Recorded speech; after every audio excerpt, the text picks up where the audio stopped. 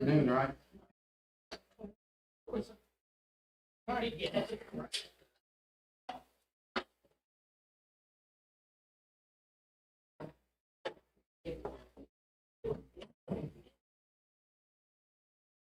Ready? Yes, sir. Okay. Call it to order.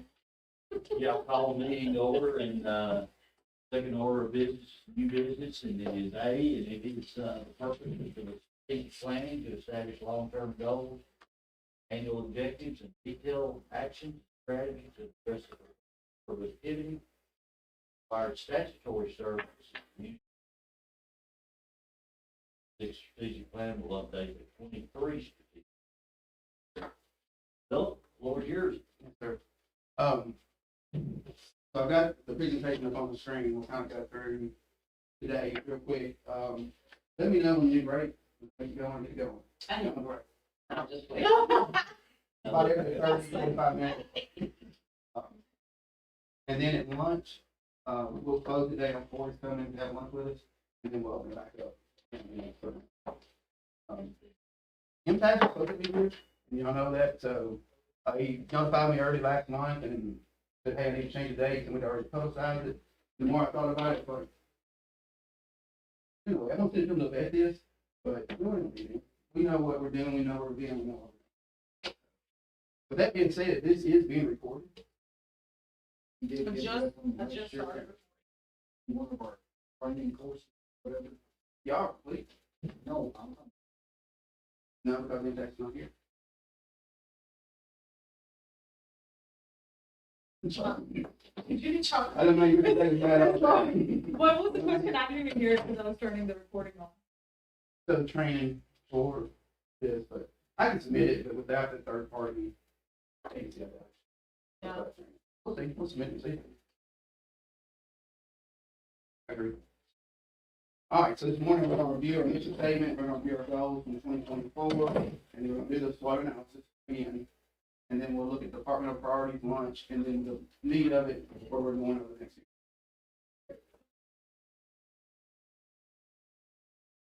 Now, the next three slides is from me. I've used this, bit like it at the graduate school, the strategic change theory, using the fire department. So I just want to go through it. That's how mine says. Oh, I love it. Victoria, you are awesome. you're good, girl. Whatever's gonna make him be good today. You only did 3 big one, guys. I got my phone, so text me if y'all need something. Candy jar, and she said, hold on, we got a box. Y'all can just say Black Vegas other than this year's video. Just gonna keep you calm. Sorry. Oh, you're good. That's today, good forward here. I mean, I'm not gonna not joke all day, but just ask questions. Ask questions, man, answer. I mean, I know.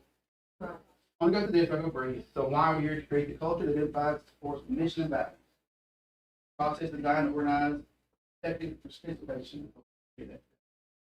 Leadership grows to establish the overall purpose of the process.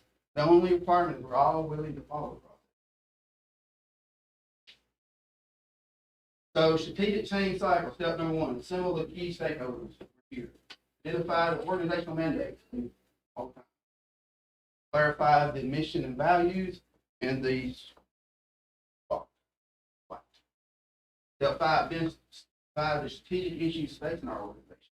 Formulate the strategy and plans to manage those issues. Adopt the strategy while we're doing this. Establish an effective organizational vision, develop an effective implementation process, reassessing strategies and the process. So the last thing I'll tell them that, and this is what I tried to instill when I was at the fire department, even the leadership team, engage in thinking, acting, and learning every single day. Took this from Impact, like this. Don't try to overestimate what we can do next year, or what can we do next year. True believer that because we're government. There's private business will probably get done next year. A lot of red tape, right? We got to follow. All right, mission. So, I did have another slide today on this. I just wanted to visit it briefly. So our current mission, in partnership with the community, the city of Mount Pleasant will deliver essential services to make our city a great, place to live for. I think it's a good one. If y'all just wanna look over those and see if there's a better one, or, and I got a handout too, if you can't see it.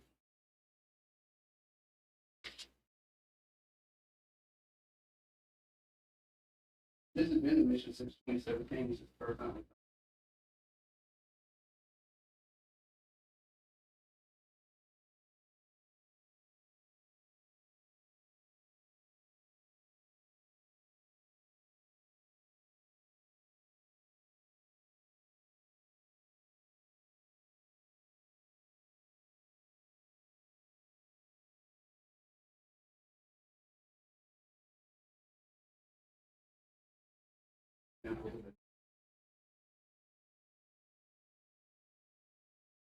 The mission of the city of Mount Pleasant is to deliver the physical services, protect public safety, for the community, proud to live.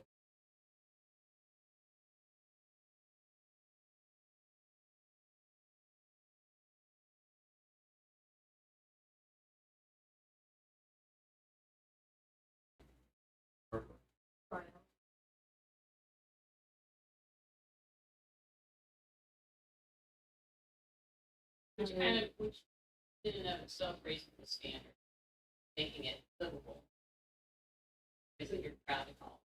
I like it because it says the mission, it starts with the mission. Correct. I mean, I know you got a heading, but the mission. Okay, 17 was the first time to see it ever given a 2017. what?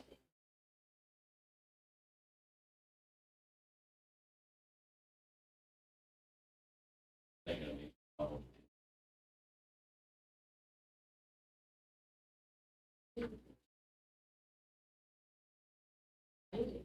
I do like the fact that makes it more. And I like it.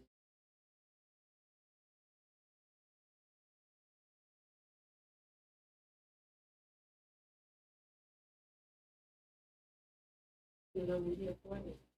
It's not only deliver services, but deliver services. Yeah, Right. Let's try for that. Yeah, like 4 has an essentials.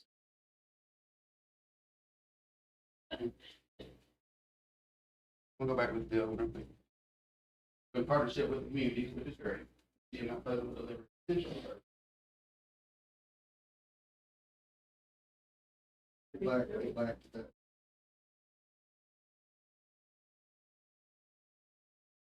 So essential, police, fire, water, sewer, all the things that we consider essential. Understand. Have that for every citizen for the city of Mount.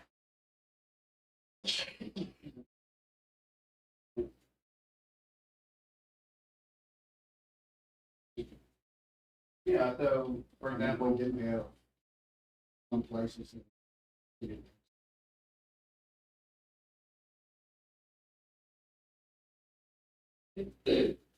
So 3 would be better, so we should.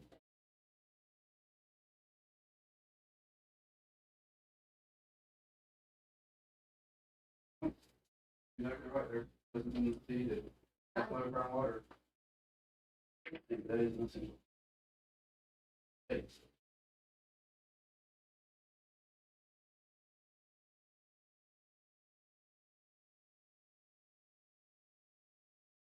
Okay, with 3? I think we go with 3. I can change it to option 3. What do you mean, we're just formulating this today, we're Yeah. in front of you, and final vote, so it's all, it'll be a drought. But they're all good. Yeah, I think they are. You know, if you get, desire. In number 3, that's what Yes, I think like you got down in the right work, it's easy to understand, it's citizen focused, it's strong for public safety, so I think that's more who we are.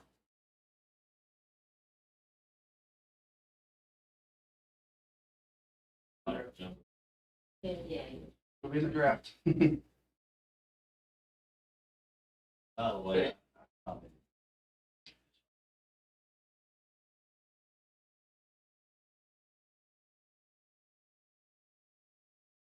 We are very happy that I don't know if I'm that kind. you're, all right. Well, I want to encourage you guys, I reach out. People's in line. I enjoy it. But I always say that. Yeah. I always say that.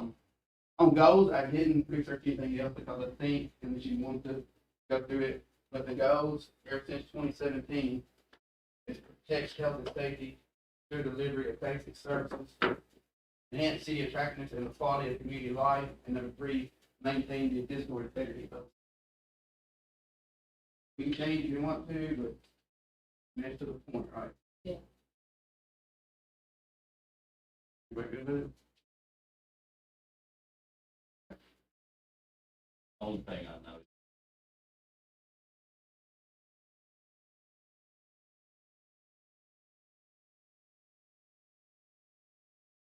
Now, we've got a few pictures, but I'm hoping like in the spring, when the plant actually growing, we'll probably get like, cause yeah, Phil's got the new picture up there, it's just still a lot of brick and concrete, So- you just, Yeah. Probably gonna be something like this, yeah. probably gonna be like this, but you're exactly right.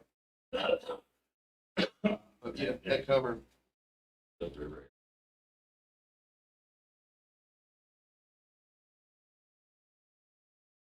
all right, so now we'll take the time and go through where in 24, when we did the street plan at Pine Street, all the priorities and all the things that were done. And this slide will get better. I put 2 on the page, but I made it bigger, what I said.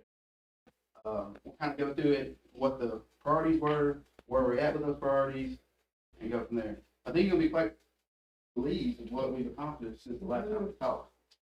So we'll start with finance administration, and I actually didn't even go forward because we're starting to pull out things that we know, like stormwater and all that.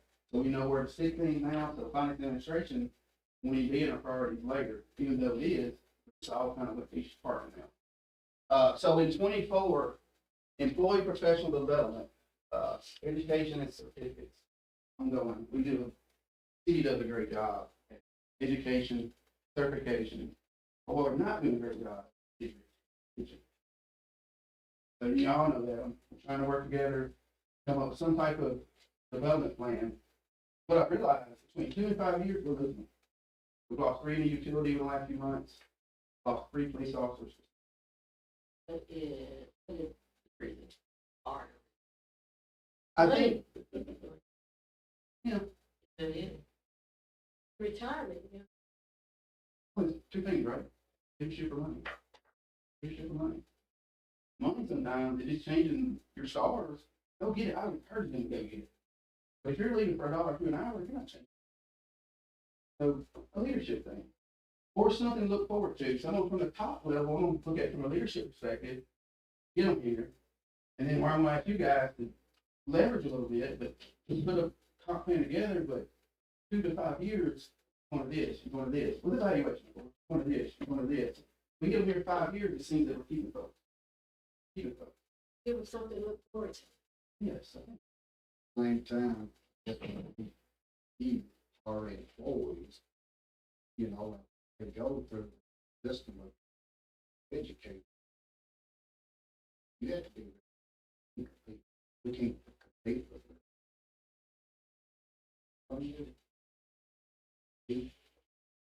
Franklin, we don't even know what we can compete with.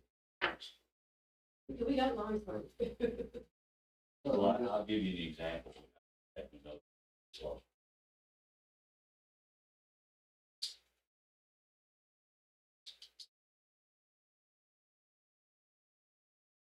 anyway, Changes are, you get explain things. You know, we just, you know, so I guess What I, 53 to 65. what I'm saying or thinking, you know, we might get out there, you know, that we're losing employees. We're losing. You know, it is not necessarily, I guess it is money.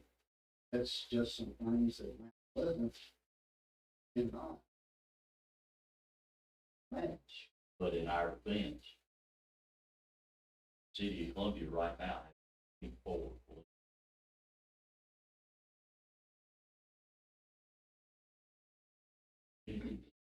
But the numbers are gonna go up, but not just, Yeah, but they may, I'm not gonna disagree with you. Columbia is growing big time, and Columbia, they need more places. please.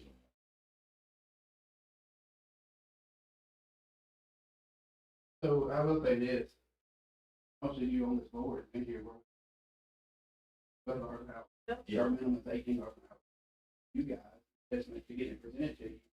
But what's happening is they're, keep passing, and they're leaving, and it's leaving, we can't compete with the 70,000 a year.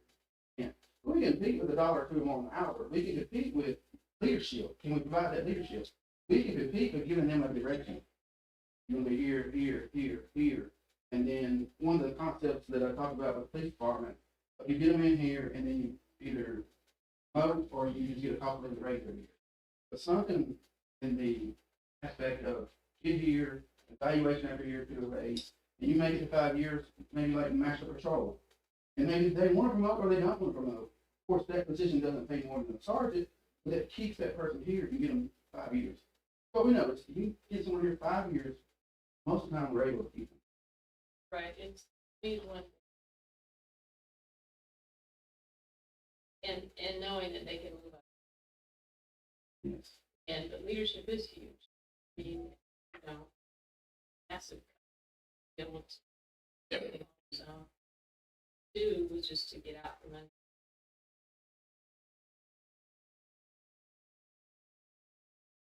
That's but it, quality, wonderful town, I would think.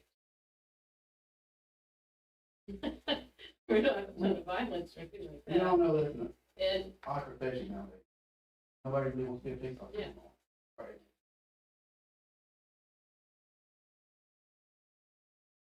I'm just gonna. For job posting, every department head is kind of responsible for doing their own. Now, if your salary is attractive already, for, you know the market, like I know the market, our world, and I'll talk to my girl. We'll get feedback on what's going around, we'll text, find out what they're paying around us, because we all know everybody around us in our benefit package is better than most governments. The only people who pay 100% insurance right now that we know is Johnson County. Other than the city of Pulaski, not even Johnson, just the city.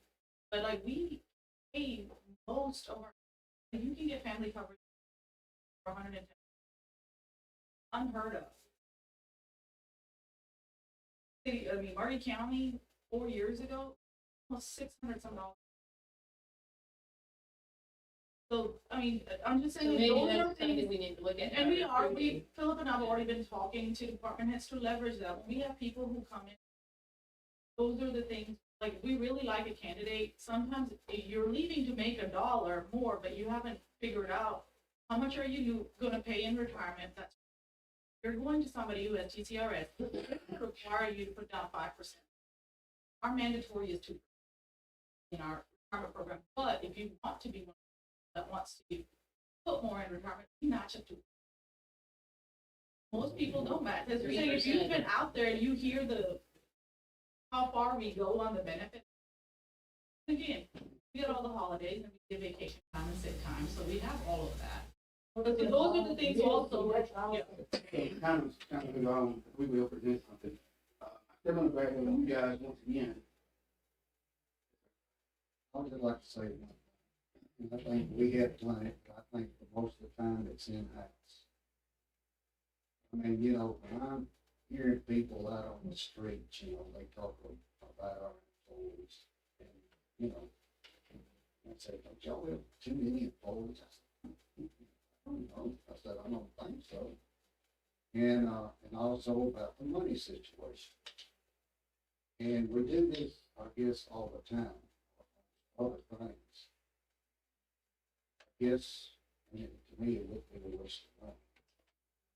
To have an independent consultant to come in and say, you know, this is where y'all should be. You should say the consultant will come in and say, hey, you don't have enough. We must have $100,000 on that too. Well, I don't know. I don't know. This is I something just, that, I just, I just know, you know, it just seems like, and I'll go back, you know, like Columbia. You know, hey, you can retire in Columbia at 30 years. So, I mean, you know, so some of them guys, when they retire, you got to replace. So, I mean, you have to be careful sometimes, you know. So in the Columbia thing, I worked there, I've been at a pension, I've been retired in 2 years. Yeah. I'm not very smart, right? Insurance, pension, rest of my life, I'm here, but they had to change it because They before they, changed that. they're the same thing we are right now, but they only max 6%, I'm not sure, 8. As far as unemployed, I can tell you we're always on fire in utilities. You've seen the financial management in the department, one person trying to do it all. Like, we could get anything. So, I mean, the integrity of finance, the integrity of essential services or providing those services, yeah, I mean, that's, you know, I mean, I think it should be more, but that's my fault, being here every single day. I just think, you know, to me, you know, that way everybody's at the understanding what it costs, you know, to see. And we'll get into that. It's not no guessing. But I mean, like you or whoever, you know, you can say, well, I want to keep this guy, I've got to pay him $110,000. Yeah, so it's not like, you only get 30, what I can do within that time. Yeah. That's all I can do. Yeah, I'm talking about the total. But I mean, what I'm saying is for an independent auditor to come in and let's just say, for instance, well, heck, I'll just use Bucky, like, you know, David Smith, I'll just use him as an example. I don't like to use an example, but I mean, they come in and they say, this guy right here, y'all not paying him enough. You know, why are y'all paying somebody else a lot more money than you paying this guy? That's why I just like to have, not in-house, but an independent person to come in and do this. And we've done it in-house before. Yeah. And that's the direction you got to go, wasn't it? We need to spend the money like every community Well, I I know. agree, Bill, but we spent $100,000 on that title system for the sewer plant. We spent $100,000 and that was wasted. We can sit around and say we're gonna waste money. Yeah, well, we spent over $1 million on wasting money on that system out there long before a lot of us got to this state. So my thing is, I don't know a single community that I'm associated with through South Central Tennessee Development that's not struggling with the same issue. Not one. I'll just sit here and listen to y'all. I just want to say, I've done this all week, trying to hire people across the state when I want. You all, well, most of you should know that social work, you don't make a lot of money. Your heart has got to be in It's what got to you be do. what you do. And so, exactly. And so in order to hire them and to see them stay long-term, I have to highlight the benefits that we offer. I have to highlight that we have merit raises every year.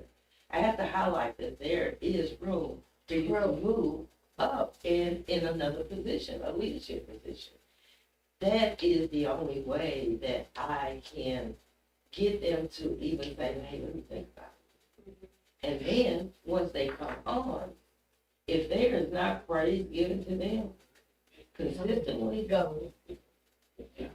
they go, Okay, we'll get the move on. All right. So 30 minutes on first, First topic. and I got about 30. sorry. It's okay. It's okay. I mean, conversation is good talk. Engaging. Yeah, we're engaging, that's what's Yeah. important. All right, finance, prepared staff, plan 3 to 5 years. You can see that it's been worked on, so it's ongoing.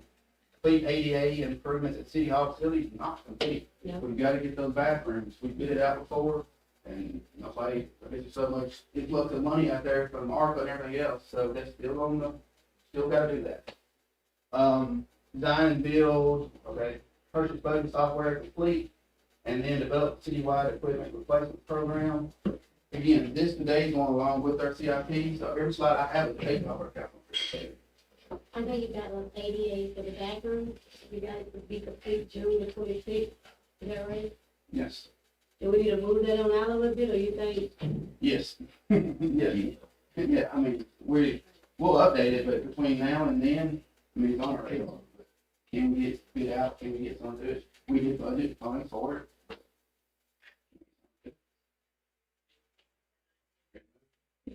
Fire, public safety, expand, well, this would be fire and police. So, the other one, or the number one, number two priority was expand community-oriented police programs for community outreach, public engagement. I think they just had a system academy, so that's ongoing. Police department completed the accreditation program, they completed it, so, good. Upgrade first responder equipment to meet state and local national standards, you know, all the time with the police, for police cars, fire trucks, the airbags, all that stuff, so it's ongoing. Develop a fund to implement citywide fire hydrant maintenance program. Man, that goes back to the day where I didn't have a clue. All the fire hydrants put up on North Main Street, that's mine, that's mine, nobody knew that's why. You look on North Main Street, 10 years later, there's a hydrant there right there. So that's ongoing. But that goes back to 10 years ago, fire chief, I don't hydrant there, I need water. We learned real quick. Yep. Special response team ongoing for police, implement part of the strategic plans. Todd's working with Cross and Impasse, updating the one we did several years ago. So that's going, Michael and them, I haven't really talked to them to see if they're using outside or in-house, so that's ongoing. And pedestrian safety. The only one on that is, I know we finished the downtown, and then of course we got the multimodal grant going, and that's one thing, but pedestrian safety other than through police and fire and those things. You know, What's the status of the sidewalk extension? I get a email every month from the state, and I've got it every month since I've been city manager. It'll say update status, and it says in hydraulic revisions. One line every month. I get the same email from this guy named Corbin. And then with this last month, he said, "Merry Christmas." And I'm serious. That's Parker. I did not answer your question, but I got you back. Don't we already get grant money for it? Yes, sir. It's But in it's gonna be design, designed. it's designed now. Take reviewing hydraulic, calculations or whatever. You know, state takes forever. Yeah, and we've had, the first one was environmental, and that took almost a year and a half to get through, so the NEPA phase is what they called it. That's complete, and we moved, the state looked at whatever the engineers submitted to them for that. We've already submitted one reimbursement, and the state's reimbursed us back on it, the first payment that we made to the engineers for the NEPA phase, and now we're, like Philip said, we're in design phase now. At some point, like, once we get through all of this, me and him usually go through I go through all the grants for payments and reimbursements every month, but we usually like touch base with the engineers, or the engineers will reach out to us, they get paid to keep up with the deadlines, so. Moving on to parks, you ready? Yeah. All right, so the first one we got on there, develop comprehensive park maintenance program for all city parks and facilities. I put ongoing, but the concentration has been in the last year or so is the community center. We don't have a comprehensive park plan. We just don't. Next one, expand citywide recreational programs, including partnerships, youth programs, transportation services to enhance access to programs. This is ongoing. One thing that I've sat down with Alicia every month and Miss Mary. Meredith, retired from the city of Columbia Parks and Rec. Once a month we sit down because she has a lot of knowledge and a lot of thoughts. I love learning from people like that. So our goal, since this has been shut down, we roll out September, October next year, not because you got a brand new center, you have facilities, you have programs, you have information. So we're taking this time to really strategize and get that going. I'll hit on one thing that's kind of really fell in my lap this week. Their seniors program. They are at the library right now. There's been some tension between Murray County senior program and the lady that works for him here. So he was going to shut it down. And my whole goal was, we don't shut down the senior program in this process. So we'll see where they go. But ultimately, and this was the first time it's been talked about, they ever talked about it in Parks and Rec with the director, maybe the Mount Pleasant senior program. Yeah. when I look at it, what's the main goal, what's the main purpose? It's for the seniors, McMurray County or Mount Pleasant. When I look at that over there and there's only 5, 6 people coming, we can do better than that. The funding mechanism, I mean, we provide the space already, right? Right. What does that look like moving forward? So some of my thoughts were, talk to SCAD, see if we can get them back and forth. If there's something to do. Or just study it. What is, in the end result, what is gonna be best for the seniors? And how we grow that too. There's more You than say 5. like Mount Pleasant take over, they'd be a Mount Pleasant city citizen instead Oh. of Berry County, right? It's all. We have some meetings coming up about that one situation, one situation. But we were also going to look at maybe until we may be able to purchase a van and grow that program, to check with area churches that would be willing to transport the seniors to and from the library. Your idea is cats. Yeah. You know, I don't know. Going forward, that would be nice, especially when we get them back at the senior citizen, that, to the building over there. That way more senior might can come. Yeah. They have a way. You know, all without really studying it, sitting down and putting it, the whole thing together, one of the things I thought about, you got 5, we grow to 10, 15, 20, and they're coming, we're getting there, and then the funding is probably limited, but what's wrong with lunch with the commission? Yeah. Right? Just have different programs every so often, whatever that looks like. It doesn't take a whole lot, but put some thought into the seniors of our community. And I don't think that's been happening a lot in the last few years. It hasn't. I kind of relate it back to with stepchildren, right? And in this one instance, I can say I can see why, because I looked it up, of course. You know, it's Murray County gets 70,000 a year, and they're a 501c3 though. Columbia gets 58,000 a year.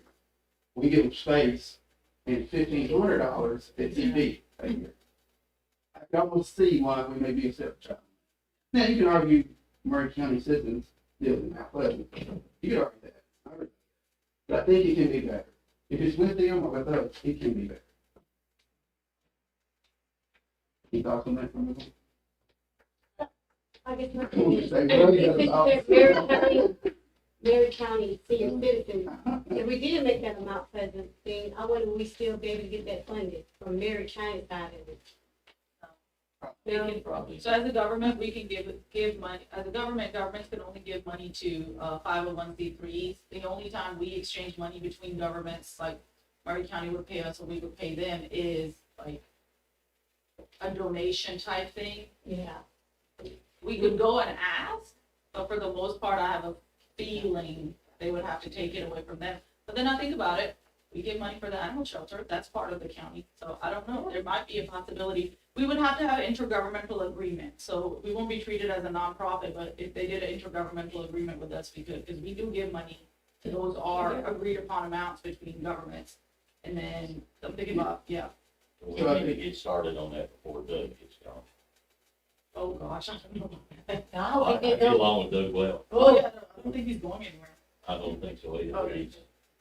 Yeah, so someone putting that spark in your head and then we're studying and all work together on it. And again, I look at this as what's best for the seniors of the community. And you What know are what, those? they've got a lot of knowledge in history and I think not utilizing that resource, not making them, letting them feel like they're part of the process. Yeah. And I think the lunch with the commissioner is a great idea and the other department heads, and and getting feedback from them. Well, I don't love working on that when we talk about water, sewer, gas. Yeah. I love working on that.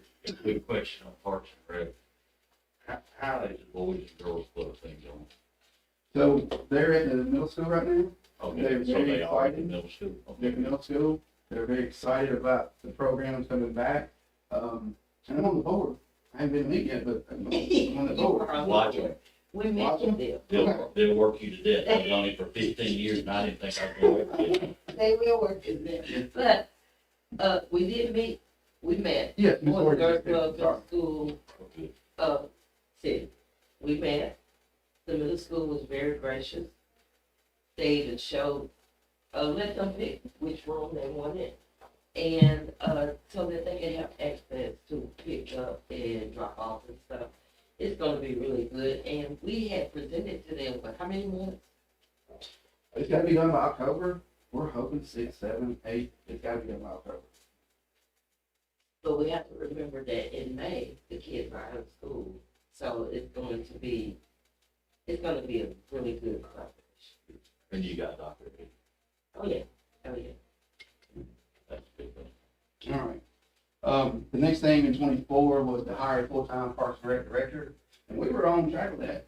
And we were gonna pay the first year out of fund balance, in that fund, but we got that $2.2 million grant. And we used that fund balance, so we're gonna have to go back to general fund to supplement that. It's a need. Not sure it can be budgeted again next year, but it's a need, because right now, Parks Board realized that we got an events coordinator, and she's good at her job, but we don't have a parks director. So I'm taking it upon myself to try to keep things going, like we're applying for a grant now, and then need to update that strategic plan. I try to get help with that, and I finally said, whatever, we're gonna do it together. So we're gonna update that, but eventually, we'll have to transition to a Parks and Rec director. Next one, design and fund for facility park improvements, playground, all parks, it's there, it's been there every year, it's been there since 2017. We've done some good things in parks, you guys know, with Gardenia, bathrooms, air lines. I'm hoping, Rotary group was done, but that was a collaboration between us and the Rotary Club. I'm hoping that we can, when we get through budgeting, that we're able to, like, 50,000 a year in playground or parks related or shelters.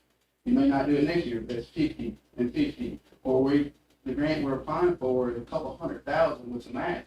So if we get that, that's matching funds, right? Yeah. For multiple. So there's a thought process there, but we don't have that parks director that can spend that time on that. And right now, it's us spending that time on that, trying to get that. But it's in the back of our minds. It really is.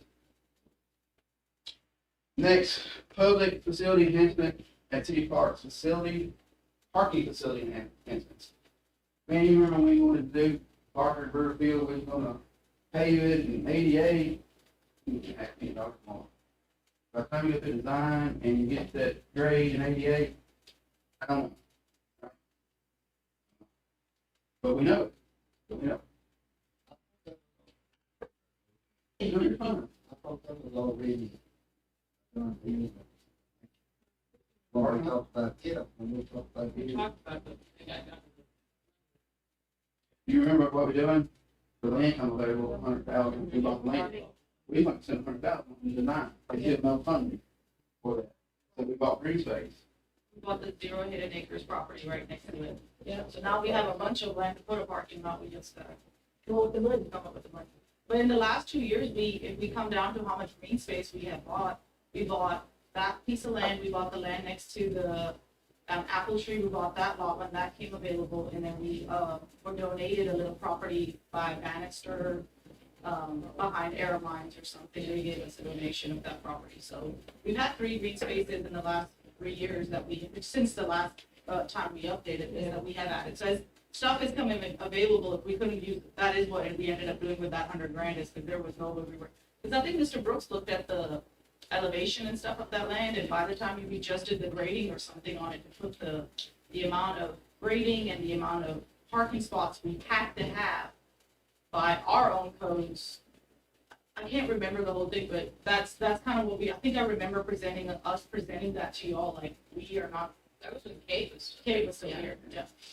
So like 23, 24. But I understand all that, a lot with it. But when you already have things in the city that needs to be done, and you say, well, put this on the paper, and just pass, pass. But somewhere along the line, I mean, you have to do the things that's already here.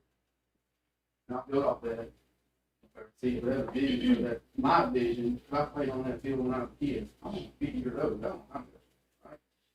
Vision, and not to be really hard, you look at like Fayetteville or Athens going down 65, redesign parking sections where you bring people into town. They don't have to be elaborate, but I do realize it's not easy to do that. Right.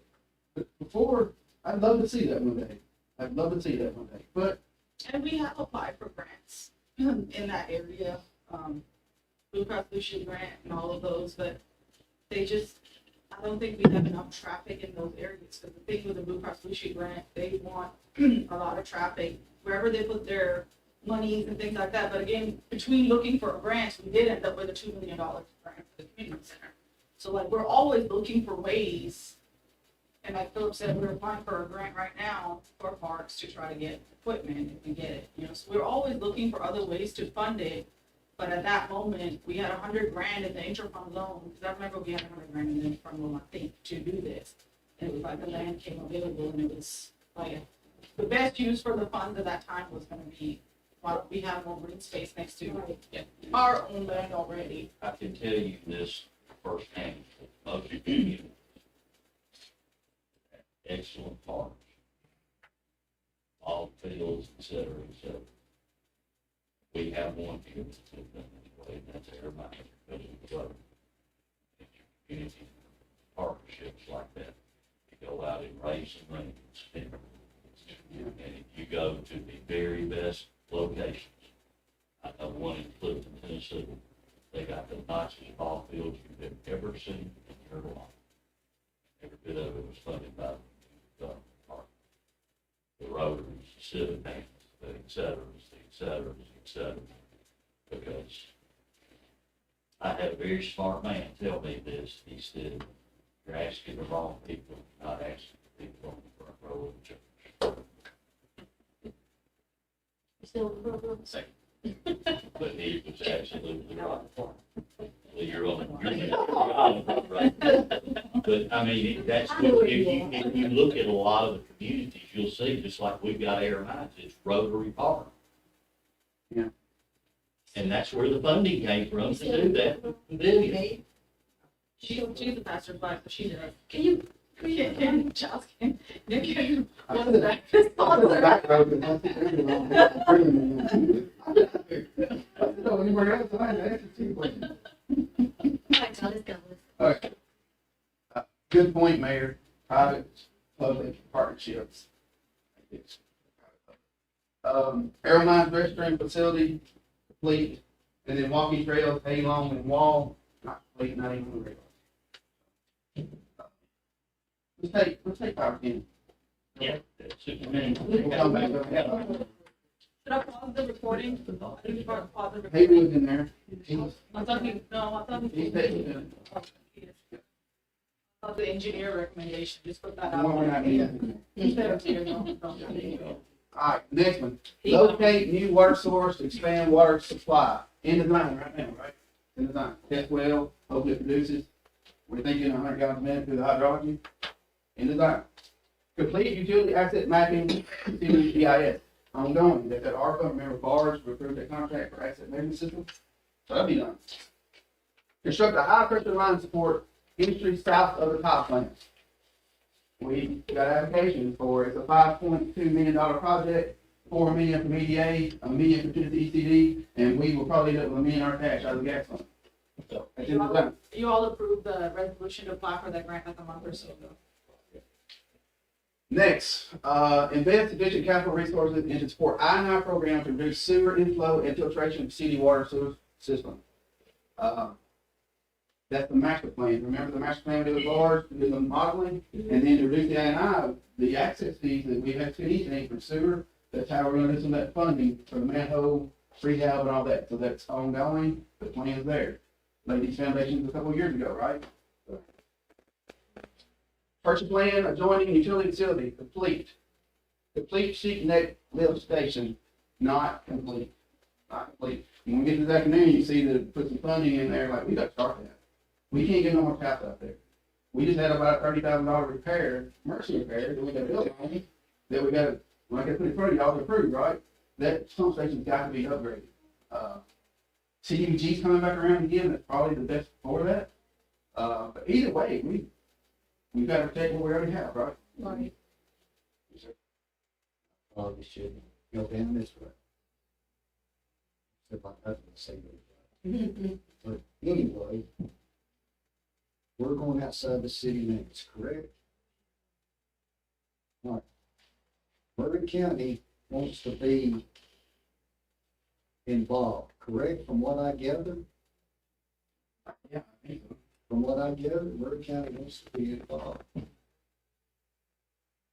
So why can't Murray County say, hey, we're gonna help you out with this right here. Okay. I'm not saying that. I'm saying, you know, it's just like, you know, like Murray County wants to tell CPWS what to do. So why can't Murray County just say, hey, we're gonna help y'all out. That's part of us. We're not, you know, that's part of us out in the county. So we're gonna help the city of Mount Pleasant out.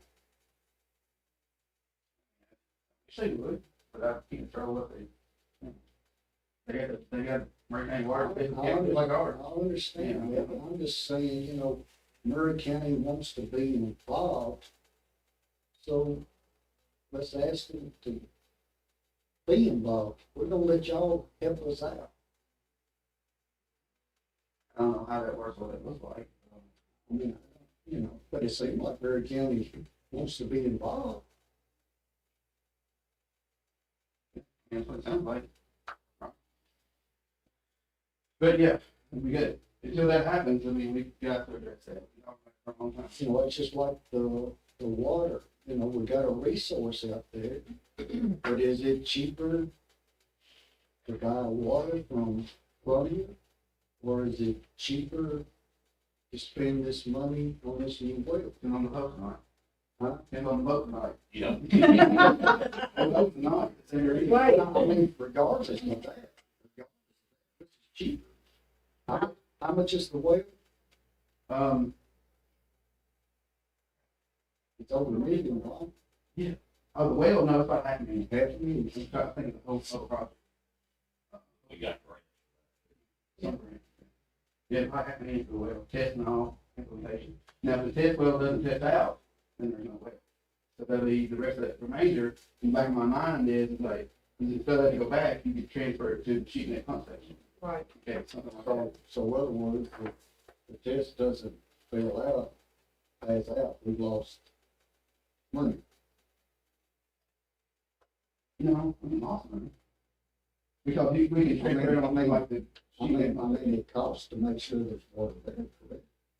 Yeah, no, yeah, the test was 15,000 and that breakdown, I'm trying to see it in my head. Yeah, the test well itself is I 15. mean, it's not like it's not like somebody can test the well for free. No, not at all. Exactly right. Next, sewer plant upgrade complete. And Mayor, you put a letter on this yesterday. That consent order is officially closed out, case closed, done, and we already knew that, we got the letter yesterday. I just do the brain hanging on the wall. So, say that again, just because I haven't heard, so I was actually gonna email Matthew, should we be getting a final invoice soon then from, B&H, or do we know, should I just email Matthew on that? Cause I was just thinking about that last night. Yes. Still working out some of those Last line night. items, how they do, and they, this. Yeah. I'm asking Philip that because I haven't seen Philip in almost 2 days because we've been in different meetings. I took off 10 days and everything. Ooh. Alright, next, complete decommissioning of the spraying fields. And I'll be the first to say, I don't really know what that looks like, I don't know if you understand that, but they are supposed to be decommissioned. That's all I know. Next, complete design and construction of 166 North Water Line Extension. Anything, you overrate that water line to where it goes, not extend it. Right. It made no sense at this point in my career, that made no sense. So we're pulling that out. Complete rehabilitation of the city water springs, we're removing it, and it needs to be there. But what we realized, if you rehab every one of those spring lines, from Surf Town to Surf Town, and one went total, 50 million, and that's just a ballpark.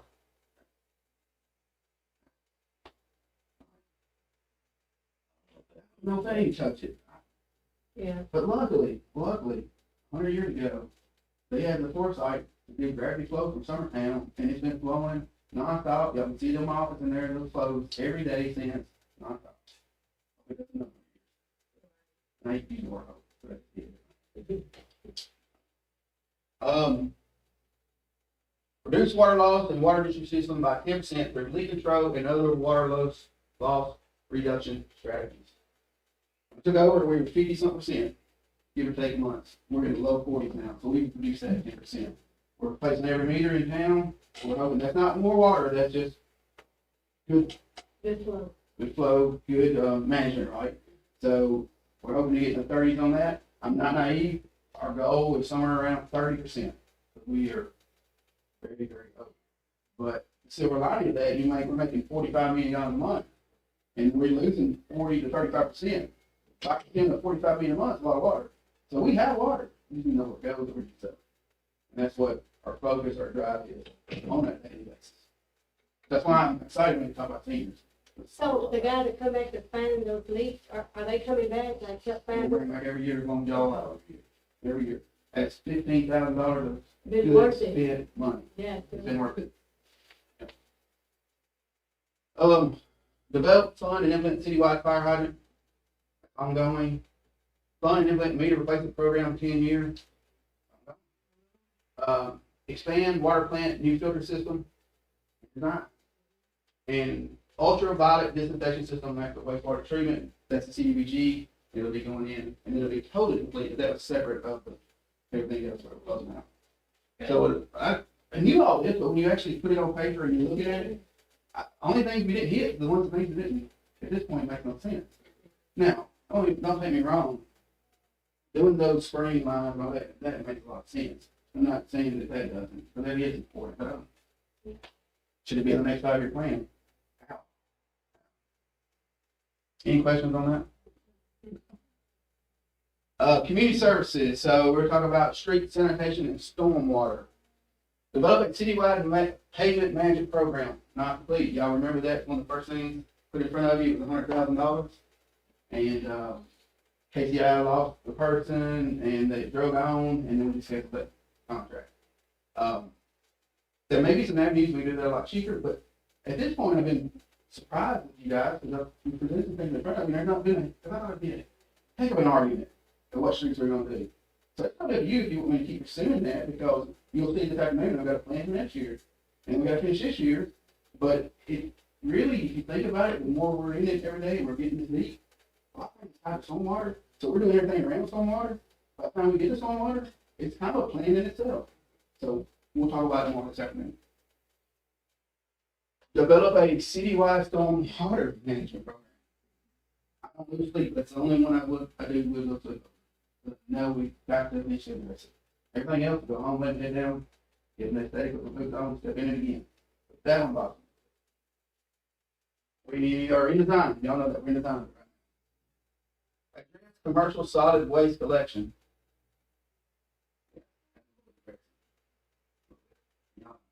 Until we had Ted, our dumpsters, we were only charging once a week, supposed to be, or once a month, supposed to be charging every week. In 2020, we had 36 dumpsters. Monthly charge is $1,400. In 2025, we have 64 dumpsters, $11,288. Bad management. Or not bad management. Not looking at your data, looking at your details. Again, I won't talk about that. Pedestrian safety, again, that was on there. I keep it ongoing with the multimodal, with the downtown, all that good stuff. Develop a street marking program, striping and signage. I know I've had a couple calls, and so it's very, very minimal what we're doing, replacing some of the street signs that are really bad. As far as markings and all that, that'll be addressed in paving. It's very simple, nothing very loud. Develop a citywide preventive maintenance plan for vehicles and equipment. I have a list over there of all our equipment, expiration dates, our useful life dates, when we're going to replace. You'll see a lot of that this afternoon. Economic development, I guess this was, I didn't really put it in the next one for mine, but city manager responsibility, complete downtown revitalization, complete. I mean, it's substantially complete. Bicentennial, and it's passed, it's complete. Attract and retain the retail development, identify, promote residential properties and opportunities. I'm put not sure. And that maybe y'all educate me. I'm not sure that's my responsibility. We have partnerships and we have a zoning and all that. But if I spend my time trying to attract people, I'm not doing a job. I think it's what you got the Main Street coming. Murray Alliance, those like Murray that. Alliance, Yeah. yes. So I'm not saying I disagree with that direction. I don't think this should be. Yeah. And I, You have time to, you got water, sewer, gas. Sidewalks. yeah, Where do the business owners come in? Sir? Where do the business owners come in? for, Well, to retain yeah, and I mean, isn't it really their position to make sure to that stay, they're, to stay here? well, I mean, no, isn't it their position, whoever owns those buildings, it's their position to go out there and get people, it's not. I mean, it's good that we're here and we got people, but I mean, in reality, you know, it's their business. When you, so my mind goes, and when we're talking about that, is you're exactly right, it's their business, they're gonna be, they gotta meet the zoning. I think our job, and our job is to make sure it's zoning's right, and it's easier, not completely easy, but a process they get through where business can get conducted. Right. So I think that's our responsibility, and we do that through our zoning and everything. It's not through out trying to prove. I just, that don't make sense. And that's where, you know, when people says about downtown, they only see thrift shops or whatever like that. Not only It's not on the city, you know, it's not, you know, they try to say, you know, it's us, and it's not us. Yeah, We have $3 no, tennis stores. we have no, We don't have a no trouble control. with it. It's just for zoning. Who's on? Those people need to maybe go to those thrift stores. I'm not saying, I'm just saying, you know, it's not, Shopping, that's what. it's not the city's responsibility to make sure that a store, you know, as a business, it is the business owner to make sure that his business, We did our part as a community by the downtown revitalization, and as soon as it was completed, these stores started building. And now So with we did our part. with the, with the apartment building here, that being developed and done, and then I know somebody that identified one down from there. I mean, I think I'm so excited about what's gonna happen. Can you get them for a cheeseburger? Yeah, really. You're doing more pop-up, you know? Yeah. Yeah. I used them yesterday. It's on the Main Street. You made a good point on that, and they brought it up at Main Street today. Yeah, Like, all the thrift stores, nothing wrong with them, but if you have so many, that's hurting the others. So is that business model as No, a it whole? doesn't, because when you talk No? to shop owners, Okay. it brings more people. So those aren't thrift stores in my brain. I mean, well, they the one complaining though, it's some the of them. antique. Okay. Some of them, yes, Look at because downtown Club, they got so many, if I got a thrift Yeah. shop, you got a thrift shop, and you got a thrift shop. Lincoln Court. But the people are coming to shop, period. So like, I was worried about that. And then when I talked to them, they're like, no, we've got so many, because they're coming for this store, but they'll pop into mine and They can also, complain, they think it's too many of them, they take away, you know, but that's not, that's. But it's not on it's- not shopping. And I think that is something that, because I know a comment was made in a meeting about, another building that's getting developed, gonna have a coffee shop too. Well, why do we have two coffee shops? Well, we have no control over that, and that's the market that decides that, right? They don't get enough It's business. zoning, Yeah. and the owner Yeah. occupied, and we have the resources, it's already. Can't do that, you get a lawsuit. Now, if they come in and wanna do an illicit business, well, no, zoning doesn't allow. They do have to go through a lot of hoops to put the proper restaurant, food, cooking and all of that. They have to have all the buildings, like the same building. And which makes it easier for other businesses to pop up because they don't require, because they're not actually having open fire or anything out there, so. I think that might be another reason why you see a lot of those shops pop up. They're easier to run, less hoops to go through. All right, prepare and implement a downtown park plan to be accomplished in conjunction with the downtown revitalization project. I know we got the private parking lot, and I've heard Mr. Ford, that's what he did for a living, many years. My mind is still simple on that, let's take care of what we got. We've got here, we've got behind Lightnings that we own, and that's it. That's it. One of the things, looking at our zoning ordinance, that I think we'd already have a classification of downtown, but, for example, like, if you put in a restaurant, you could have so many spaces. We don't have them. So that needs to be changed, but then again, we have some that's already like that.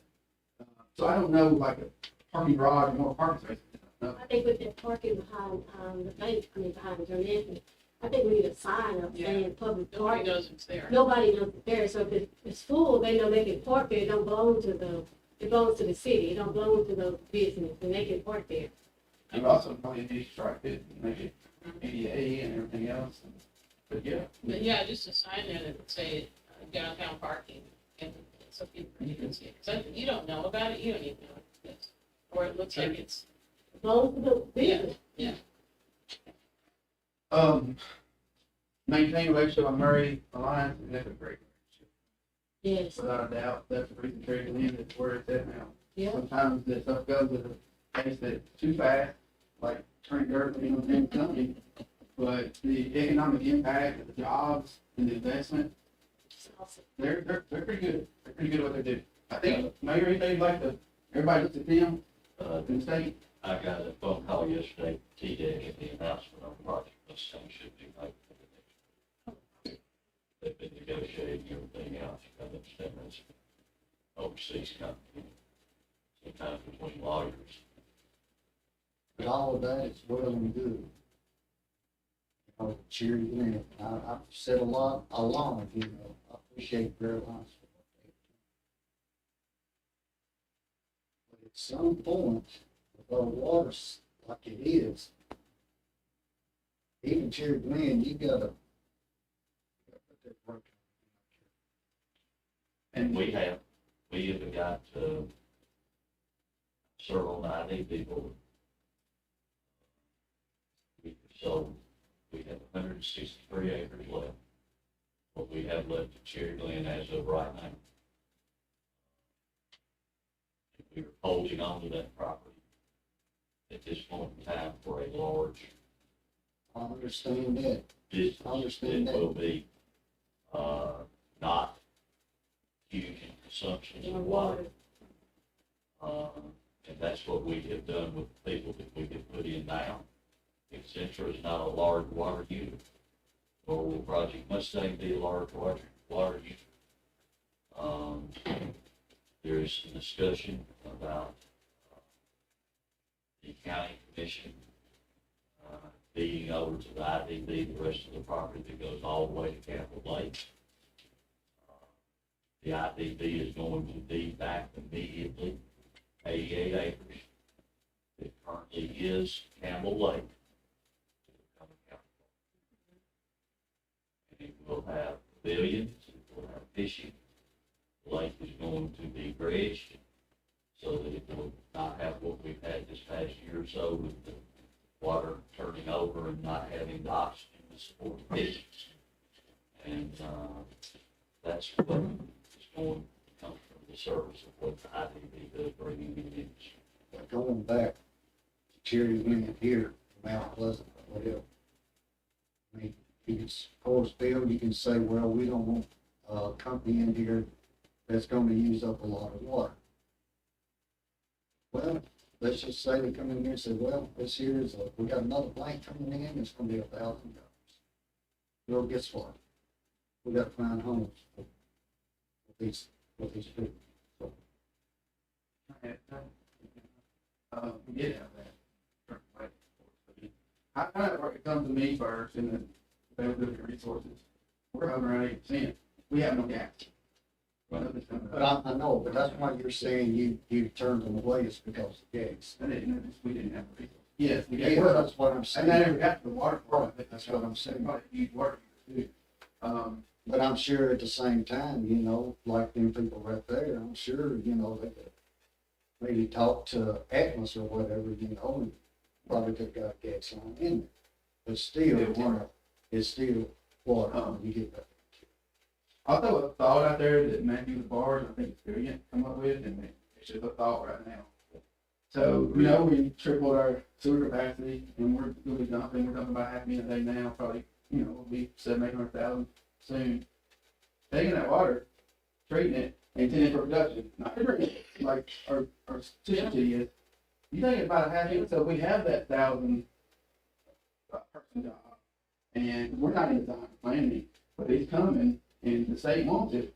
That could happen to you, because I thought that was pretty brilliant. Yeah, And it's, even if it was drinking, I could see that in the still though. Really? But for production only, doesn't matter. and it meets the standards, that's an avenue, and I thought, hey, maybe one engineer, yes.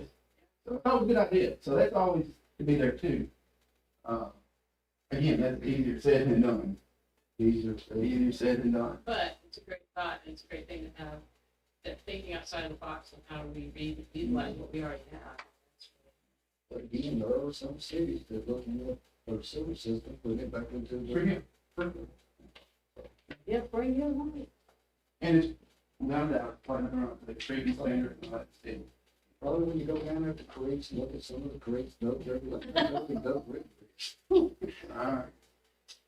Moving to the next one, develop and expand community partnership, including public schools, parks and rec, and vocational training, ongoing.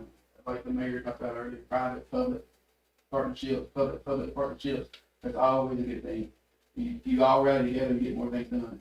I wish that was kind of the way it was in our whole county right now, but it's not. But hopefully we can get back to that. Phil, may I ask, but you said our gas problem. Yes. Is it better for Mount Pleasant citizens to pay the cost of upgrading? Or is it better to maybe sell the gas company and let somebody else do the upgrade? We've talked about that several times, and, we talked about it 10 years ago. The only documents we could find on that, at the time it was evaluated like $2,000, 2,000 or 1,000 ships, It was less than 2,000. 1,000 customers. It was, Yeah, it was somewhere between 1,000 to 2,000. It was pretty low. Yeah, pretty low. We have 1,494 customers. Gas customers. So that's how much. See, I don't know why I'm thinking it was like 1,400 per. That's what I'm saying, I mean, if it, But Rob owes us about what's the valuation? of Oh, yeah. What it made it work. Or, yeah, we was waiting on that. You should wait on it. That was part of the whole rate study. Yeah. Good, I mean, shoot you out. Want to talk about gas anymore? It was a good deal. There's some stuff in the work through TDEC with that as well, through Stewart and Word, Brooks Charles. I mean, I just don't ever hear nothing about it, and maybe that's just because where I see it. Bill, I've told you everything I know about it. you may want to tune in a little bit, because you're a little bit of what we've got going on in Cherry Glen through TDEC, but increasing the gas. That gave, Yeah, it's, And that would be a grant through TDEC. That's the resolution we just talked about a little bit ago. You all approved the We resolution. already approved the resolution. It's an EDA grant, and one of the reasons we can apply for it is because industrial, the IDB and Murray Alliance, the Economic Development Department, they've had to, because they've had so many different applications that have been turned down for businesses because we don't have gas, it qualifies us to apply for that grant. If we get funded for that grant, what Philip was breaking down earlier, it's a $5.2 million grant. We're gonna try to get $1 million from a different, with the economic, Tennessee CD grant through the, engineering and stuff, and then, yeah. And then, at the end of the day, the whole $6 million project, our funds are gonna be $1 million in it, is what our match would be. Is what we have right now. Of course, this is so early because we just got the application. You take that $1 million and put it over 30 years or 20 years or whatever, you know, that's money. It's money. we had that in fund balance. We would borrow it. And we're selling gas, making it back. yeah. Put that in writing. Our fund balance is what? Put it- $5 million. Put it in writing that, you know, there will not be no charge on it. We have the money in the fund balance to pay that $1 million. Fund balance. I'm not saying that. I'm saying. put it Mike, in we don't know writing. what it's gonna look like in 5 years. Right now, if we got if all we had Go ahead. invested in this $1 million, Go ahead. well, you are, it's my turn. I got the excuse. Oh, they don't. Mike, You're not gonna hear the real May I number. be excused? Okay, the real numbers are, if we invest $1 million in this, we'll get that back very, very quickly because of the industrial recruitment that will go in out there and sell the gas. The numbers aren't really hard to figure out. And we do have to depreciate all of this stuff, but would you rather depreciate it?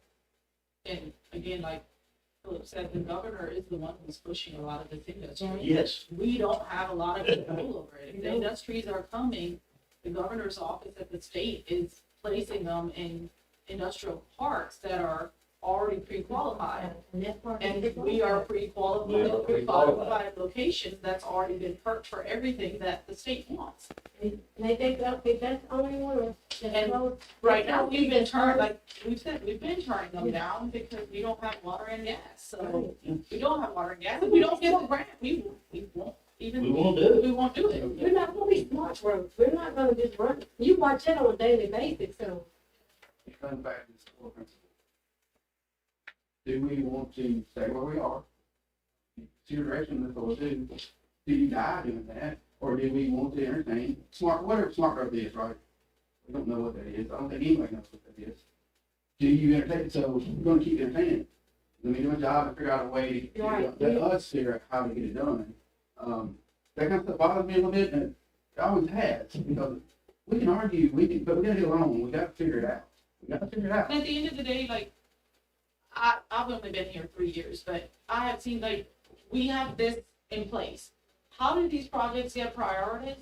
If we get a grant, that project automatically gets prioritized, because if you got a $5 million grant, or like the community center, that's been a project in our minds. We needed the roof done, we needed the drains done, it's got issues, it's leaking in place, you know, we needed it done, but that's a $500,000 roof, and the park's budget altogether is $200,000. How are we gonna put a $500,000 roof with a total budget of $200,000? There's no way possible, but we got a $2 million grant. Now The we reason we applied for that grant was the roof in our head. You know, and so that's how our projects get priority. Well, I appreciate what y'all doing, because it takes y'all run the city, we just make decisions and pass And orders. that's what we We bring. gotta trust y'all to do That's that. when we bring it to you all, because we're like, hey, I know this is in our capital projects listing. You all wanted to do this first, but now the state's throwing $2 million towards a project that may have been a lower priority. But those priorities, okay, now we only have to spend $200,000 and we'll have a completely renovated community center.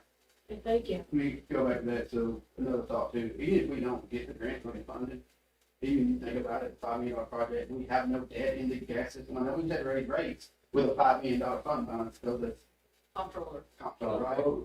But even if we had to borrow money and it was to go to grow, I don't think your rate would change, because that borrowed money, that depreciation is, and that's the growth. Same thing we're kind of doing with water now, my goal is our rates gonna go up, that is my goal, our rates will go up. We take good management of our utilities, we take a little bit of growth we got, without a doubt, the subdivision approved pays that sewer debt for the next 4 years. It's paid, right? So good management, reduced water, same thing with gas. We could borrow, we have no debt in gas. Or if y'all wanted to sell it, we could sell it. I'll just give you the facts and you provide us the rest. Sell it, we were talking about that, that's not been a big conversation yet. When we looked at how many employees we have in that fund, the amount that we would sell it for versus how are we gonna pay these employees? The other funds can handle to absorb the 100% of those employees. That means then you're gonna burden your other utilities and general fund by moving all of these people, because obviously we're not gonna just tell them like, either you go with the new company or we usually don't do that, we're government, we try to absorb those positions in other departments. But anyways, we could go on about this. Yeah, we did. Yeah, All right. I think gas thing already paid for. Yeah, you're exactly right. You always try to get that. Yeah. But if we don't get it, it's not in the world, it's no decision making. Expand vocational training opportunities, including municipal services. That's what I asked me a little bit earlier. Y'all remember several years ago, I was doing the dual enrollment firefighting program from the state, PhD. COVID hit and it went away. I love doing that. We was trying to get the teenagers into Columbia State, they was getting credit for teaching them firefighting. Columbia State is actually trying to do another pilot program with utility workers, water and sewer. Hope that goes to fruition. Of course, we have TCAT, but you ask like for public service and police, I don't know the answer. You can talk with Michael Jack and see if there's some type of idea where you can get people involved in like law Well, I enforcement. talked to Mr. Hughes at the high school, and he said that it sounds good to him. He said for you to reach out to him, if it's something like what Dr. Jackson used to do. And maybe there's like Because criminal justice is a big thing as far as degrees. Maybe it starts with a dual enrollment criminal justice, and you get our police officers in there teaching that, and you build those, I don't know. I think more of higher education than I do the other way, so there's nothing wrong with that. Yeah, but everybody want a power. I don't know. And that's, All right. We're ready for the SWAT. Look, you want to take another break? yeah, we We're good. good. We're good. Well, Mr. Davis come back. He done for the day or did I don't know, Mr. Davis right now, so we gotta keep going. Okay. Well, you didn't leave, we're here. All right, so this is the only exercise we're gonna do today, except for the end, you'll kind of miss your priorities there.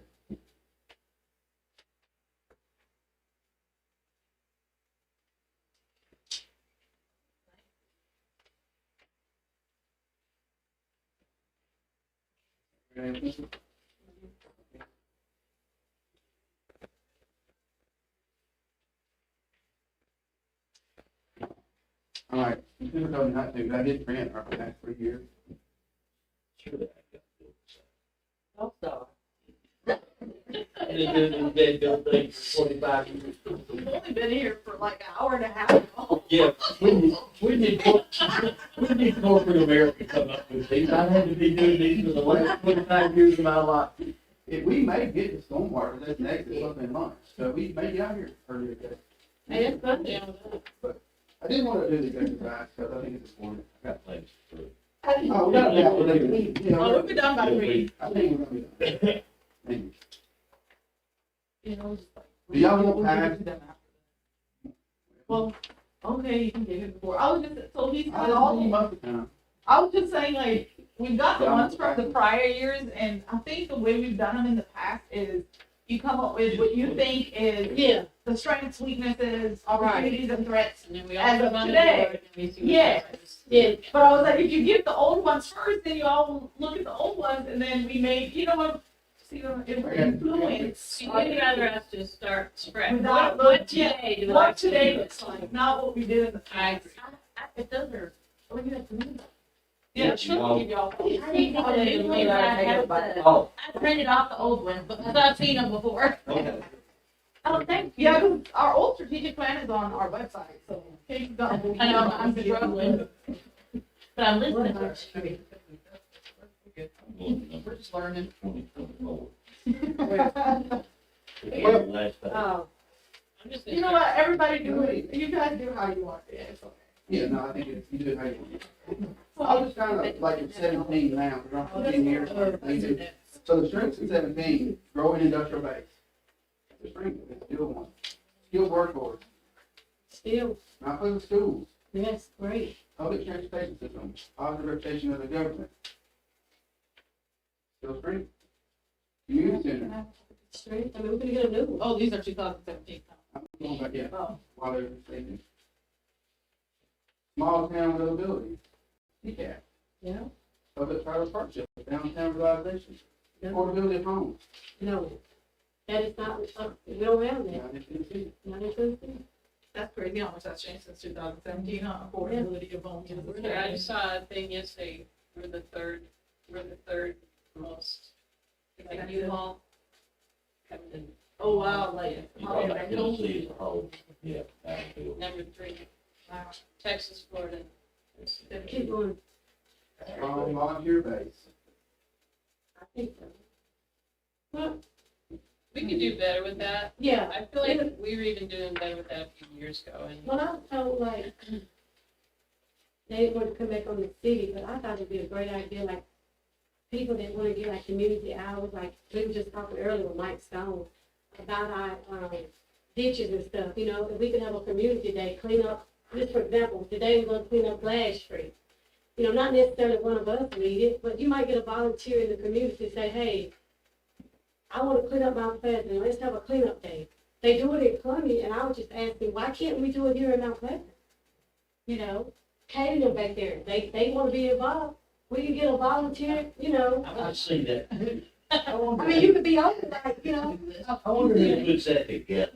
Well, I was actually, I'm sorry to No, interrupt, go this is ahead. officially, I was writing that down, like, what, I have no idea what the volunteer opportunities would be, but You know, because I haven't paid it, like, when I had a busier schedule, I didn't have time to just keep up with, you know, everything going on, but I think there are a lot of people in the community that would like to volunteer, they They are. just need to know how that could Somebody needs work. to organize. Nobody, that. yes, and you need to work like they do it in Columbia, I think it's like, I can't think of that group. But it's a group, They weren't trash Oh, like- cleanup. Yeah, They Yeah, do you just need need to to you volunteer. call me, I just can't be, Right, So Yeah, Murray they do. County gets a litter grant, sorry, go ahead. You go ahead. Murray County gets a litter grant, they've been getting the litter grant for decades. but I ain't doing that, I'm trying to Keep follow. Murray, there's a volunteer group Yeah, called that's what Keep she's Murray saying. Beautiful. No, that ain't it. Okay.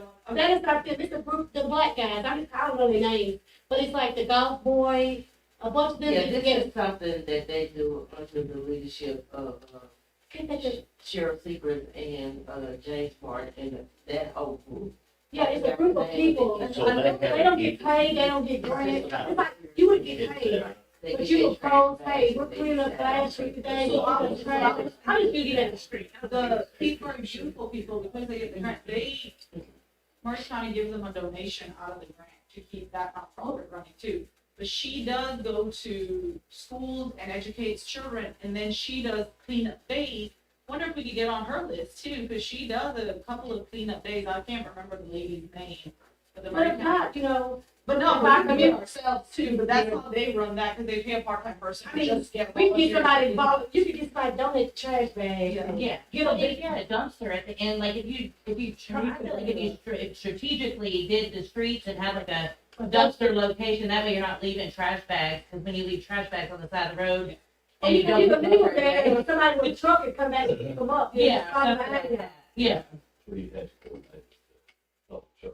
But I was, go ahead. which I think is feasible. Downtown, we do Adopt a Mile, and so they, Okay. like you get your name put on that mile, so whoever adopts that mile gets signage, and there may be grants out there, I was looking it up, but like, say, like our church, when we do Adopt a Mile, we just regularly go and clean that mile. So you could do it. from Yeah, I there. do that So, in like my side bay. There are a lot of times when, real often now, that when people move here and they ask, are there any They do, yeah. opportunities?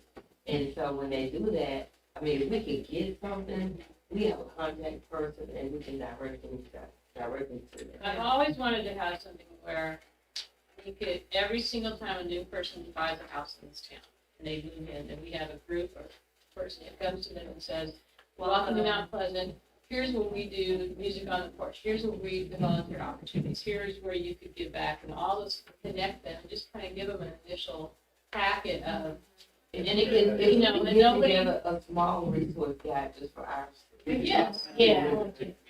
I had talked about that with people apply for So, services, you guys give them apply a for applications application. up here to We get a just water haven't meter. ever had the time to really sit down. Because I think that when, because I'll meet people that have lived here for 2 years and have no idea what's going on. No, I've got, some industries walked in here before and asked if there was volunteer opportunities, because they wanna give back. they wanna give back, and their employees, they allow them to do like a day, a year to volunteer. A lot of them end up at the well right now. Yeah. To volunteer too, so. So I think it's good thought, we're gonna kind of move, but what I'm hearing out of this is, like, community needs to be formed, and we get the priorities, strong volunteer base, maybe need to be a priority at the end of this, right? Yeah. Because a lot of good discussion off of volunteer base, is it should not. I spend a lot of my time volunteering outside of Mount Pleasant because I don't know what to do Well, here. there's not a lot of opportunity. Right, so that's kind of where, like, it's not that I don't think people don't want to do stuff, they just don't know what to do. When I tried to get that started, I was told that I couldn't do it because of the liability on the city. So I've been trying, me and Eric, Harvey was trying to get it done, and we was told that.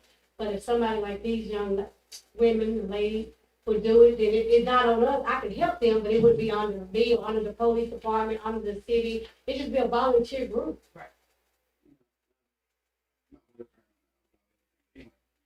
Lori's asking some folks in Columbia to do it. Yeah, the contact person for the group in Columbia is $50. I would have to do her to know the name of the group, but, they are all volunteer. And we come up with our own, you know, we can volunteer, we could, like, this month, we're gonna clean up Wall Street. Or this month, we're gonna clean up Or even with the senior center, if we develop that, maybe you've got a lady, an older lady that's living in the house, and she can't have for her yard. And you just have a day where everybody can show up with their yard equipment and help her do her yard. Mm-hmm. Single moms, I know some, so yeah, I think there's a lot I of. think there's a lot of volunteers, I think we need to say, I've been wanting to do that forever, y'all know I'm a Congratulations. Congratulations. I like having a good use of time, or like, I don't know, I like connecting people to things that fit them. It just, Well, you come up with something, I don't think she'll never tell you, I'm gonna help her, I give, And you connect people good too, because you know everybody, So- all, between all of them, they know almost everybody. So. everybody's your cousin. I can know idea, that's Lori. Whatever. Folks, I don't know folks, people here. Like, you get to everybody. Hey, And my But I think it's good for the rural community because like the litter, I mean, if you don't clean it up, like it affects farmers and people with livestock because they don't know, it's a huge impact it can make. And it could get a lot of people involved. Bill and I were just talking, post something like that on Facebook, saying you're gonna do this Saturday morning at 10 o'clock, meet me at the city hall. Probably be having these things. I said it'd be 50 people. Yes. and that help, going back to this stuff, I know we got to move on, but if we can get the trash up out of the city, it's gonna help our stormwater, Well, that, and I just was telling Lori, you that, know? and I look at some other sides of this as I come from corporate America. It's great advertising. Yeah. Yes. It's really People good. see new people helping. Well, you put that on social media. Oh, it'd be a blast. Yeah. And then they come out after the third time, you give them a little t-shirt, baby. Oh, Yeah. And if we could, if we would get something like that, if we could have the city promote it too, just not us. Yeah. Oh, Exactly, on Be like, Facebook hey, and everything these else. volunteers are doing this. But like partnering. Yeah. Yeah, the partnership. We got to partner. Yes. Right. Like we were talking about earlier on the parks, it's a partnership. Yes. Yeah. And I am totally in agreement with that. The thing And that's I really appreciate- gonna pull at heartstrings would be for you and citizens from out west yeah, to lead this and pull us in. that's why I was telling, yeah, you pull us in with you. And it's not lost on me that the timing would also be good because it does need to be reflected that even when you oppose one thing, that does not mean that you, yes, that means you still love your community, you have no That's right. personal. Yeah, it's like, so that's what it's on my heart to, Yeah. that is on my, like, it's important to me to make sure that, The old saying is, it's You don't all have right to agree to get along, you know, everybody agrees, there's something wrong there. and You know, we have to disagree, yes, but still be unified. right, Good conflict brings about collaboration. That's right. You can always collaborate all that stuff through a parks department, and that way you can be on all of our social media. All right, Bill, you better keep it going.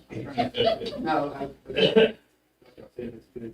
yeah, I love volunteering, I I love, think you've got to be the one priority.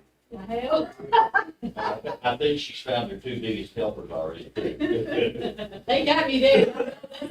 So I'm gonna say things that I don't think but regional location of the street, diversity and population of the street, wealth of history of the street, higher education opportunity in the region, that was the street, and still is. Marion County Airport, huge street. Grant competitiveness, we still get them. Good city services, you still think that's a street? Yeah. Access to healthcare services. Lifelike medical air transport. You know, that's enough. Yeah, good luck and blessed, Safe community, yeah, I think we're safe. buildable residential lot. No, we got a green space, that's 2017. We out. This is the weakest for 17. Lack of retail opportunities. I don't think that's, I think that way. So No, our town will feel down, yeah, all the stores about, in 17, the weakness was our reputation. That's interesting, why? You got this on. well, The city gone through a lot, particularly related to the sewer problems. I mean, we've been under a moratorium, the city spent millions of dollars on stuff that didn't work. Downtown was vacant.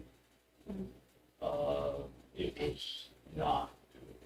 and there wasn't a lot of plants in under either way. No, it was, I Work mean, was, you had all the big employers left. It was before we started getting Cherry Glen, Yeah, got Landmark. Oh, yeah, that was around that time. And Landmark was, say what you want, but when Landmark did, it changed this community. People saw it's available. Dude, I come back here in 2013, but was here in 05, right, and I always lived here. After Bob Murray, and then the moratorium, and then went to a slew of city managers. Yeah. Slew of city managers, elected officials, bad decisions, bad reputation for engineering. Those five that made decisions on the lagoon system, they were following engineering principles, right? So that had done fail, and then they just got rid of Michelle Williams, and then we had the Gibson, the possible, I guess, and then 20 getting fired, and then they're going non-disclosure, coming back to work. So, and then Kate comes in around that time, the first time in the plan, so that adds a lot for what the mayor said, and it was still new. From the model field was just, you know, that's 08, 09, we're talking about 17, city managers and people going to jail for utilities back then. Yeah. So, yes, I can see Yeah, from that what? perspective. falsifying documents, wasn't it? No matter if we had to go to. Yeah, exactly. Wow. That's it. But I don't know if that's a weakness now. No, I don't think no, it's- it's great. I think we got great. We got a great reputation. A weakness was municipal debt level back then. It was. Which is, I'm not sure how much our debt was in 2017, but right now, we try to, me and Philip look at it, our water is, to me, like, we've gotten we borrowed quite a bit of water in the last few years, but we also see the amount of work we've done, so our hope is to recoup that funding through the meter change out, because we are making water that may be going unaccounted for, and we're not billing for it. So hopefully, like, I don't remember the percentage that you said that you were hoping that we would recoup our revenue with the meter change out. So we go back to the old debt ratio and how many times we pay Yeah. over. We're in good shape. And then we have the policy where emergency is like 15%. And what 15%? Can't remember, so don't quote me on that. But I think a lot goes to this. 10 years ago, our assessed value was 77 million, now it's $177 million of assessed value. Yeah, so that all plays, property values, COVID, inflation has changed. What was it on the R&D too? Everything costs more, employees to operations. So I think it's a bigger picture there. I don't know if municipal debt level, it's not the same as it was. No. Philip mentioned the debt services you have to cover. In the real world out there, it's 1.25. And we were like 2 something, I Now, we think, were 5. 5 something. Wow. I remember the previous auditors had done some of those calculations, said we were in good condition, 2024 audit. At 1.25 is the magic number, and we were over 5. When they put all of it together, like we were saying, we haven't borrowed anything, gas. So when they put the whole city together, we're good. When I'm looking at fund-wise, we're like, we were looking fund by fund, so general fund, gas, all of them are okay. Water, we have done quite a bit in the last few years, but we built a brand new sewer plant, and we're adding things to a water plant, so we're paying for the existing and for our growth that we already have in coming. But I added that again, my number one goal is our rate did not change. Right. But through Yeah. new growth, whatever growth Better it is, management. and better management, and better management, just same about things. Yeah. Municipal infrastructure was a weakness. I think it can be pulled out at this point. The more premiums down, and we're trying to fix things, even though that's a weakness on the water side. Yeah. And like we just talked about, the upgrades and looking forward, not looking to tomorrow or today, looking out 5, 10 years. But this is my thoughts. This is a good one, the next one. Community resistance to change.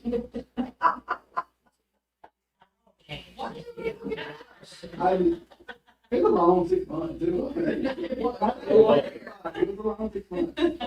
I call it 24/7. 2020, oh, we got it done before 2020. And I- That's right. Bring it in the new one. And at the end of the day, I think the whole room, community was on the same page. I don't know if that's a weakness. It may be, I put it as a strength. I put, Yeah. Having the citizen conversation. collaboration and. Yeah. Having the conversation, and I think we could do a better job of helping the citizens understand how the process works. 'Cause I think a lot of what came out wasn't that people weren't changing their mind or having other opinions, it was we couldn't talk about it. So just making sure people understand, helping them understand the process of how that works. And I think that was a great, I think we've actually come together tighter through everything. In the end, but it was a long ass. I hate to do it that way, but I think it was a good learning experience for Yeah. everybody involved. Yeah. I think it was. I just think the citizens, to me at the time, didn't realize, even though the developer wanted to come, we had to hear him because that's the law, he can file to do it, we didn't have to accept it, but you don't wanna say no, just right out Well, no. I think from my job, my perspective, moving forward, where I won't say I failed, but I should have known a little better, that shouldn't even been an option. No, that's not part of the payment service, we're not going to accept it still. Well, I was good, that's when I Should have never get got there. Yeah, I And can, I'll take responsibility for that, but it was, again, a learning experience that should have never got to the table. but I think too, you wanted to see if he would give him the opportunity, if he wanted to hook up to our sewers, and I think that's what took so long, to see if that was something he wanted to do, you know what I mean? But he wouldn't even, and from day one, I was like, I'm not accepting that because it will become my baby. You all asked him the first, I don't even remember if it was the planning meeting or that kid you all looked up to our sewer, and they were like. It was the commission meeting. He was like, we've already I done, asked him yeah. to do that. He came back a week later and said it was gonna be Too much money, 1.7. 2.5. Yeah, I can't remember the number, but he just said. they've And then already the done short ball, and then told me, no, man, it's the I own you. But I think we're ready to look at I said, the- sir. Look, we need to move on, but we all weren't able to. All Dude, right, we gotta get control. Don't have to shut up, dude. We gotta keep going. I'm leaving. I'll be the one to do that. Make it look good tonight. When we leave on you. Lack of skilled workforce development, I don't think that's a weakness.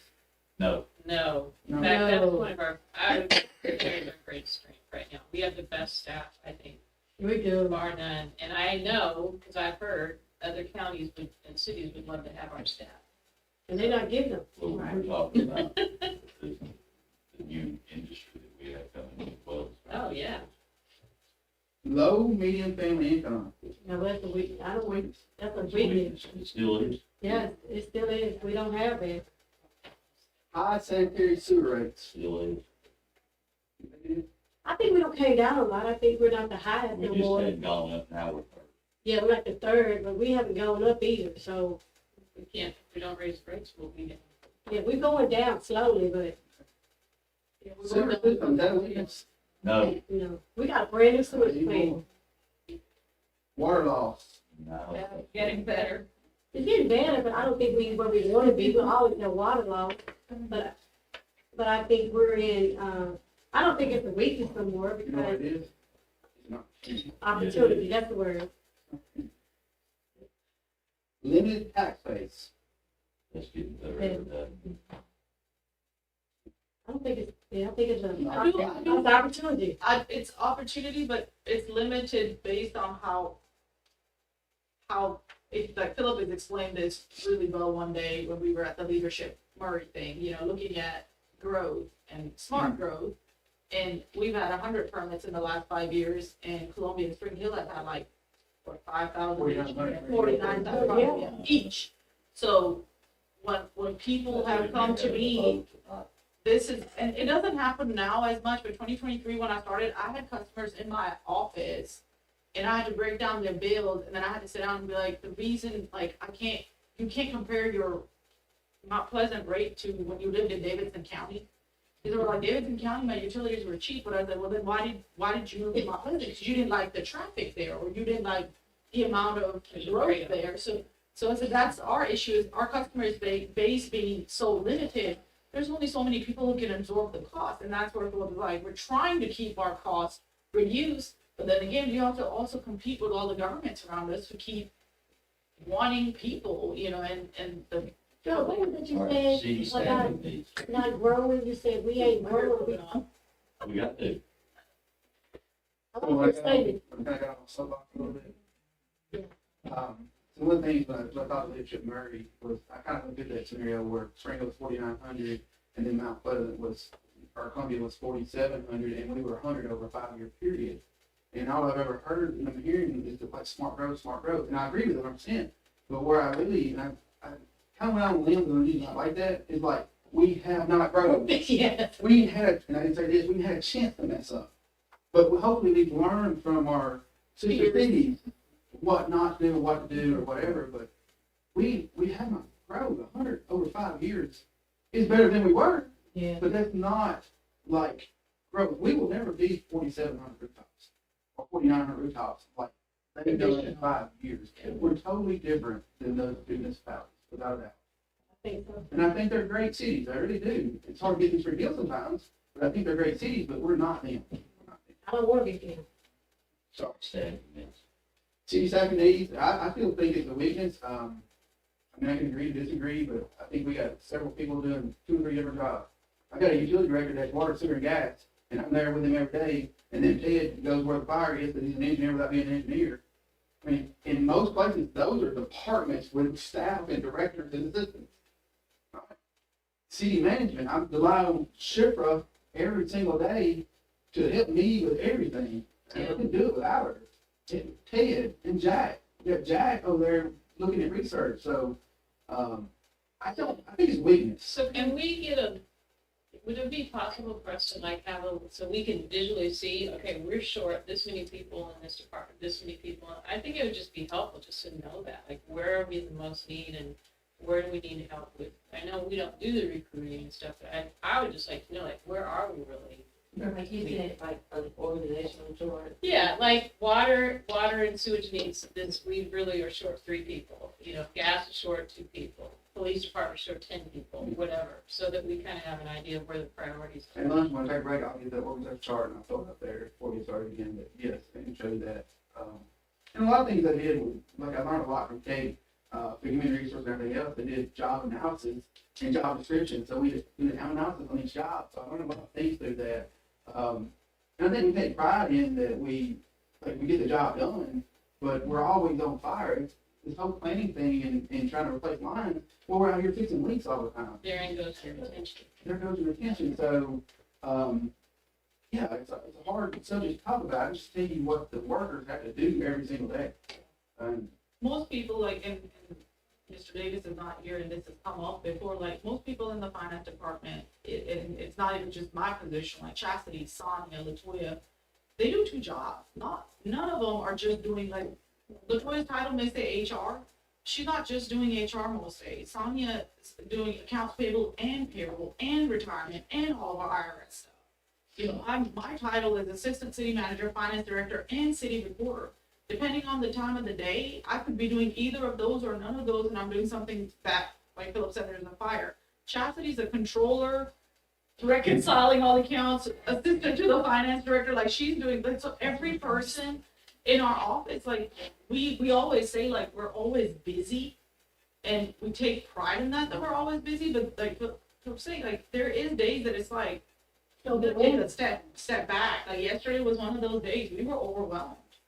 Do you hire your staff depending on city population or budget or? Mostly budget, like, for us, yeah, for us, when I got here, there was one person who had been moved from up here down to utilities, and so I replaced that position with Chastity's position because there was nobody else with an accounting degree in the building other than me, and I was like, I need somebody else with an accounting degree who can actually handle, because like the finance director in the past was being the finance director and doing everything else as far as reconciling and everything, so we split between my job and her job, like a lot of those duties, but we don't have statistics for how many employees I think you have to run a finance office depending on population, but I do know fire and public safety has those rules out there. Us is based off of when we're finally like, hey, I can't do it. If you can't But take a day it's a off, position that Let's you're do trying to, this. Keep moving, let's let Phil get the HR chart. Yeah. I'll give you one thought on that to finish that up. When we had one person in finance, we were doing a budget on the general fund back then. And we were cutting things out of line items, and we were trying to balance that budget. But by the year, we'd be 300,000 in the deficit, but by the year, we'd be 300,000 to the good. It was just inflation in budget. And that made me think, like, I can't do what I need to do at the fire department if I don't know what we have. So now with everything we know, within a percent of what's coming in and what's gonna go out. Now, we have emergencies. But when you talk about inflated budgets back then, how do you have a 300,000 negative and you come in 300,000 positive in public books? How do you get anything done when you're on a tight budget? So that's one thing we really, like every budget you're gonna see from us is a bright, shiny day operational. No fluff. Now, things happen, we'll win, but that's how we're operating and that's how we're getting some things done. Because if you always have a fund balance or at the end of the year, you're not doing anything. We're not doing what we were paid to do as a city and youth commissioner. It's to provide services, not to save money. It's to provide services to the community. But you've got to save those fund balances and make sure you have a rainy day stuff. Yeah. Sorry. The last thing we did is social media, and I do believe it's probably still one. It is, I think that's. Social media is an opportunity, yeah. We had a person to do that, that was, I got some thoughts when we get to the news section. Opportunities, Cherry Glen and other industrial sites, Remains. schools, higher education, Maine, I say the name. airport, downtown revitalization. Market. Take it off. Briefly, we did not get the next round.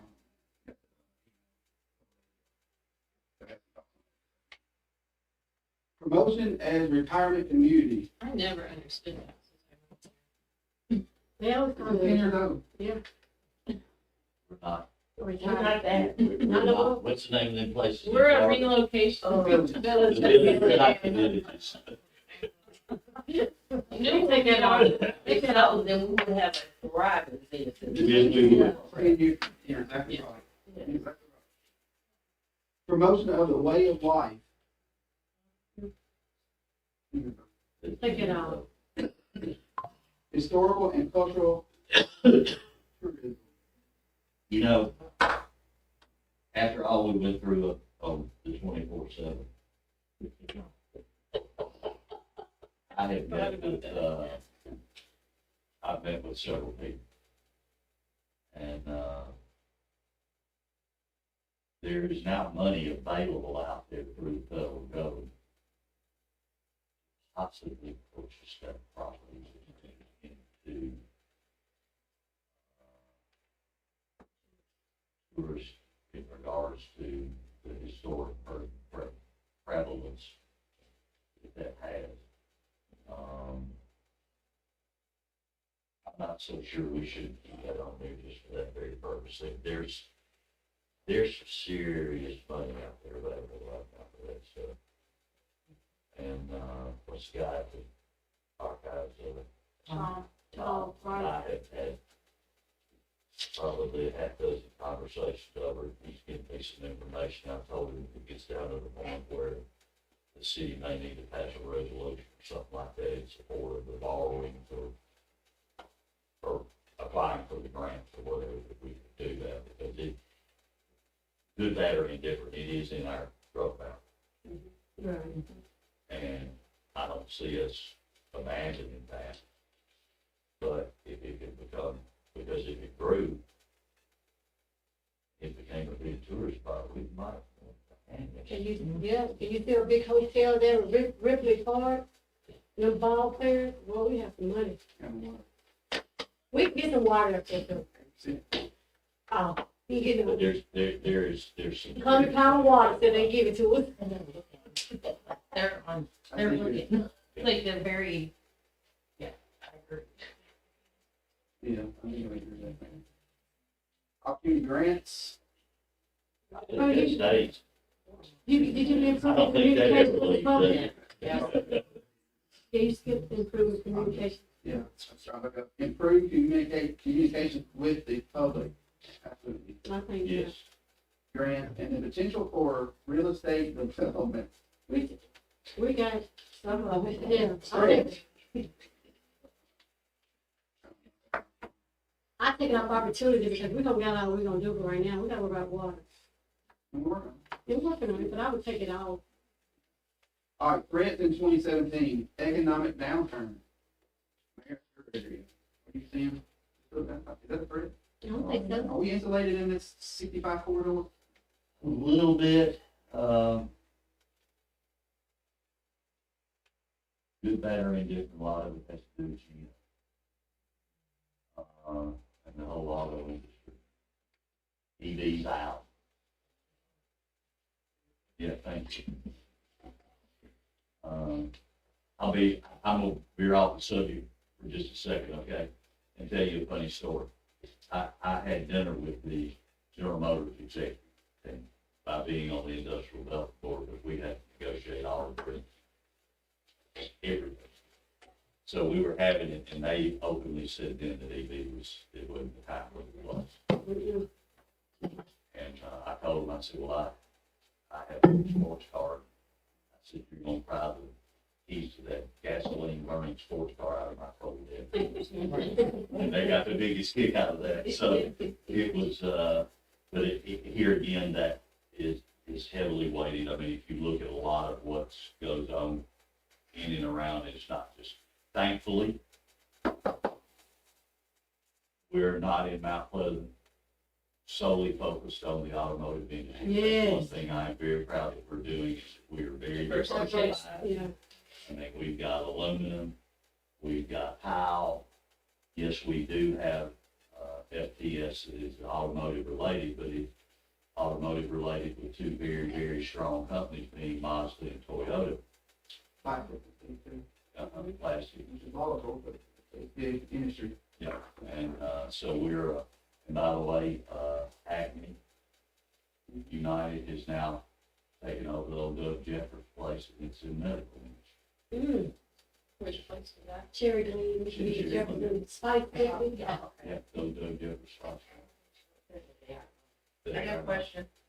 So, What is one in the Ivy Tech building? across the street, high grade metal mold. They're relocating from behind the airport. mhm.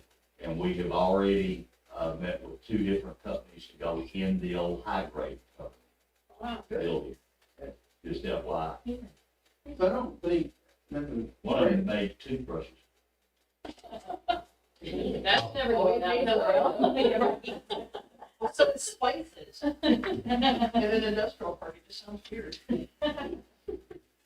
EDA, TDA, sewer enforcement actions, not correct. Nope.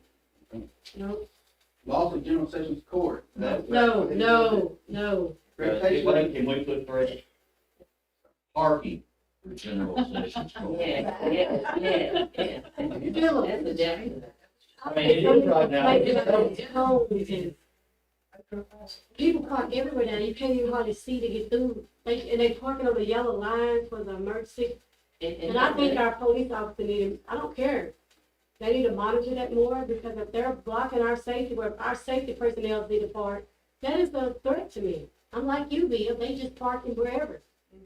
And that's true, and don't let it be a funeral. I know it's On the good, court day, Paul has to go through so much to get, he has to coordinate with Michael to get people down there to Wow. get traffic. I hadn't thought I didn't about think about that. that either, yeah. Am I hearing priority? yes. Yeah, and we need to negotiate that. We need to go back to the table with the county on that, because the city gave them Behind. behind for them to do that, and all they had to do was 88? build an ADA compliant. Yeah. system. And they don't wanna do it, so if they're parking anywhere on our street, which is hazardous and safety for us. So a thought, and it's not on the Kentucky News, and I'm gonna do it while y'all sit here, so sure don't keep y'all. I would say to put in the plan to go mill that all the way to the railroad track, so stripe it and then put the no parking. Which will make the road better from where we stop. Yeah, but they, a couple, 1, 2, 3 of those, 4, 5 of those places are people's houses. Where they park their cars. Yeah. So what they gonna do? I'm off the cuff is like residential parking only, signage or something, Yeah. but we enforce it.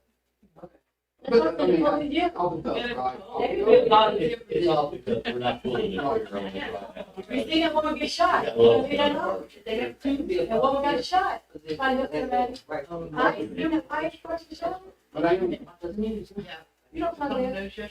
Yeah, don't you better, but I am hearing a priority. it is, Okay. it is, We don't tell people if they're parked in random spots, but if. But we need to, though. If we told one time, I think it would make a. well, we need to. Yeah, it would be It's not the line there, we got cars. If we have an emergency there, where are they gonna go? Yes. So we do need to enforce that. And I really think they should have a sheriff. Yeah, the county should take care of that, not. The county, yes. That's a county All property. right, I got Yeah. this. Courthouse in Columbia, and they put 4 spots in Reputation of the city, that's still a threat. I don't think so, no, Public service, no, natural disasters, no. yes. That's always a threat. Oh, well, yeah, that's always. Why, I guess just, well, I think that the new system we have with the warning sirens and all of the, what do you call it, the video surveillance that we have now. The weather Then the weather I cam, think yeah. that's I know really this is one in a million, Philip, but it's something to think about. You know, when it flooded that time, and I called you, to get the fire department, try to get that man out of his house so he can get dialysis. You know, we need a place. I know the community centers work, but if we just have a place, like if they know it's flooding, they need somewhere to go. I think we did put some people over in the community center. Remember, we picked up a few people because they had nowhere to go. I just think that that's something to look at going forward in the future. I think it's a threat to us because we have nowhere for them to go.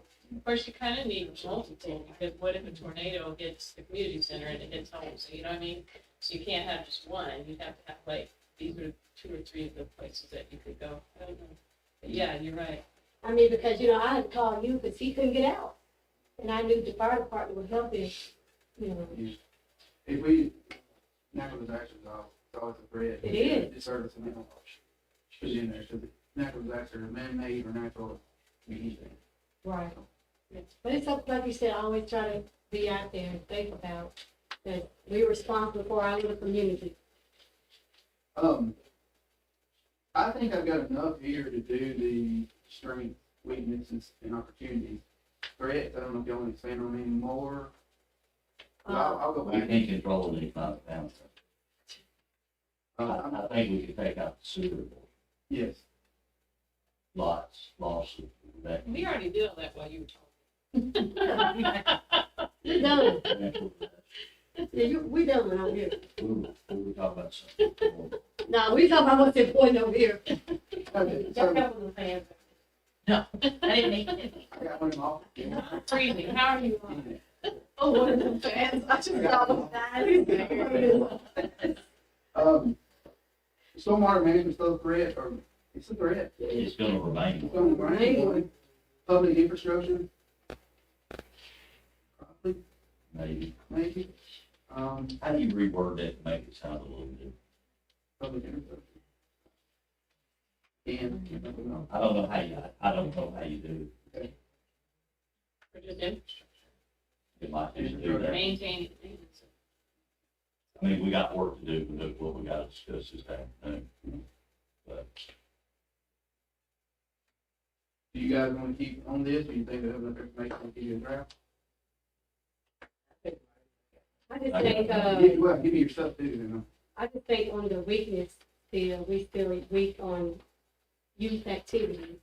I think we can always try to, And seniors. even with seniors, I think the seniors and youth activities, lack of transportation is still a, I like how they're in the weaknesses, lack of funding. Because we still need more money at all times. That's probably be my. Make a penny go further. Guess what? The government stopped making pennies, can't even rub 2 pennies together anymore. anytime you go to nickels and dimes, I know, you gotta rub nickels and dimes now. you believe what those 3 last ones brought? Uh-uh. Over $1 million. The what? The last 3 pennies minute brought over $1 million. Oh my God, I did not even know that. How much was it cost to make a penny now? 13 cents. 13 cents to make a penny?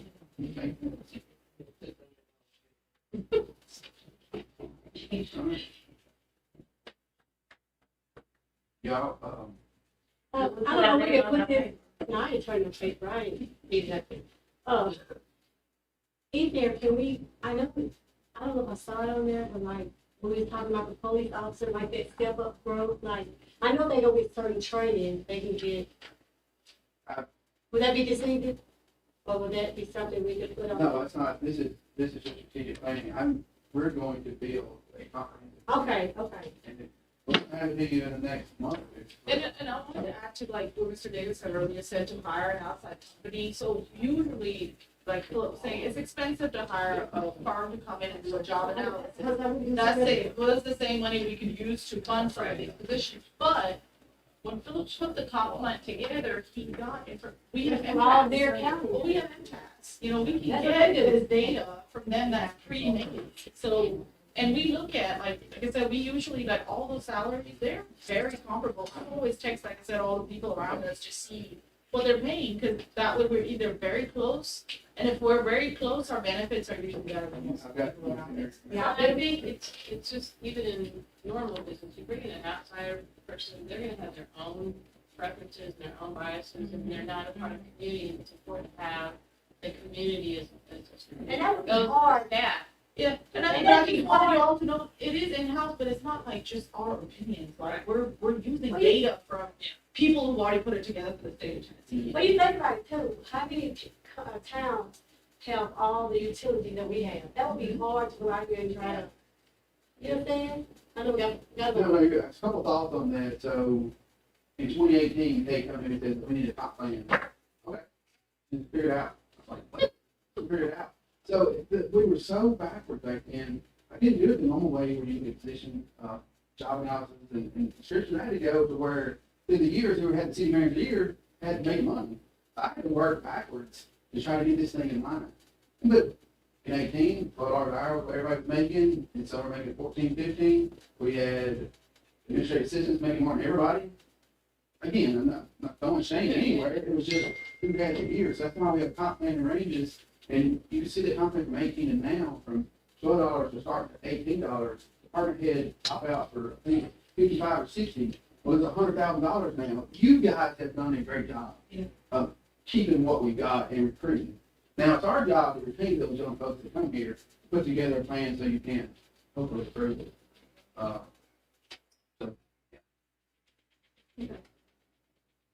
I'd really love to get this in before lunch, that way we can get there. That's the mayor thing. Yeah, we need, right? No, What do you need But to Chip do? wants the bathroom, the ladies' bathroom fit in this. oh yeah, Philip already knows about the ladies' bathroom, he hears about that every month. So really And see, and you brought it And up, Ms. Johnson, Ms. brought it up and straddled the toilet. Yeah.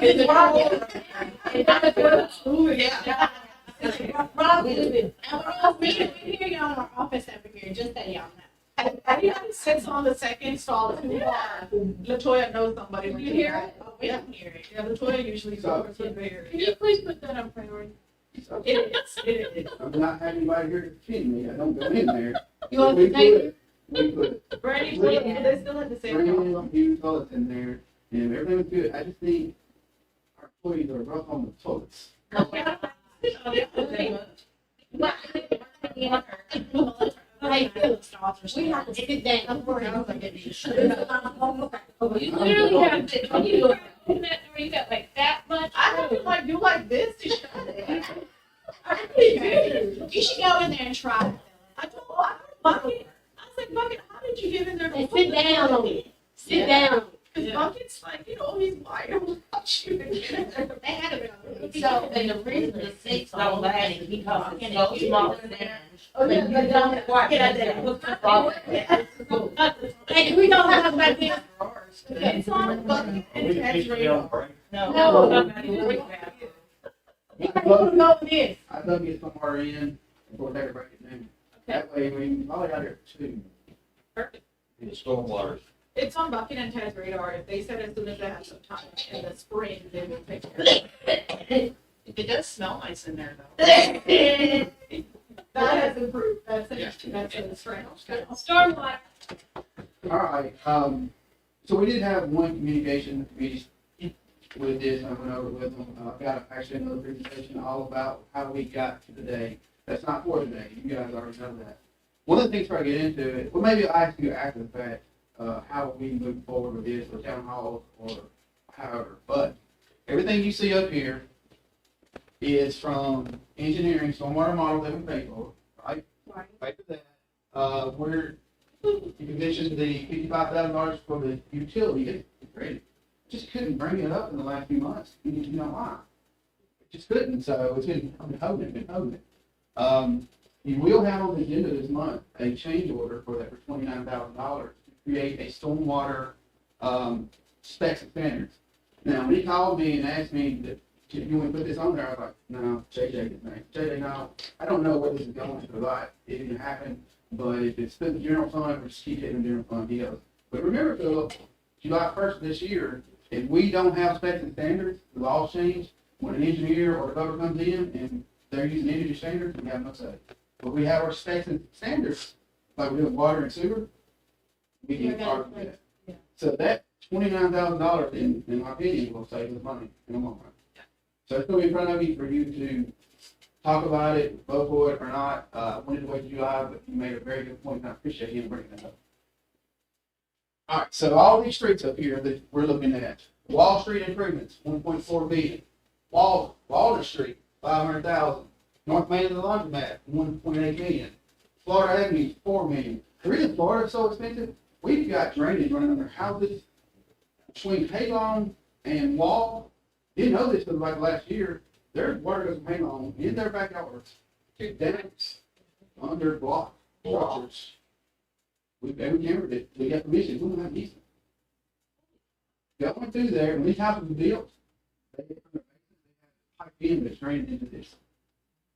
We're talking 50s and 60s. Is that one of yours? Well, I had my gutters redone, because all of my gutters were going into the ground, and I had to pay $30,000 to get one portion of my foundation fixed, and I still have another portion. And so when I had to redo the gutters, I told them I do not want it back in the ground. I want down south so I could send it out to the road. And but I would have never thought of that until I had a $30,000 bill for my foundation. And so I was like, what the heck would my gutters go in the ground? So it never made sense to me, but that makes sense. So that's why that is so expensive. We've got to get this all back in the public way. Think about nightmare trying to get easement on property, fix on the backyard. So we have to get rid of that, revert it. That's why that's so much. Halong, without having a plan for that this afternoon, their plan, hope you can buy into it. Halong is 4.4 million, Edgewood is 951,000, and Goodloe Street is 1.4. $14 million worth of stormwater projects. $14 million. And you see all the streets we're talking about the heart of town. We're talking about the heart of town. That being said, I took the engineering documents, he had paving and everything in there. He had a probable cost, 50% that way, that cost, and 100% the other way. I just stayed in the middle. So that's what, at this time, is what that's gonna cost. My thought process is, how do you pay for that? General fund will never be anything done. So that's why we're looking at this utility or special revenue fund. I have some numbers on there that we kind of work through on that, and we talk about it in a minute. But here's where, what I do know. State revolving fund, 80-20. 80 grant, 20 loan. 20% of $14 million, and you're gonna do it all at once, you do it over phases. 20% of $14 million.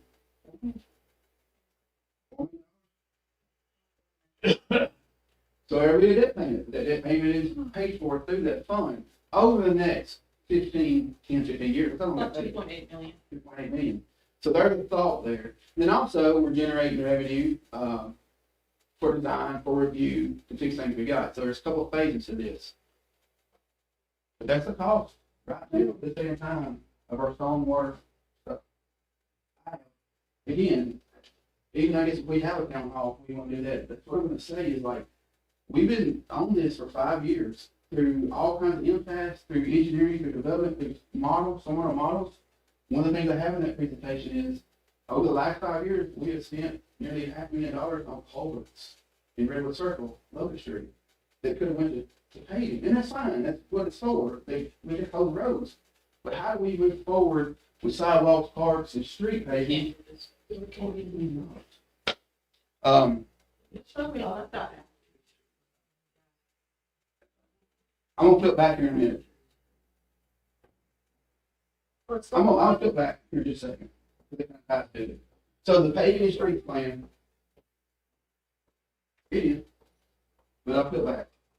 So here's where we're at now with street paving. Yeah. You remember we talked about doing that whole plan, you know, like, it's all kind of coming together anyway without a plan. So this year we had the sidewalk project, which is still hydraulic revision, right? Gray Lane, which we did. Canyon Road has been bid out, way too late, shut down for the winter. Mount Joy, Pope Lane, and Zion Road, probably gonna hold on Zion. I'm gonna hold on Zion.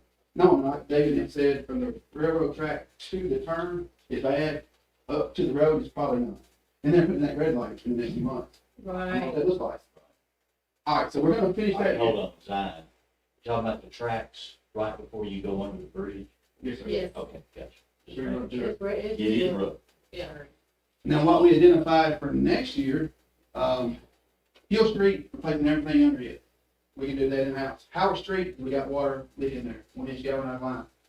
Replacing it. Let me skip over that Halon. Locust Street, we've already put $347,000. Total. We talked, that was East Merchant, wasn't it? No, so we got This Oh, way, that's that is- before I got here, I was thinking about East Merchant.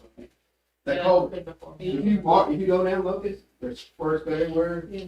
It's been pipe burst, service lines, we can pay it, we can pay it out. Somewhere's been complete there. Probably good. Third Avenue, got it on there for next year. Third Avenue, we got that multimodal, we got kids crossing and walking. Yeah, Multimodal will do the sidewalk part. When I found a leak two weeks ago, I was walking and there was a puddle between, Yep. I walked down on Third and I was looking, I'm like, there's always water here, but I could never see, and you can literally see the flow.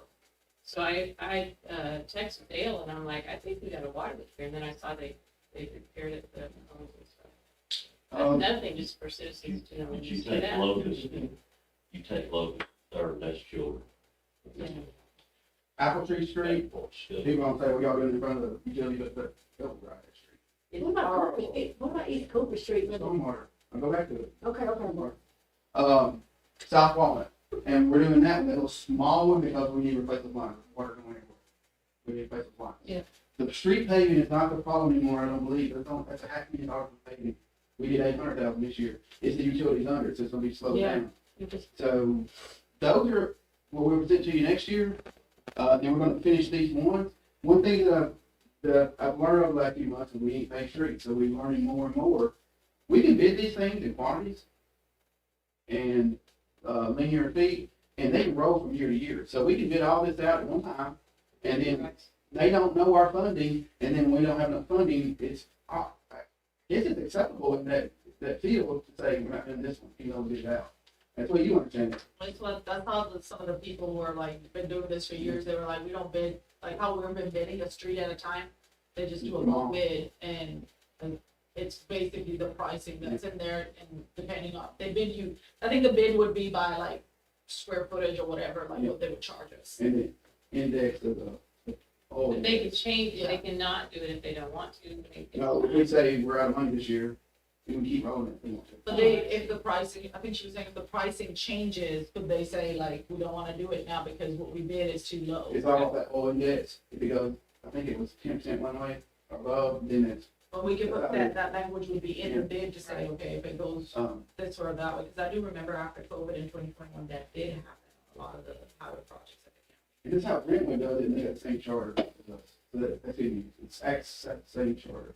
And we're not Brentwood. And I think Columbia kind of did it this way, like they had a street plan, but they didn't, like, they put out what streets they're paving, but they bid out like $3 or $4 million in street paving bid. It didn't, they went through, like, as the project happened, they went through that big page which ones they were going to. Miss Williams, Lori, I don't know which one, but you was talking about, East Cooper. That is the laundromat, and under, so you know the water goes under the laundromat, Yeah. and it goes through that church parking lot. Hard line, they come back, yeah. No easement for it, Right. and then down into the railroad, that's part of that whole North Main laundromat, the $1.8 million. You get it back into the street. So why would we pay that if we don't, if we got it in stormwater? Still, that leads down to the issue that we have to have about it. We Now- got that issue all over the railroad. That's just something I hate to bring up, but everybody needs to be aware of it. That is a blue line string. A blue line string. That means fishery. And you start, just so everybody knows, EPA is gonna get involved in this in a big way. Be prepared. It's got to be fixed. How in the world somebody, of course, we weren't around here when they built the laundromat over a creek. Okay? But there are fish in that creek. That's true. Yeah, part of it. I mean, it's part of it, but I don't want anybody to get surprised. Yeah. When, because they will get involved. Rightfully so, that's why we pay for EPA. All right, I'm gonna try to tie this together. Why I'm saying the street, I think we've done our own street plan. So Halon, I've got it on here, I've got $100,000 for next year. You know, that ain't gonna be nothing, but here's the thought process behind it. Since I'm a kid, I've heard about Halon and it's crumbling. We've all talked about it and it's been there. Until we start something, we'll never do it. So I talked to James, we did it downtown, and said, James, I want to go into the engineering phase where Halon goes, wait a minute, let's do a concept and let's do the surveying and all that good stuff, and then let's do that first. So the proposal that I'm trying to probably get you guys is, we're not just looking at stormwater, sewer, and gas and all that. We're gonna rebuild the whole damn thing. You don't have to tear it up. Sidewalks and all. Sidewalks and all. So the next fiscal year, go through that part, get that done. The next fiscal year, engineering, probably another $100,000 or more. And then I think it's probably a 5-year process, you're going to do it in sections. Now, when I look at funding mix on that, look at 3 different things. Stormwater, maybe we have that utility, right? So that support that. Water, CDBG, we'll be able to provide him anywhere to up to $1 million. Sewer, the county, up to $1 million. And then sidewalks and paving, general fund. So I believe that's a $5-6 million project. But the reason I say we start this, because if you go back and look at our stormwater, how do we fix any of these if we don't do Halon? Halon the tax, Walnut, not Walnut, Wall Street, you know, all that stuff. So we never get to this stuff if we don't fix the stormwater. Yeah. So I think the street plans kind of come together, but the biggest thing and the biggest, elephant in the room is how do we address the stormwater funding mechanisms? Then we present it to you, probably February. Which kind of brings us to this next point is like, we got in there, we need to do town halls? We need town halls to kind of explain this? I think it would help, because I think that, like, me personally, when you tell me I'm gonna have to charge you like $10 on your water bill to fix the stormwater, I understand. Because I'm like, yeah, it needs to be addressed and it takes money to address it, but sometimes people just, I don't know, just kind of like, they need to hear it from the horse's mouth. Like, it always helps, but even if it's less than however much it is, I think it needs to be started to be charged to soften, because it's not something like CPWR. Like a stormwater utility Yeah. of your bill. Right.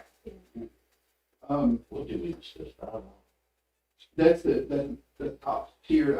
They wanted to like, do you do all the projects once or do you? I was like, no, we cannot be naive and think that $5 is not a lot of money. It is. There's 16. So the most we would be was $5. There's 1,893 resident units. They do an ERU basis, and I printed that because I know I fumbled it. So ERU is standard measurement used to calculate stormwater fees based off the average impervious or you got concrete surface of single-family residential home. So we'll take our zoning 1, 2, 3. So the biggest is R1, 18,000 square feet. So $5 based off that. The lower you go down, the lower that. $5 minimum at R3, and the bigger you go up, that's an equivalent thing off of zoning. Not zoning, we don't go out and measure it, they do it off of zoning and the lots. So ERU is equivalent Yes. residential unit, so if you are in that zoning where the $5 is the minimum, your lot size and everything is based on, like you're saying, the concrete. So if you, like industries would pay more because they have whole parking lots, you know, but residential units would pay less based on that calculation that the engineers have put out. 960 square house and all that. No, 960. it's Your lot. Okay. There's 1,893 residential units. 1,893 residential units in our city. At $5, that would generate $181,000 a year. Non-residential is 364, that's commercial, that's industry. That would generate off that ERU $452,000 a year. The budget would be $634,000 a year. Now, with that being said, there's some operational costs there. My goal wouldn't be to go hire a utility person, we can hire someone for her. We just got a lot more stuff on that end. Yeah. But we probably use consultants until we get off the ground. This is the most that I think I would actually have them recommend to anybody, the $5. It can start at $2. Of course, it can be $3. But then again, there's a problem. What's the solution? And We then don't we keep start- kicking it. There's been no city manager to this point that would get to this level because they just wouldn't. Yeah. Like we don't own it, or it'll be okay. But I know, if the city get to a certain, 2,000. size, we have to have one anyway, right? Unless you can absorb it in your general fund. So, Because I know there's cities that don't have it, is what we assume that they absorb it in their general so I fund. think what you asked, I would say have a public hearing, like, well, a town hall meeting, and explain it so if people do got questions, they can ask them, because regardless, we gotta do something. We want our streets fixed, we want sidewalks, we want, things done, so we got to start somewhere. Now, we can't keep pushing it off, because it's only gonna get higher and higher and higher. Yeah, So We kept getting pushed off. this is 5 years worth of work, a lot of investment from you guys in the city, to get it to this point. And we've done a great job of understanding what we have. It's established the whole. What I don't do a good job is, I try to be a social media influencer, it didn't work for me. I don't know how to get that. How do we do that? Honestly, I think having a town hall where you literally had How do we do that? an illustration of what you're looking at, what you just told us about, Yeah. how that water runs under the houses and. people need to hear that, because I didn't know They that. have no idea. We had no idea. So I think when people visually see that and then see why that's important and we have to do these things and the fact that it's been pushed off and the fact that if we grow to a certain level, that we have to do it. I mean, I think and at $2 to $5, I think that it's just being able to actually see it. It's crazy what went on in this city. I mean, like, I knew the water went out of the laundromat, but going through people's house, I've been all my life, I did not even know that. Well, it is right in that part of our church. I think it should be. It starts all the way up on, And see, I think visually, like, if the community saw that, like, it's the churches, it's the homes, it's all of I us. think explaining that to them Yeah. would be more understanding than just all of a sudden we having a meeting, we voting, we could say $5 on stormwater utilities. They like, well, I think that we prepare them and get them ready, but we have to do it. So I think start soon as we can, get this out here to them so they can be prepared, Yeah, if you have clear, concise communication Yeah. and transparency, you're gonna get more candid than you are gonna get wrong. And people are going to understand it better, and know exactly what they're doing, because sometimes, I don't even understand sometimes when things just pop up. So I know it's hard for the citizens to understand. And I think we have so much trust in you guys, we don't really, when you say this has to happen, we know it has to happen because we trust you guys, but the community at large doesn't necessarily know all that. So, yeah, I think a town hall with all that. well, I think if we didn't Yeah. learn anything in this world about what we just went through, we better have town hall. Right. Right. What you I don't know what else needs to be said. but you gotta remember too, we never really got to the point where we've been annexed. We don't know what all that was. I had to learn what all that meant, So it was a learning period for me as well.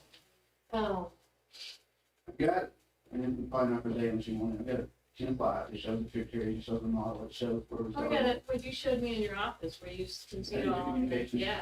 Yeah, and it's not very long, and it lays the foundation. They were just showing what URU was and their model. I'm like, that's not what we did. I'm gonna go back to where we started and Yeah. the steps we followed. And it's eye-opening, but then again, at the end of the day, I'm still not naive. That's a lot of money for some folks. It is. It's a lot of money for some folks. So, if it, like, the people, like, I understand, like, for me, $5 isn't gonna be much, because I could take another, if I had to take another job, I could take another, whatever. Right, Cause I'm able, but there are disabled people and that's right. all of that. Would there be a way to have a program for just specifically like low, income families? And even if we could, like, citizens could contribute, like, I'll answer now that Chipper pitched it up. If it's from our utility, no, but if it's special revenue fund, there can be programs within that. And special revenue would be like, our Parks and Rec. Like community center generates, $15,000 a year and our utility is 30. We supplement it with your fund, transfer every month. Right, Chip. So it'd be the same thing, and that's the only way I know what we do with special revenue, that we can have programs for fixed income. And right now, like, we have sanitation is the only, because it's considered as that special revenue fund, that's the only fund that, somebody who is already on, there's language on the, stuff like, if you are qualified for like tax relief or something at the state level, then you could qualify for something like that. I would have to pull up the exact language, but people have to come in and turn that documentation in, but it goes from like where the bill, I think regular bill is like 21, sorry. I see what she's saying, cause something like I said from Power Board, I see what they're doing, is like, if you wanna help, like, I don't know how it works, but like, if my bill is $25, Yeah, but for us to. Wait a minute. Yeah. let me finish. If my bill was $25.38, then I'll say I'm gonna pay 30, and I want the rest of that to go into a fund to help somebody can't pay it. And can we not do that off of the, I think you said, We discussed or can we that. set up something like that, like, People would sign off and say, yes, like, round up my bill kind of thing, you know. Yeah, that's- bill, yeah. but the only thing is, when it comes down to giving the money out, we need a nonprofit to take that money from us, because we can't be. well, that's a It's different our way. money and we're giving it back to ourselves, so we need a third party to handle But it. see, in the Power Board, but you Is know, asking the well. we, it started this month, so the Power Board at the well. We have a meeting tomorrow with Denise to kind of go over the details of it, but the way Denise was explaining some of that to me, and I'll find more out, because the last I heard was what you told me, and then Denise emailed me this week about that one. They received a TDA grant for this. Yeah, we got 14, it was a matching grant. I'm gonna do some more research with Denise, but like Philip was saying, when we start doing stuff like that, it's like we have to get a nonprofit that is completely away from the city, has no affiliation with us to start doing it. But the other part of it is we could have a discounted rate. It's just the discounted rate criteria, I would say we would probably put it the same as what we already have on the sanitation fund. And then the tax relief program for property taxes come from the state of Tennessee. But right now, that's kind of been the only thing we do is on the states of the sanitation fund. Utilities, we cannot do that. It is all gonna come down on how we structure the fund. If we structure the fund, like you said, as a special revenue fund, yes, we can do that, but if it's structured as a utility, we cannot just. And Kate, I know like the Power Board used to have family to family, but they got it where nobody would run it or do it no more, so that's how we wanted to give that money to the citizens of Mount Pleasant. Right. So we had to find somebody that would take it over, and that was the well. But say, for example, and they're if gonna you keep want it to come in up with that. something, Yeah, Good. yeah, like if you want to give it to Denise and maybe do family to family for the city part of it, I think maybe you can, but if you want to be over it and get staff to help you, or you even would have, want you would have to be a licensed, like an IRS established 501c3 to do it, but since the well has said they'll do it, they may be able to do it for us, and, I mean, I think it's not too hard for us to set it up, we would just have to send a mailer out to customers who would wanna round up, or who would wanna add $1, I would rather add $1 than round up because of the pennies. Why not, Steve?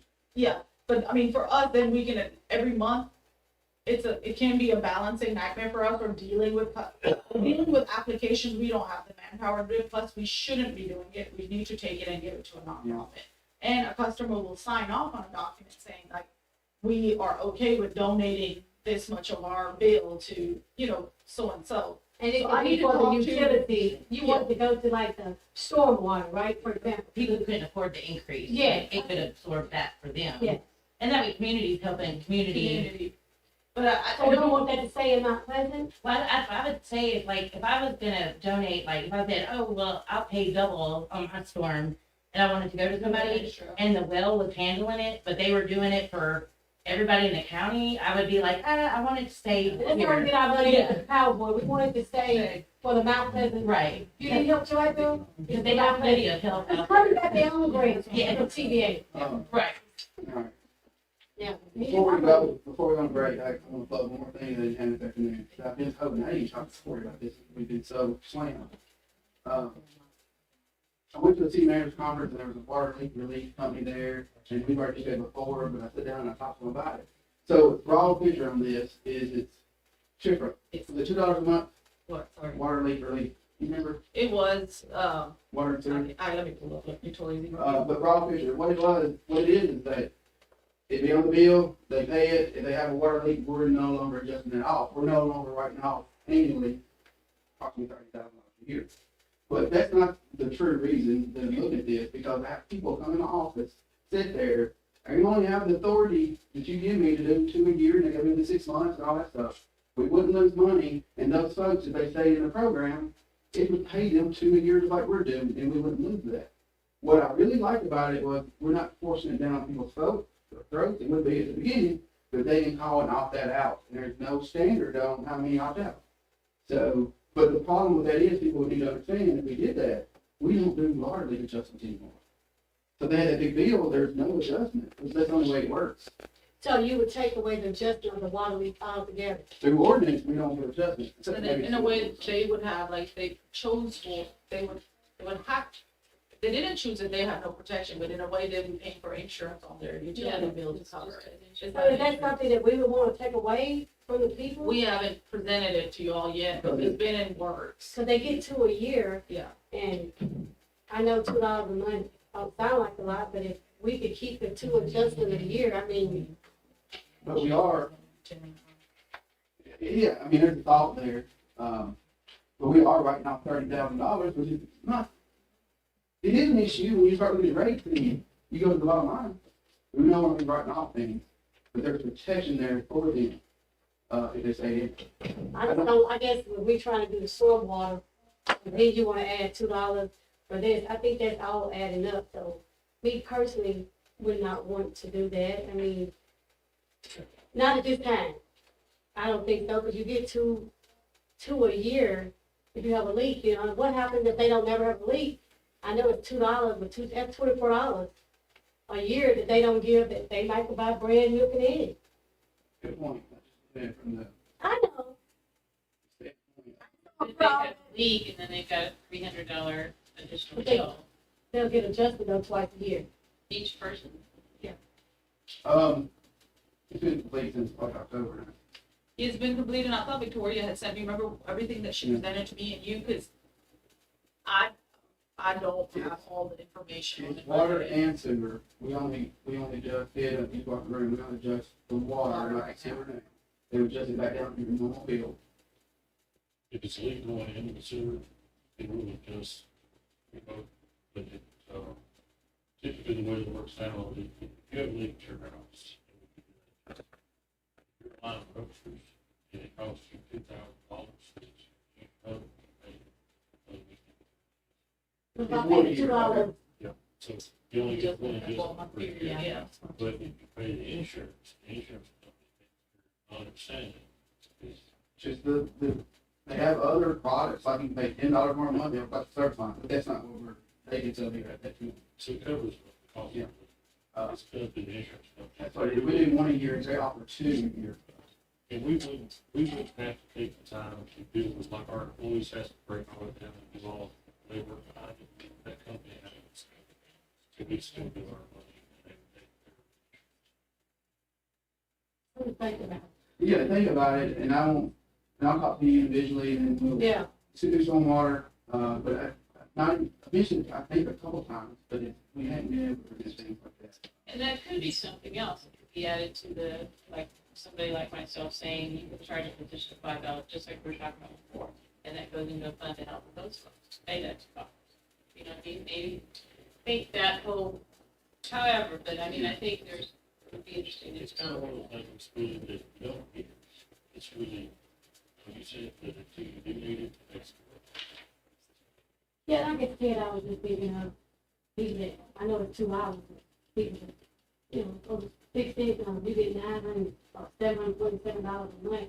That $12, $2, $10, that's all start adding up, you know? It is. Yeah. And I just, I gotta think about the city, you know? Yes.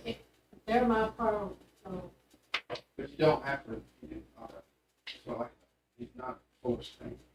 You know, But you said they still would get they twice a year, they had, One- I mean, once a year, they would get they once a year. They would get it, right? No, he said, no, they would go away. No, we have to change the order for real. Maybe swimming pools, but not for leaks. Like we're right now, historically $30,000 a year. Big deal, maybe, maybe not, but still that's bottom line, right? That's how we're talking about protecting our rates, even though they're high. That's one way to help protect them. Right now, it's $30,000 a year. Right? Right.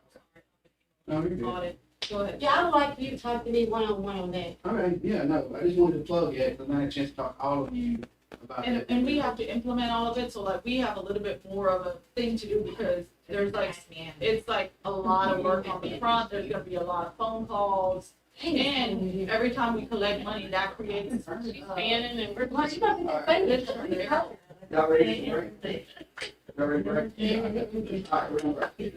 Before we get started, there was a request for our organizational charts. You probably can't see, no, yeah. Kind of short. Can you make it bigger? I can, I asked them to talk to them. and I will send it to you. Okay. All right, so this is the first overall big one, where you got mayor, vice mayor, commissioners, y'all are the head of the organization.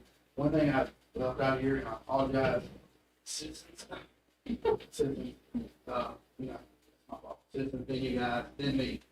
When I took over, one thing that I said, like, I appreciate Kate and what she did, she made me go get HR, she made me look at finance, she made me do comp plans, and that was a lot, and I educated me. There's no way I would do it anybody else, but I would busy. So I didn't think it's fair unless someone really had that drive to be that. So I knew right off the bat, it's like, who's gonna do what I was doing for Kate? Because I'm so slammed now. So I look at it from that standpoint. So, Shipra, she leaves, I'm gonna with her. They won't hire, they ain't her, though. They won't hire, they won't hire me. Right? So Shipra, finance and her department and assistant city manager. We have that in the comp plan. We're not paying the assistant city manager. We're not paying it. When she gets through our handbook, 7% for acting in that role. So her base salary, she gets her educated incentive, and she gets her 7%. And it's cheaper than hiring an assistant city manager, right? Right. And But at some point, we may need to do that. I'm over there, Shipper Ted and Jack, So, under her direction,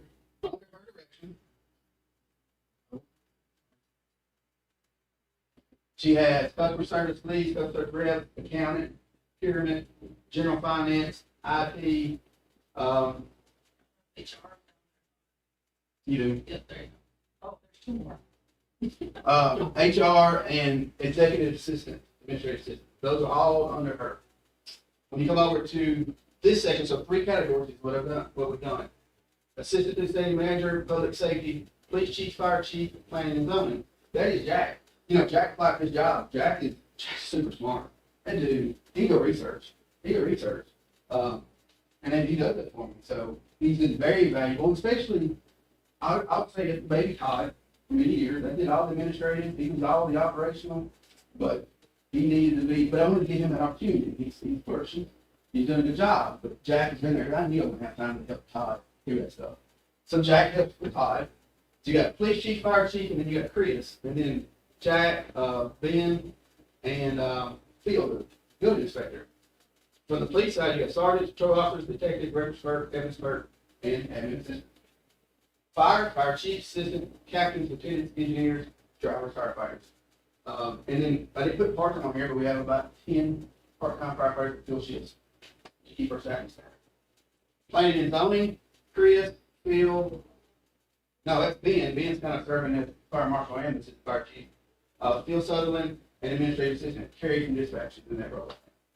So there's section 1 up here. Here's public safety, and then we go to public works. Assistant city manager, Sam Ted. He'll leave him home with me.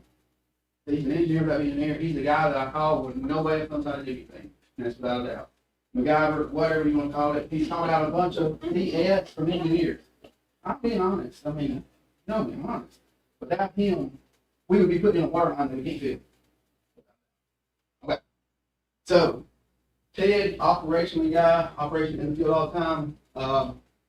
Under that, it's Parks and Recs, Street, David, GIS, trying to keep it going. Administrative supervisor, utility director, Dale. Great. You know how to communicate, he's the most kindest person you will ever meet, he's always trying to help somebody. Yep.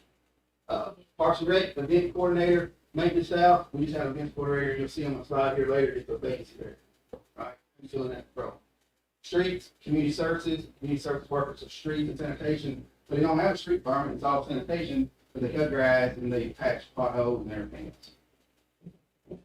Utility director, chief, water plant operator, which is Kevin Malpathian, that has been the best hire we've ever made. He's come from Giles County, somehow we got him here, and his knowledge, and how he's bringing those guys down there up to get those great forwards, that's our cousin. Yeah. Yeah, we saw both of them. Any pastors. Yes, he is. There's a whole division in itself, and he is so, Ted, you speak more on it, but like his knowledge of his water and systems and what he's helped accomplish and just the utility bills that he's reduced and some of the chemicals that we don't have to be using. He's on top of it like that. Wastewater plant operator, you got, Eric was our employee spotlight last month. Been here through it all. He's a great forward. He's getting older. He's toward the end. We've got to get some people ready to go. But I gotta tell you, those great forwards, you almost gotta have a chemistry biology degree or something, and those jobs are $100,000 a year. Easy. You're lucky if you get one of them for $100,000. They're not out there anymore.